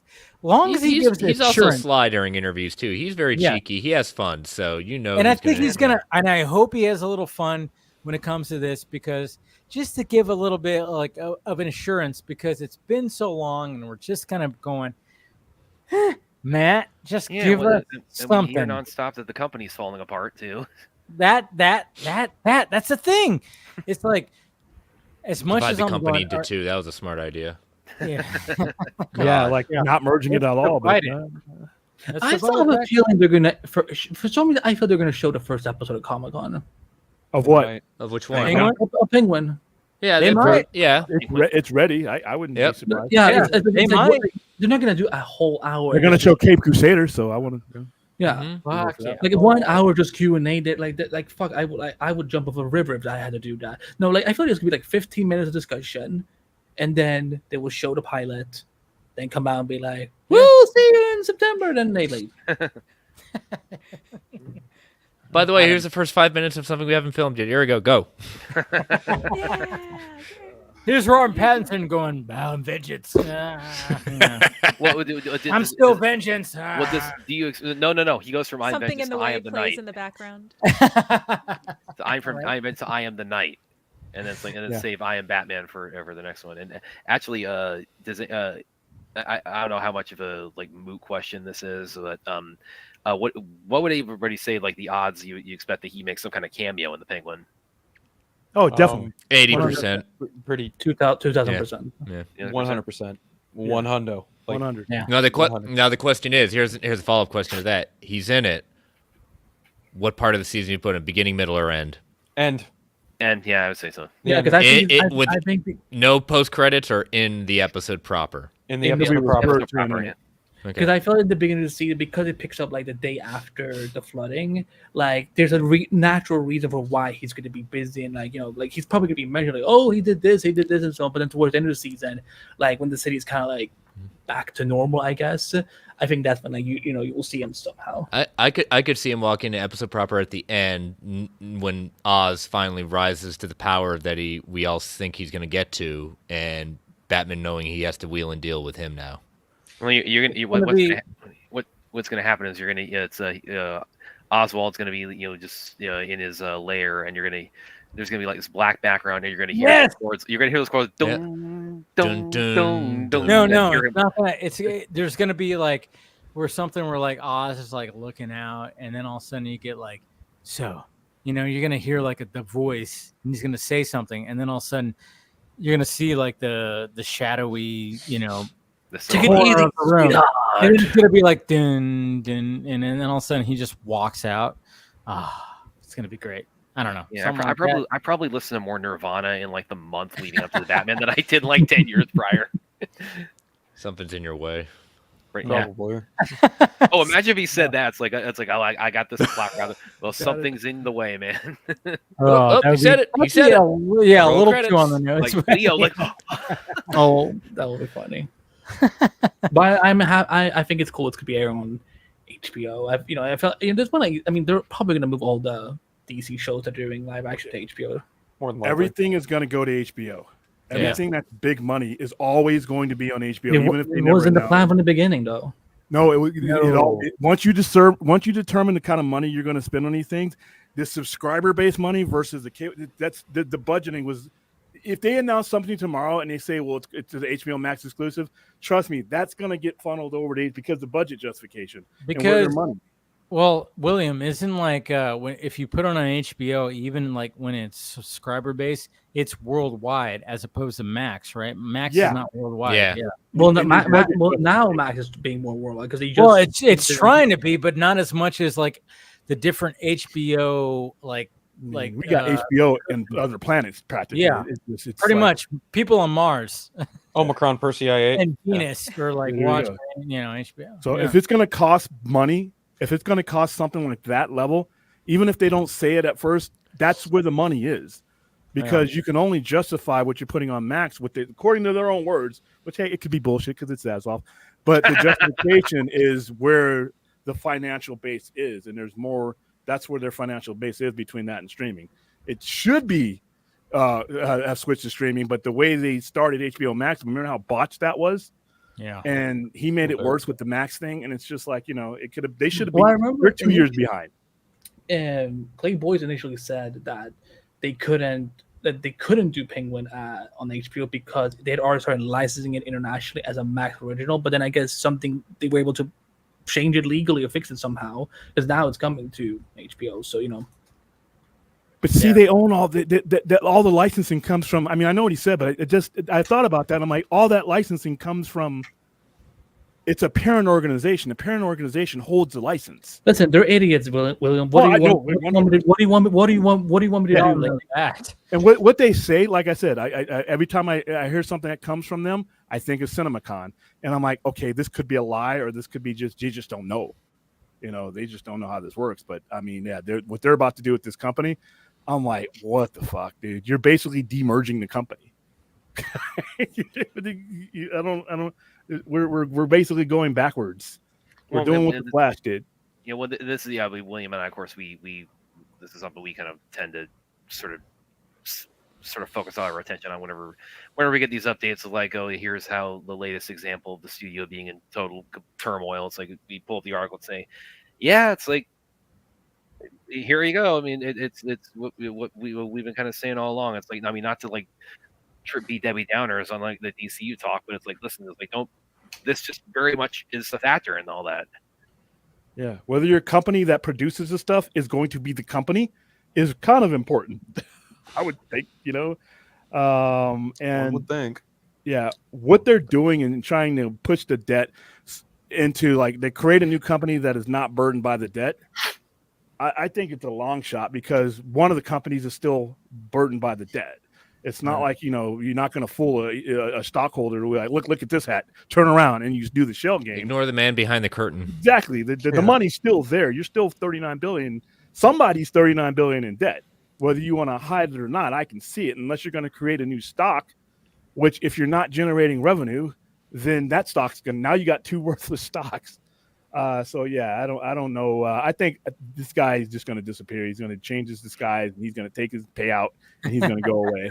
And somebody else is going to assume because somebody needs to buy Warner Brothers. Somebody with deep pockets needs to buy. Well, I mean, there was that article that came out this week that said a Bank of America analyst was like, whatever Warner Brothers is doing, and they need to not do what they're doing.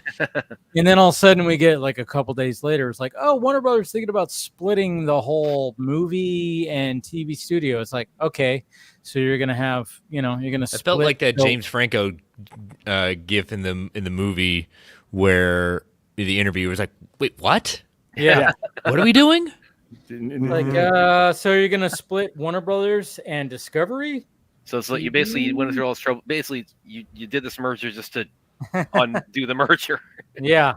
But do you think that maybe it's like, let's say an Apple or an Amazon is interested in the WB IPs, but they're not necessarily interested in the discovery parts. So maybe maybe that makes it a little bit more attractive, like, because then they don't have to deal with all like the trashy reality shows that I personally like, but maybe not everyone who likes the WB necessarily likes discovery content. So I don't know. I kind of get it that way, because then maybe it's more attractive to a buyer, like less things to worry about. Yeah, it's like with the shiny. Yeah, I mean, I don't know. It's such a weird thing what's happening with them, but the fact that somebody like a Bank of America analyst was like, hey, what are you guys doing? Not working. And yeah, I think it's just like Zaslav is going like, hey, I gotta try to put things into a shiny little bow, like, hey, we'll do this like this, I don't know. Yeah, I've He's made not the gonna joke. be there for a long. He's not gonna be there for long. Yeah, He doesn't want to be there for a long time. He's No. I mean, the way I've been thinking of this, like, especially with the latest bit of news we've gotten, is like, I mean, trying to explain Warner Brothers over these last like 7-8 years. It's like that. What's the gift from where it's like got the guy with the he's got like the conspiracy theories. Always Sunny. Yeah, it's like, okay, it's like that's what it's like trying to explain Warner Oh yeah, Brothers. that's me with Batgirl. Right? If they do split up, then Batgirl's cancellation would have been for nothing. Like Pretty much. It really is for nothing.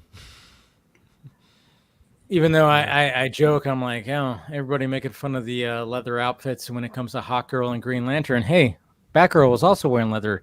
Anyways, I like the Batgirl costume. Oh, I mean, yeah. I've been so spoiled on that first chainmail shot was Superman, outstanding. So. I mean, that's the thing, but at the same time, it was like her first costume. We were going to get another costume, which we saw eventually, right? We saw the one that Bruce gives to her, the more purple and whatever costume, right? Oh, the colors were more muted. Yeah, the Burnside costume. Yes. Well, the Burnside costume was her first costume, Yeah. and then she gets a newer costume from Batman or Bruce, whatever. Future Bruce. Michael Keaton, yeah. Which we saw a little bit of that too. We saw what that was actually going to look like a little bit, and we saw that in even the concept art, which was like, yeah, hey, she was going to get an actual costume, but it was just, to me, it was kind of funny. Like when everybody was talking about the leather and the, because I remember when they released that costume of Batgirl and everybody's on it's CW, which is what everybody always says. And then I was like, well, she's going to get a newer costume. And then, of course, now when it comes to Superman, it's like, I mean, Superman, who knows if he's going to get a newer costume? We don't know that. But when it came to like Green Lantern, Hawkgirl, and everybody was like, well, look at the leather. And I even made fun of it too. But I'm like, yeah, but that's not their actual costumes. They have their actual costumes. This is the corporate costume. This is the Vogue. Yeah, it's just like, this is part of, it's like, but nobody wants to like emphasize that.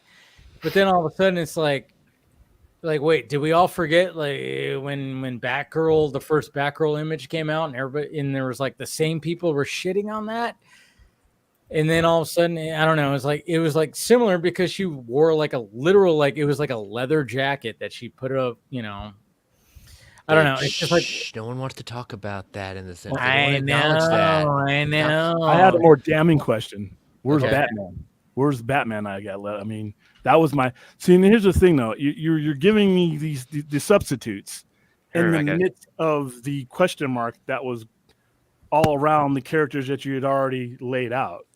These are the appetizers. These are the side courses. No, these weren't even that. This is like somebody was feeding you a nice burger all of a sudden, and you keep coming back. And the day 3 when you come back, they're not giving you that anymore. We don't serve that burger anymore. Here's some fucking bologna, and some cheese. And wait, are you talking about the Superman costumes? No. I'm talking about the entire Batgirl and all the substitutes. Okay, but you said where Batman is, but we saw where Batman is. He was in the movie. He was going to be in the movie. He's in the movie. No. And he's wearing Keaton. Also, to call yeah. something like Batgirl a substitute, it's like we've had so much Batman content over the decades. Like, we need to see these other characters at some point because no, but you had no proper lineage to get to that though. See that's what the whole. I see what you're saying, William. It was all the multiverse thing that they were trying to do, where it's like, all right, Keaton is now Batman to J.K. Simmons for some reason. Yeah, so it was. The Flash was supposed to explain. That's Christina Hudson and her wondrous writing. That's where they fucked up, and that's where Walter Hamada, that guy, Hamadaverse. fucked up. The Hamadaverse was trying to fit things together, and I think that's the ultimate demise of Batgirl was the fact that he was trying to fit the Flash to Batgirl because they were supposed to. The Flash was supposed to release in like 2023, I think, or 2022. November. And then Batgirl was going to be in December because they filmed it as a Christmas kind of movie. We saw the behind the scenes. And then Aquaman would have happened, and that's what he done. Right. And that all got fucked up. And then that's what fucked Batgirl. I honestly don't think Batgirl was an unwatchable movie. No, of course not. No. But I think it was because Hamada was trying to create this kind of like weird timeline off of the Flash. Round peg into a square and triangle hole. Pretty much, yes. And it got fucked up. And so when it came to the Flash getting released at the time that it did in last year, it fucked it up. It fucked up Batgirl. It fucked up Batgirl because it was supposed to lead into that. And that's what I think fucked up Batgirl, not the fact that it was unwatchable. And, those two, of course, who did two Bad Boys movies, which were great to watch. It's like these guys know what they're doing. I don't think they fucked up. It was that bad. No one will think that they fucked up. It's just it was Walter Hamada who was trying to create this timeline agenda. Yeah.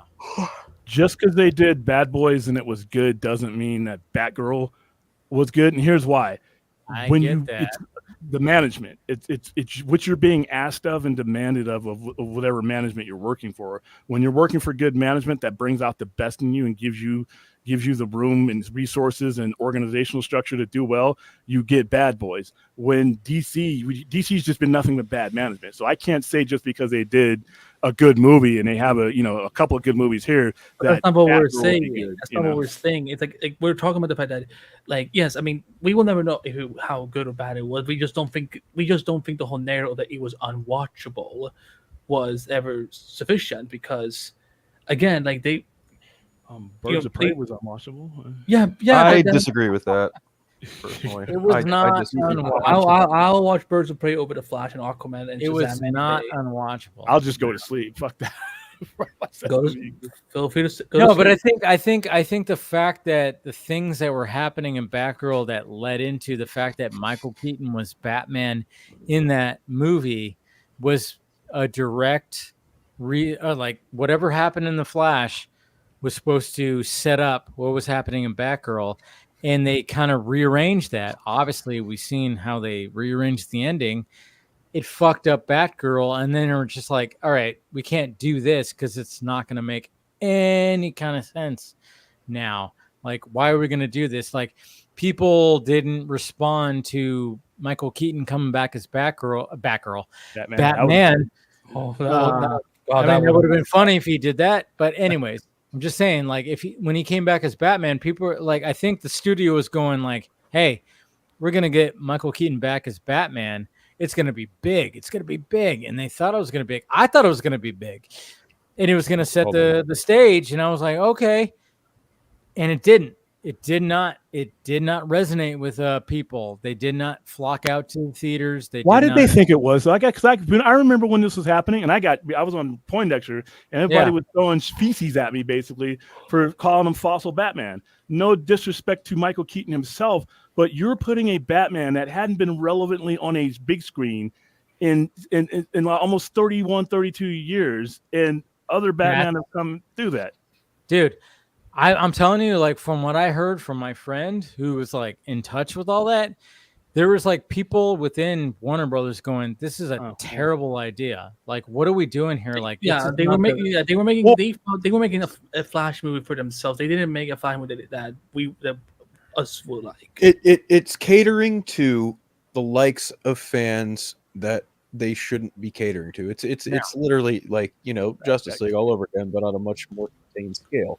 I mean, honestly, when you've got people, diehard Michael Keaton fanboys going, "Oh yeah, Michael Keaton's going to be a draw. He's the Batman of so many generations," and then you get a result Not like this generation. Exactly, and it's just like you can't help but look at some of these people with egg on their face, and they're still spouting this shit like, "Oh well, Michael Keaton would be great as Batman Beyond." I'm sorry, I don't agree with that, especially after the Flash. Like, there's no fucking rhyme or reason why him coming back to the role in any capacity is any kind of large draw. Sorry, Bill Raimi, you're wrong.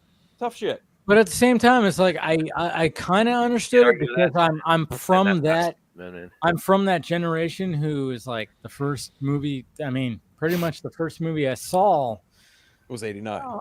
Was 89, and I Right. get that. But at the same time, I'm like, the execution fully there. I enjoyed the Flash, but when I watched it, I go, yeah, but the execution wasn't fully there. It wasn't fully there, and to continue that into a Batgirl movie, not the right decision at all. And I think like if you're gonna do a Batman Beyond movie, I think like if you have somebody like Ben Affleck where you age him up a little bit, but he still looks big and brooding and still got the wide shoulders, and he's like, he's got Ace, he's got the cane, but he's still big and brooding and got that square jaw. It's like he could hit me you with believe that that cane. more. You believe that more. right As back. much as I wanted Keaton to do a Batman Beyond, but at the same time, it's like the time has passed. They already tried to do the Flash, didn't work, and now it's like, oh yeah, we got Beetlejuice at least coming out. All right, so I don't think Michael Keaton's gonna want to do another Batman attempt. He's like, all right, well that didn't work.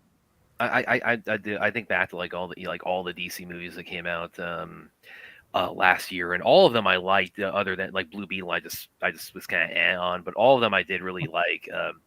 But it's just so tragic looking. Like they were all like really just let out to die because of the situation that they were in. Pretty much. They were.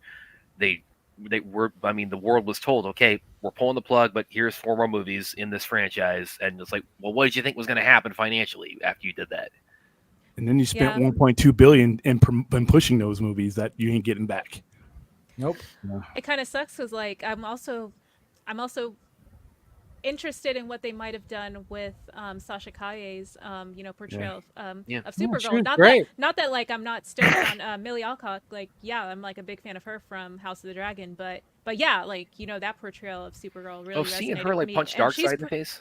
Yeah, she's pretty like more or less universally like liked from folks in the community from what I've noticed. Yeah, I'll say this over and over again. What DC needs to do cinematically is what they're about to do with their comics. God, he was on this so.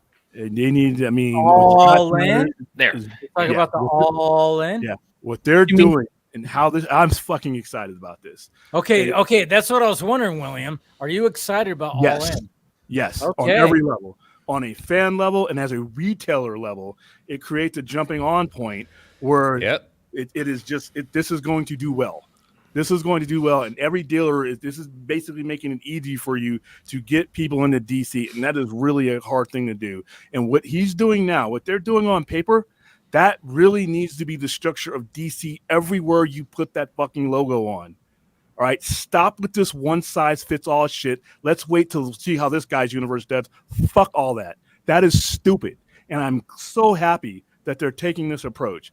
This is the approach. And I can't wait to be at that panel and see how they flesh this all out. And Ash can all that. That is the way DC needs to operate on all levels, on all medium. And until they do that, they're going to suffer. I was just going to add like the whole context around like this would be a good entry point for newer fans. I'm like, okay, yeah, I don't feel like overwhelmed by like all this lore that exists prior to these stories coming out. So yeah, it's a little less intimidating for me to potentially go to this panel, learn about it, and then get stoked and then start buying the media and stuff, and actually feel like I can follow along and participate. At least for and me. they have a retailer's game plan. We've already started getting little emails about the retailer's game plan that they're going to how to present this to your customers in October when this comes out, and it's basically the same thing that the Ultimate Universe did when it first started. It basically gave you a different angle of these characters, and I think this is going to work for them. And it's why did it take this long? I'm glad it's here, but on all levels, this needs to be the standard operating procedure. That Batman is fake though. That Batman is fake though. Like he went to the gym and he stayed. Yeah, he kind of reminds me of like the Rob Liefeld Captain America illustration. Oh no, stop! I'm just looking at saying, and where's the bat symbol now? I see a big rectangle with spikes. That's about it. It's a chest I was talking to Lip about this earlier tonight. I said I think like that Wonder Woman we just saw there. Like I feel like that is going to be like an inspiration they have for with the tattoos, man. She's got tattoos on both arms. Yeah. Like I think that's going to be what they do in the DCU whenever we see her. Like I'm sorry. That's like a fatter version of Frank Miller's. That's Batman like the Max. Now I can actually see the symbol with the 2 ears and stuff. But my goodness, that is dude. Look Rhea, at those legs, you were totally thinking what I was thinking, Max. This Batman's like a power lifter. He's from the streets. No wealth, no nothing. This is like he's a bruiser. This is like Frank Miller's Batman meets Kelly Jones' Batman and rolled into one. Right? Yeah. You not want to. I saw a good one where they tried to say if All In was in the Marvel universe with Daredevil, and it was basically Daredevil all souped up like that. Oh, that's funny. But I like these shots right here. Yeah, those are really good. Those are really and awesome. The fact of the matter is like they said that like Batman is just like what are they? He's not wealthy. No butler. Not wealthy, not anything. And then like even Superman, he's like it's all three of them. None of them have none of them have families. They're all on their own and so on. They're all just warriors. Can you go back to that first image that you showed? Because like I told this to Lip, and I want to get your opinion too on that. Can you go back to the first image, like when you see like old DCU and the new Absolute? No, both of them. Mm-hmm. Okay. Yeah, I'm looking forward to reading this because this.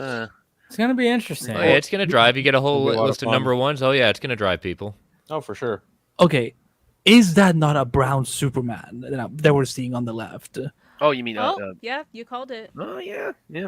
I think it's an emo Superman because he's got one covered. Well, brown people can be emo too, but the fact is that like that's a brown skinned Superman, and if that's the case, I cannot wait for them races to fucking quake on Twitter like the bitches they are and cry like, but nobody is buying the book nobody now. cares. They're not buying the book now. Fuck him. But he's got short sleeves. He's got short sleeves at least. The cool thing about this, I love that. I really love that a lot of the inspiration. I don't know if it's intentional, but it very reminds me. It is a dark side Superman. Yeah, it's very Snyder-esque. It's very almost, especially Superman. Like Superman's look looks very much like Henry Cavill's with. If you look at like the torso right here, I mean, it's very Man of Steel. Very much so. Yeah, of course, Batman is is just like he's a fucking monster. Yeah, he's even bigger than Ben Affleck ever got. I like how Phil pointed out, like I think earlier this week, like Wonder Woman has like a Final Fantasy bastard sword. Yeah. Oh yeah. So I love that. He totally does. 100%. She's gonna cut off like Steppenwolf and Darkseid's head at the same time with like just one chop with that. But I love you also has a tribal tattoo on her too. Yep. Just like on her right arm, she has like full on tribal tattoo. So I love that. This dark side that they're facing, that's going to start this all off, and they say that something's going to happen at the end of Absolute Power that fills in. Is this what I'm thinking it is? As it's a unique dark side that is affecting both of these universes? Yes. Yeah, possibly. yes. I'm getting that. Yeah. That is how you do it. That's how you fucking do it. Well, that's why they put the Omega Sigil right there, and then you see the art by Wes Craig that's doing it very much kind of a la what Snyder did with going with Zack Snyder's Justice League with the kind of like hieroglyphics of Darkseid. Yeah, no reboots, it's running parallel along with your normal universe, and the story is running. And Snyder in his 2 emails he sent out, he was talking about how like Darkseid's going to be sprinkled in. It's not required reading. It's not going to be a through line through everything. It's just going to be a little bit here, a little bit there. It's just he's building. They're building it up. Yeah, I So think I'm looking It's gonna be a lot of fun. I really Yeah, it want to is. see what they're doing with the Flash and Absolute. And Aquaman and Green Lantern. They got some. Yeah, They, Green they, Lantern, they that's- chose their creators very well. Yes, they did. See, So I think I- Jason Aaron's on Superman, Scott Snyder's on Batman, but correct me if I'm wrong. Kelly Thompson's on Wonder Woman. Yes. Hold on. Yeah. I've got. I think Kelly Thompson. I don't have. So with it, since they're doing this, can we finally get them to finish up what they were doing with DC Earth 1 for God's sakes? Nope. Yes. That's No. that's dead. I That's love dead. That's Brad, I dead. That's love the absolutely Earth 1 dead. book so much. Like I've been waiting for fucking. Okay, you know Flash what? and I Aquaman, DC I take that back. I would want to see more of Superman and Wonder Woman. I want to see the Flash and Green Lantern, but please God, no more Batman Earth 1. They're not that bad. No, I know, and I know Please why no. he's saying that Please too. no. That book just got progressively worse as it went on. It's just there's no need. No more Batman Earth 1, please.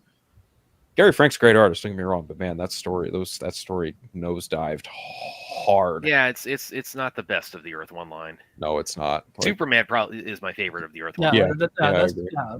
I mean, the Teen Titans one were not great. Oh, you know what, Andy, you're right. Teen Titans was great Oh, too. and Grant Morrison's Wonder Woman, like I couldn't get into it. Like especially when like there's that one panel where like literally all the Themyscirian women are fat shaming Anna Candy, and I'm like, y'all, this is not what they would do. So Yeah, you know, like yeah. I will happily take more Superman Earth 1. Heck, I will take more Batman Earth 1. But I want the Flash Earth 1 from J. Michael Straczynski that we were supposed to get all those years ago. Yeah, you have you have Snyder and Dragata on Batman. You have Jason Aaron on Superman. Wonder Woman's by Kelly Thompson. Absolute Flash with Jeff Lemire. Al Ewing will write Absolute Green Lantern, and Dennis Camp will write Absolute Martian Manhunter. Interesting. Was Yeah, there no but, Flash there at all? What's that? Was there no Flash at all? No, there is. Yeah, it's written by Jeff Lemire. Ooh. Oh, he did. Oh, he did Green that's Arrow great. back in the Green too. I kind of like some of it. He did Teen Titans Earth 1 too, if I'm not Yes. mistaken. Yeah. No, he Yeah, did. I'm looking Yeah. at this image here of all three of them. It's like a. Although yeah, I know. Well, I was about to say, it's like Superman does. Yeah, he does have to look like he has a real Henry Cavill kind of influence to his design. A Yes. closer up look, Andy. It's not as it's more tan, but definitely it's still gotten that more of a. I don't know if we're gonna get a minority Superman. I don't know. I just noticed that Superman also has a 5 o'clock shadow. He's got Yes. some stuff in- Yeah. Tyler Hoechlin was the blueprint. exactly.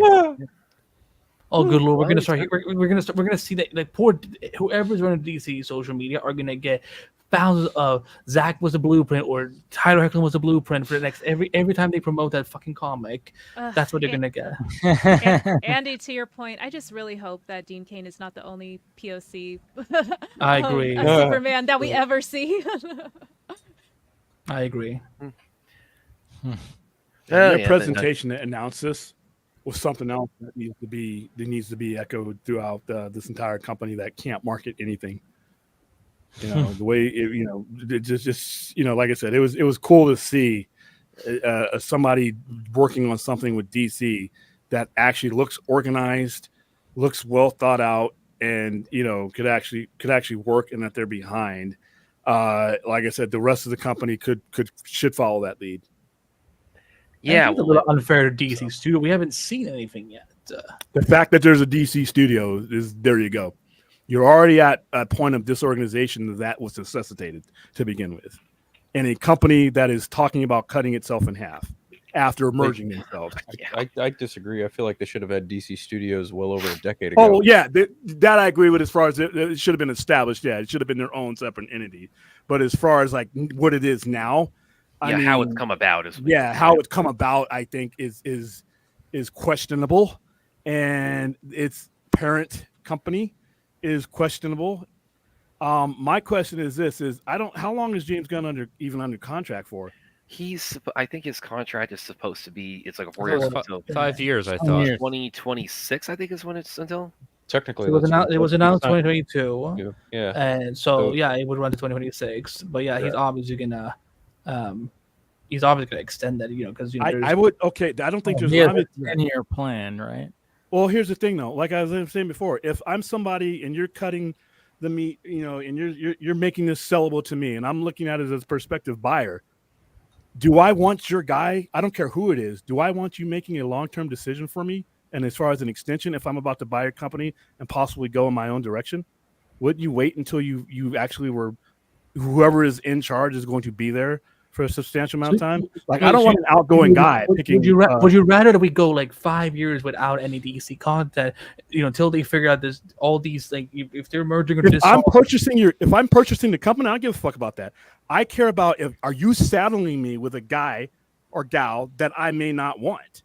If I'm purchasing your company and my ass is on the line, do I want you extending anybody that I have to inherit? Because if I'm buying you, I'm thinking about doing things a way that you're probably not doing them. I'm buying you. We're changing, if we're changing direction and you sign any of these people to long-term deals, I'm inheriting something that I may not want. Well, the circumstances could be like, maybe the contracts that were pre-merger could be null and void, or, subject to like interpretation or at the discretion of the buying company. I don't know, that maybe that could be one of the terms potentially. Yeah, and which would pretty much nullify a contract, because then there's no guarantees. Because once the company sells, like I said, if it sells to somebody who's like, I got a different vision for this, nothing personal against you're the incumbent, but why would I want to inherit somebody else's plumbing like that? I mean, I'm literally spending this kind of money to go in my own direction. Well, what we saw with the merger with WB and Discovery, like there were still some projects they could have easily, written off the next 4 projects that were slated to go out, but they didn't. They decided to put them out and change course. That should be the lesson that the next purchaser looks at, is like, and what should have happened in that is once they started to sell, once they knew they were going to sell, all that shit should have stopped. Because in Zazov's defense, and it's not too many times you'll hear me say that, they were producing stuff that incoming administration was going to have no use for. And then they look like the bad guy because they for whatever reasons, and they're their own reasons, he's on the hook for that now. So I'm not really for if you're going to sell the company or there's going to be massive new management, then what are we doing 10-year plan? I don't know. I just don't see how that's stable. That's a legit question. It's not necessarily a statement. That's a legit question because we've been here before with this company. Yeah, I've noticed some I'm sure all of y'all have noticed this more than me, but like pretty reactive. Oh, let's see if this works. Let's see if that works. And then, jolt decisions after that of like, oh no, like, so-and-so production has, been put It is on kind of the funny backlog, when blah, blah, blah. it is kind of funny that when you have a big studio that has the same mindset as a small YouTuber. Let's see if this works. Yeah. If this works, that's the way it is, right? It's like, hey, let's see if this works. But it's at so much a grander scale where when it doesn't work, it's very, very noticeable. Looking at you, Lucasfilm. Anyways, Shots fired. Shots fired, indeed. Let's see if that. And I say that as a fan of the Acolyte too. You know what? I am too. The show could have been much better. It could have been leagues better. It could have been. But for what I got, I wasn't too disappointed with it. I mean, it's not all bad, but I think some of the execution. I think some of the execution was just kind of like, I don't know. Probably one of the nicer reactions I've seen is like, I think, it's not all bad. I think it really bad. Yeah. It really depends. It depends on what you want out of Star Wars, right? Like it's so funny to me, and this is at all. I don't understand why people take this so personally whenever Star Wars has come up. But obviously, no, this is not directed at anyone at this panel. Fucking people are so quick to just call for the head of Kathleen Kennedy, and yet she's the one. It's like their nervous tick at that point. Bad up, Kathleen Kennedy, bad.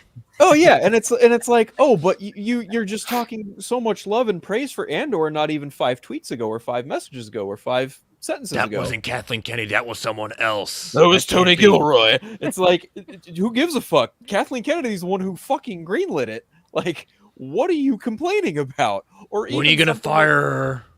And then when it comes to Mandalorian, oh, that was Jon Favreau and Dave Filoni. They know what they're doing. And it's like, again, Kathleen Kennedy fucking greenlit it. She was handpicked by George Lucas himself. And even Dave Filoni was also behind, like, hey, he approved the Acolyte. And Dave Filoni has had some missteps, and I'm a Dave Filoni fan. He's had some missteps, in my opinion. Not every as creative well. is perfect.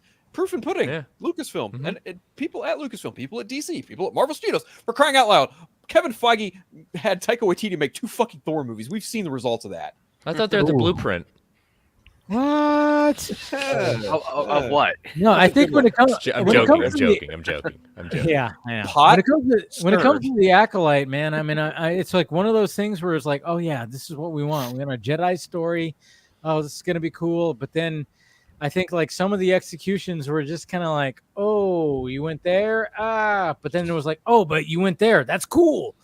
I don't know. For me, at least, it was like, that's cool. What the fuck's that? That's cool. What are you doing right there? It was just kind of like a mixed bag where I was just going, I don't know. It was too much, in my opinion. And if you like it, fine, perfectly fine. But at the same time, I just was like, I had too many. That was cool. Oh fuck, what was that? And then it just, and I felt like the main characters didn't really push it for me. I was like, I don't know what it was with the main characters. Maybe it was the writing. Maybe it was the choice of the dialogue was horrible. The dialogue was horrible, and maybe the actress executions were some. There were some, even like with some of the dialogue with the other actors, which just like, what? I can't disagree with that. There were moments where there were certain lines delivered that were pretty flat, and certain performances that just felt really wooden, if not just outright just almost cookie cutter to what you think a Jedi is or should be. Like, for example, I wasn't really too big on the character Yord. I feel like he was just there and he was just a typical Jedi through and through. Like, oh, I need to be, just stoic and unemotional. But then you get a character like Jackie Lon, played by Daphne Keane, who had, she gravitated between the shades of being like a Jedi, but then also showcasing emotion. And her death, at least to me anyway, like I felt that. That one upset me. I was like, oh, that one I went literally like, what? No. And she was really holding it down in that in yes. that battle. She was a battle. Those were some good ass lightsaber battles throughout the show. I don't hear anyone complaining about those. No, so. Nobody complains about her. They just complain about her dying. Oh yeah, definitely. I can complain everybody. Nobody fucking survives the show, but Hey, no spoilers. Oh, you just gave away. We did spoil that. I'm just joking. I know. Thank you, Ray. Are we free to spoil this show? Let's just spoil it. Okay. Okay. Go. Then everyone's dead. Everyone.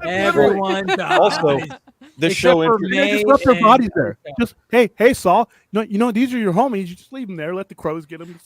No, they went back and prepared the bodies for burial. If you actually watch the show. You know what's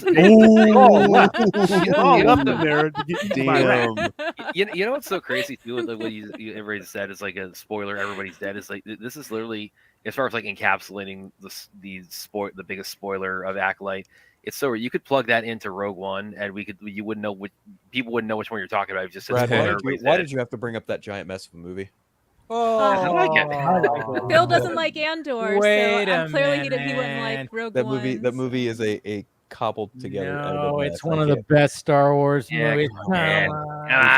We feel very differently about that movie. I know we do. It's fine. I remember going into Rogue One and having friends tell me it's like, well, does anybody survive? And it's like, and these are people who to varying degrees are into Star Wars. Like, okay, if you're at all familiar with Star Wars, you should probably be inferring that they're not gonna. This is gonna be like many Bothams died. Many Bothams died. Yeah, many Bothams died. Correct. Yeah. No, but when it comes to the Acolyte, I'm like what was that? The episode 5. I don't know. It was whatever. Like when they were taking on Kumir. Episode 5. Yeah. That's the one. When they were taking. I mean, when we find out that he is the villain, I actually was going, all right. He is actually a pretty when it comes to villains, he's a pretty badass villain. Like the whole. I mean, you kind of see it. I get it. Like when people are like, I think he meant, but when he like reveals himself and he's like taking on everybody, he's pretty badass. And that right, that episode, the escalation, but the reveal was a little lackluster for me. But yeah, I like how it grew. Yeah. Yes, but because you already kind of suspect it. But when he starts taking on all the Jedi, that was like my favorite part of the whole series. It was like when he was just going and utilizing like the certain kind of metals that just kind of block it, and he was just the Cortosis fucking metal, up there. He was fucking up their lightsabers. I thought that was cool. I was like, that's really cool. The double lightsaber though against Soul, turning into a dagger. That was dope. I did like that too. Like in the end when he just pulls out like the little dagger one, I was like, okay, that's different. I like that. It's better than the whole whip thing. It was interesting when you get the second last episode being a flashback, and then you get to the final episodes, and Saul just explains it within a minute and a half. It's like, so what was the last episode about? If you just did it in a minute and a half, I mean, so when Dave talks about execution, that's actually one episode that I would like to point at, because I think that episode would have flowed much better if we had like a Man of Steel-esque type of voiceover from Soul and May, recounting those events from the Jedi perspective. That would be interesting. Would have been cool. That would be interesting. That would have fixed a lot of issues I think people had with that part of the show. Definitely. Yeah, there was a lot of story choices that when it came to how it was all drawn out, where I was going, it would have worked better if you did it like this. I don't know. It's just, and then it was like this mystery thing, and then it turned into this dramatic thing, and I'm like going, all right, like the narrative kind of went a little wonky for me, because I mean, one of the main reasons for me was like Carrie-Anne Moss is a Jedi. Let's do this. I love her, Wait. I always really like a self-fulfilling prophecy type of story, and I did get that with the final episode, because Osha has a vision, right? When she puts on the helmet. Yeah. And, she sees that, her sister May, is going to kill Soul, but, she goes after to try and, stop it from happening. Story time with Soul again. And then, it's actually her. It's actually her who, fulfills, that prophecy. So. Right. Yeah. And similar to, people want to people want to downplay the show, but it actually follows some pretty, significant story beats to like the prequels, like when Anakin has this vision of like Padme dying. Yeah, that's that, and then he goes and fulfills that prophecy by killing her. Here's another beautiful tie to the prequels in regards to the Acolyte. One of the most prominent Sith Lords introduced of all time in his fucking glory, the one, the only Darth motherfucking Plagueis. Yes, the dude in the cave. My God. I had to do a double take. I'm watching the episode, I look away, I see the white hands, and I was like, wait a minute, did I just see who I thought I saw? And I rewound the episode, I see the face, I see he's a moon, I see the yellow eyes. I was like, there's no mistaking it, that's fucking Darth Plagueis. And he's lusting after his person as he's coming out of the pool. So when it was revealed that May and Osha were created through the Force, I was like, oh, Darth Plagueis is at play here. There's going to be ties to Darth Plagueis in this. This is 100 years before Phantom Menace. Darth Plagueis was absolutely operational during this time period.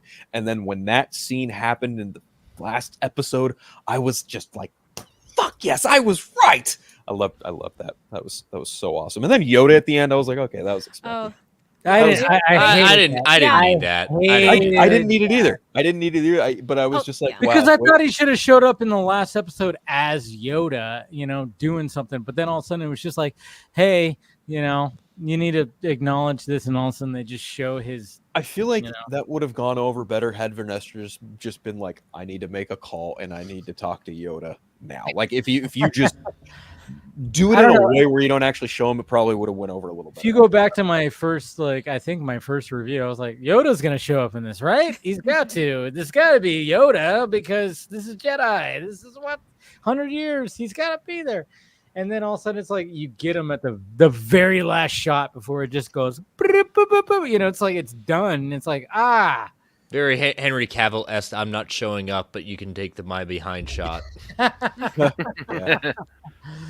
I know. I thought it was super funny how they were, I guess they were like analyzing May and Osha, like when they were considering taking them on to train them as Jedi, and they avoided saying midichlorians. They were like, oh, their M count. And I was just like, they avoided saying midichlorians.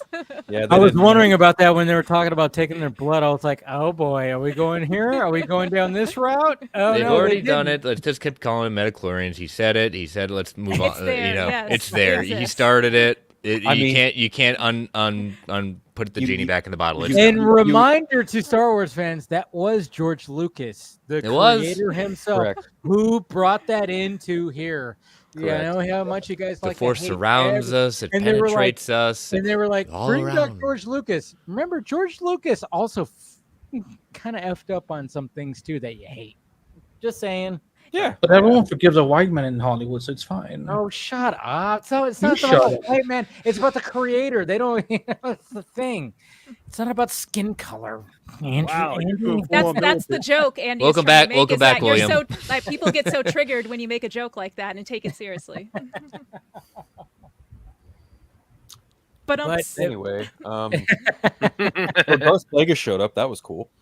I think honestly, even also a nod to the prequels, like they looked at the fights, like specifically between like Anakin and Obi-Wan, and even like Qui-Gon, Darth Maul, and Obi-Wan, and they were like, okay, we want to do something like this, but take it to a bit of a next level. And I feel like a lot of the fights in the Acolyte, specifically like Episode 5 and Episode 8, like the lightsaber duels, it was fantastic. Just absolutely. There were several fights that were broken. The fights were splintering off in other fights. It was really good. Oh yeah, it was really well done. Like I don't disagree. Mixed bag in a lot of ways, but I think there's a lot more good than a lot of bad. I think there are a lot of just angry fanboys being mad to be mad about. I don't understand the hate. What's with the hate towards this show? Oh, they were grasping at a show straws, focusing on women. It was also like, these leaps in logic of like, oh, this doesn't work with the timeline. Oh, this character, wasn't around during this timeline. Like, but again, like not one of even the Jedi George Council. Lucas did that. Right. And like, oh, they didn't know the Sith existed, at this timeline. I'm just like, this is a universe. You don't know what people know. Like, you're thinking in the context like, of wait a a minute. small Since going to Disney, Star Wars has been fast and loose with the canon for so long. Well, even George they're Lucas playing fast and loose with it. Like even George Lucas, the same man who in Episode 5 had Luke and Leia kiss, but then in Episode 6 were like, oh, by the way, they're siblings, they're brother and sister. Things change. Game of And the Thrones, fact Game of of the matter Thrones. is, like, there was like so much like before like all this. I mean, how many times were like hate was thrown at like what George Lucas did with the prequels, and now all of a sudden like we're in this time period now where everybody's going like, "Oh man, bring back George Lucas." It was like, what the fuck? It was like, yeah, I never thought like he fucked it up too. The guy who just let his most well-known IP to rot. Yeah. I mean, Attack of the Clones, I can't even stand watching that I movie. hate that's the worst Star Wars And movie. it's the worst Star Wars movie, but he made up for it with Revenge of the Revenge Sith. of the Sith, yeah. Did he now? Did he? I think. Yes, Chris. I point to that dialogue. Okay. I'll give you the dialogue's still bad, but it was Questionable. still a better made movie, right? Yes. It's the best one of yes. the prequel trilogy, I think. It's the best movie of the prequel It's trilogy. well, it's the one we all were waiting for to see, The Descent. So Yeah. True. That's the thing. I mean, That's where he went right. I mean, when it came to Phantom Menace, I can enjoy Phantom Menace because it is I would say Phantom Menace is a generic Star Wars movie where you go, you have this, and then the final act is 3 different battles happening at the same time. Just like it just felt like a Star Wars movie. Attack of the Clones, you just go, oh boy. you you Star Wars just movie go, I ever called boring was Attack of the Clones. Oof, I just go, oof. Yeah. every time I watch And that then all of movie. a sudden you get Revenge of the Your Sith. girlfriend, woof. Exactly. You start watching Revenge of the Sith to go, oh, the opening scene. Whoa, you got Anakin just fucking Sudoku just slicing his head off with 2 lightsabers. I'm like, all right, I'm on board. And it's a red yeah. and blue saber nonetheless too. Oh, like, yeah. like literally visually showcasing his split of light and dark. Symbolism, yes. Beautiful. It's beautiful. It was beautiful, but it's like, but then yeah, I could get it. The dialogue still not great because George Lucas does not know how to do good Again, dialogue. another parallel to the Acolyte. There you, hey, you know what? He's got a point. And Osha with her lightsaber, you watch it transform from, blue to red. Yeah, it was kind of weird. I was like, whoa, they could do that. That is indeed a canon thing. That is the bleeding of the lightsaber when someone forces their negative emotion upon the kyber crystal and makes it bleed. Yeah, that was dope as fuck. I was kind of like, wow, that's never been seen before. I was like, I don't know. It was before, but this is the first time in live action.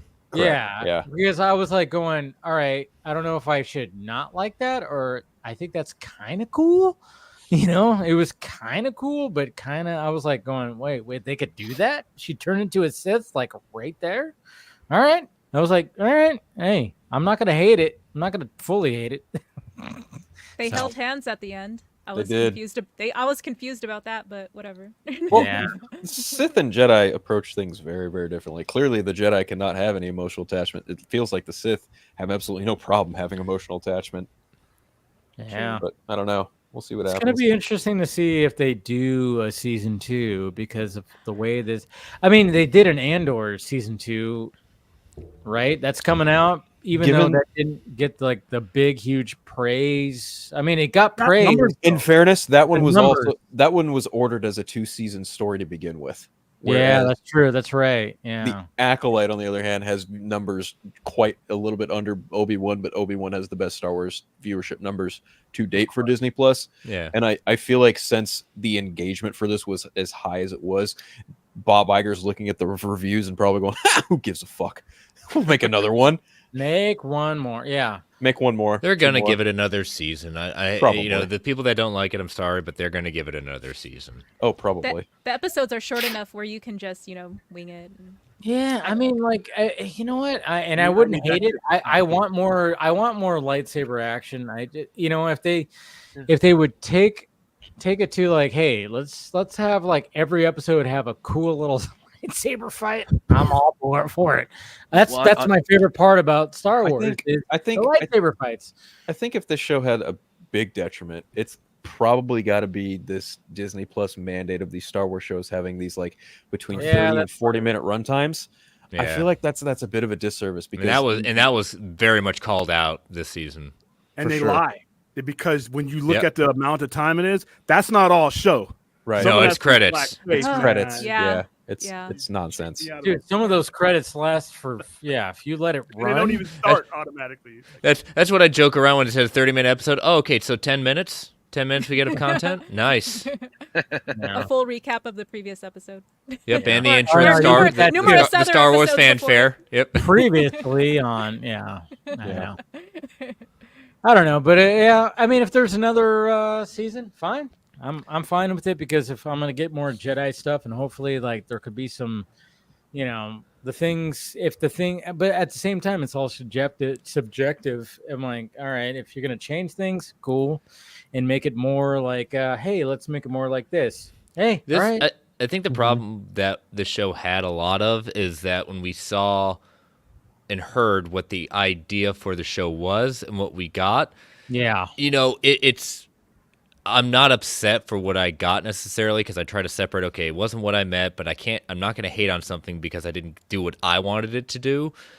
I'll pick it apart in different ways. That it wasn't my tempo in some ways. It is by far not the worst Star Wars. Even the worst Star Wars, I'll watch. Well, I'll watch it. I mean, I think but I'm not going to purposely watch it. I'll say, all right, Star Wars. I'll always find something out of it. It's no Rogue One, but. There's no holiday special, There's that too, right? It's definitely no holiday special. Even I can find goodness to the holiday special. I get a good laugh out of it. Well, I think when it comes to Star Wars, Life Day, Book of Boba Fett is the most forgettable for sure. Yeah. I don't even remember what happened in that. When he goes and gets the Rancor, he goes and gets his fucking dinosaur when he has Slave One. Yeah, that lost me. I'm like, yeah. They really fucked up Boba Fett. I don't know. Boba Fett just did not work as well as it should.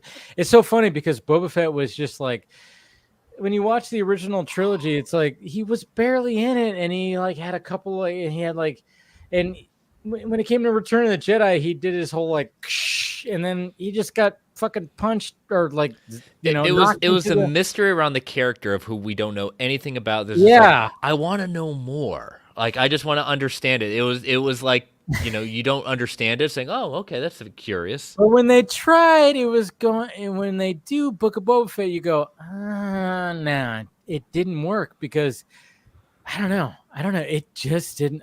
It just didn't work. It just a lot of flashback does. Too much. I didn't watch the series, but is there Jango Fett in the series or no? I mean, they talk about it. Yeah, they talk about it, but it's just, I don't know. The execute. There's just the mystery behind Boba Fett was always the thing that appealed to people. And then when you finally go, hey, here's his backstory, and here's this, and here's that, you go, huh, well, that's not that great. I'm going back to Legends canon where I was intrigued. See? And if you read the literature, people who read the literature go, oh, yeah, that's way more intriguing. But when they have a show, you go, yeah, he's just, and then they're using of course, the same actor who's playing like this character, and then at a point you kind of go, maybe not use him anymore. He's older now. It's like it's not really working. I'll tell you what though, when he got brought back into Mando season 2 though, that was Boba Fett I'd like to see more of. But see, that's the thing. That's where you go. That's where Boba Fett shines, where you have the mystery. Still, you don't have a full-on story about him. He just shows up, does his thing, is a badass, and that's it. You know, it's like that's the thing. So I don't know. I like the whole thing of like doing. It sounded like a good idea and probably was a good idea on paper, but then when it showed, it was like I don't even remember that series really that much. That's why I consider that probably the worst Star Wars live action series. You know, I'm like, it's just, I don't even remember what happened there because it was so forgettable. But the Acolyte, you know, it's got some memorable moments, especially those lightsaber fights, you know. Well, on that note, I think William and I, we need to go ahead and bounce. We gotta get ready for our show. Oh yeah, we're gonna wrap up this stream right now, but you guys can sign off if you need to. Some food. You can find me right there, youtube.com at the Sci-Fi Center, and occasionally Brad too. Yeah, him. Oh yeah, I just on the Catwoman, Cat in the Hat. There we go. Yeah. By the way, I give that's the thought, Ray. I think. Brad in the Hat. I think Cat Brad in the Hat. There we go. Cat Brad. We'll take up the Catwoman discussion in about a half hour, but thanks for having me, Dave. Oh wait, you're gonna? Is it a cliffhanger until you get to the sci-fi? You know what? Yeah, I think I'll leave it as a cliffhanger. I wouldn't say cliffhanger. I know it lies at the end of the cliff, so I don't think it's a cliffhanger. But commerce, baby, commerce. Thanks, Dave. You guys. All right. Thank you, William. Thank you, Brad. See you soon. Brad. Have fun on your stream.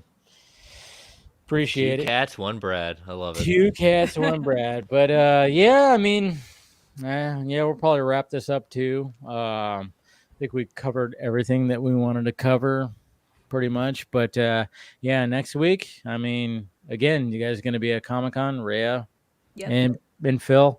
Mm-hmm. We'll try to do some, if you guys are available to do any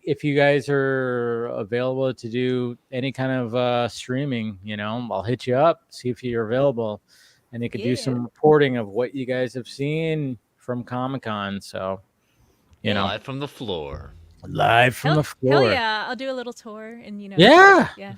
Definitely. Yeah, I know you're going to be posting videos and stuff like that, and very much we'll do that. But if you're available around this time next Friday, we'll get your input on what's happening over there and what you've seen and what So boots go on around the ground. Boots on the ground. I love it. So let's go around the horn. Let's plug away on stuff we're working on. We'll go with you, Chris, first. As always, thank you, Dave. Always enjoy the panel. And you can find me on all the socials at Chris Balga. 2 shows on the Geek Ultimate Alliance Network, World's Finest True Believers. You can follow that at Finest Believers. And then Marvel Alliance at Marvel A Podcast. We just broke down this week the Captain America Brave New World trailer, broke down all the goings on with the Russos and Michael Waldron leaving Avengers 5. So we give our thoughts on that and give our previews for Deadpool and Wolverine. There we go. God, I can't believe that's coming out next week. Crazy. Mm-hmm. Phil. For the record, Chris, that was a great episode. I listened to it earlier this morning. If anyone wants to follow me, pretty much just right there, unfiltered, except that cesspool app owned by Elon Musk. I'm not there, but Vero, Instagram, Threads, Blue Sky. You can catch me there. You can catch my reviews of The Boys, The Acolyte, as well as House of the Dragon on Multiverse of Color, where I hang out with my good pal Andy down there. And you guys can listen to my show, Eternal Night Podcast, as well as you can catch me on The Four Nerds on most Wednesdays. So that's about it, man. That's about all I got going on. All right. Appreciate you, man. Rhea. Hi, y'all. I actually started making content again. Yeah. Yay! I love it. Indeed. Yay! Keep it going. Keep it going. Yeah, I got this burst of energy, and I am doing gaming content as well as movie talk content. So I share all that stuff and updates and shorts and stuff on my Twitter. So you can actually follow me and get more than just retweets of of other people's content. So yeah, check me out. I am on X, so that's kind of my primary platform. So come through. There you go. Thank you, Andy. Is he awake? Yeah, I don't know. I think he's for there Andy. he is. Nope, Andy. he's moving. What? Andy. Sorry, what? Andy. We're saying goodbye, Andy. We're signing off. We're signing off, Andy. Okay. Wait. Oh, you're doing the plug? Oh shit. Yes. Yeah. ADHD. I just Andy. Are you saying goodbye? Oh, okay, bye. No, never mind. I thought we were. I thought you were saying good night. I thought we were already off. I'm sorry. No, we gotta sign off, man. Yeah. Plug your stuff. Plug the next. What's the next actress you're going to be talking to? Creator. You can't reveal that. No. I'm trying to. So the actors who played Black Canary in Crisis Part 3, and then the writer and directors. I did interviews with them yesterday. So. Oh, Juliana Harkavy? No. Crisis Part 3. Listen to me, love. Oh. See, I went to. Yeah. But she's a lovely woman. She's a lovely actress. So I wish her nothing but the best. But you can find all my work at screenrant.com with lots of news and interviews. And I'm gonna be busy covering Comic-Con next week. So I these fingers are gonna be so red next week. Oh yeah. Phrasing. It's gonna be fun. It's gonna be exhausting. You can find me at Andy Wright on all social medias. I host the Showrunner Whisper, which on Wednesday we're posting part 2 of the Mark Guggenheim interview. So check it out at showrunnerwhisper.com. And of course, you got everything I do on Multiverse of Color, which with Lip and Vanessa, KR, Jules, Keenan, and who am I forgetting? And Nadia going to Comic-Con next week covering. I've never had this big of a team going to Comic-Con on my behalf. So, there will be lots of coverage there. So follow Multiverse of Color on social media, Multiverse of Color, at just Multiverse of Color Twitter, and then click the link and you can find all the other handles. But yeah, go follow Multiverse of Color for all your Comic-Con coverage. Show some love for the little guys. And bye. I don't know what the fuck else I do. Something else. Wake the fuck up. I like what you said right there. Show some love for the little guys out there. Little guys and girls out there, please. No matter how big you are, show some love or respect. Just do that. That's all we ask for, right? Also, big shout out to Jason, who was just making it rain with the memberships in the chat. Yeah. Wherever you are, Indeed. man. Appreciate that. That was so rad. Yeah, love it. So we love you guys. And Wizard of, oh my god, in the comment, Andy just said a Wizard of Oz dream moment. I'm like, no, It's autism. I just get distracted easily. Like again. Yay, ND buddy. Yay. Hey, wait. Oh, this is me trying to. There you go. You guys got it. You guys got it. There you go. Streamer like flips the camera. I don't understand that. Let's see if I can like. Oh, here's my sign. There you go. I did it right. I always like want to point it here because that's where I see it on my screen. So I know we're all not Vanna White. You know, she was a pro where she could just point. Vanna who? Vanna. Oh yeah. Okay. And on that note, was it Vanna? Look up Wheel of Fortune, Andy. Vanna White. Oh, that show is so boring. Yeah, but it's been around for like 100 years. Well, doesn't make it a treasure though. It is kind of like racism has been around for decades. Like it's not. Wow, here we go. Ooh, it's that time of night, y'all. We're getting real. I know. We went from Wheel of Fortune to racism. White. Well, there we go. Are we in a South Park episode? I know, right? Sounds like it. I like Anyways, Family I appreciate everybody on the panel. Thank you, Chris. Thank you, Phil. Thank you, Rhea. Thank you, Andy. Thank you to, of course, Brad and William and Steven and Scott, who showed up earlier. We remembered everyone. Yes, been a fun panel tonight, definitely. And we will talk to you guys later. Peace.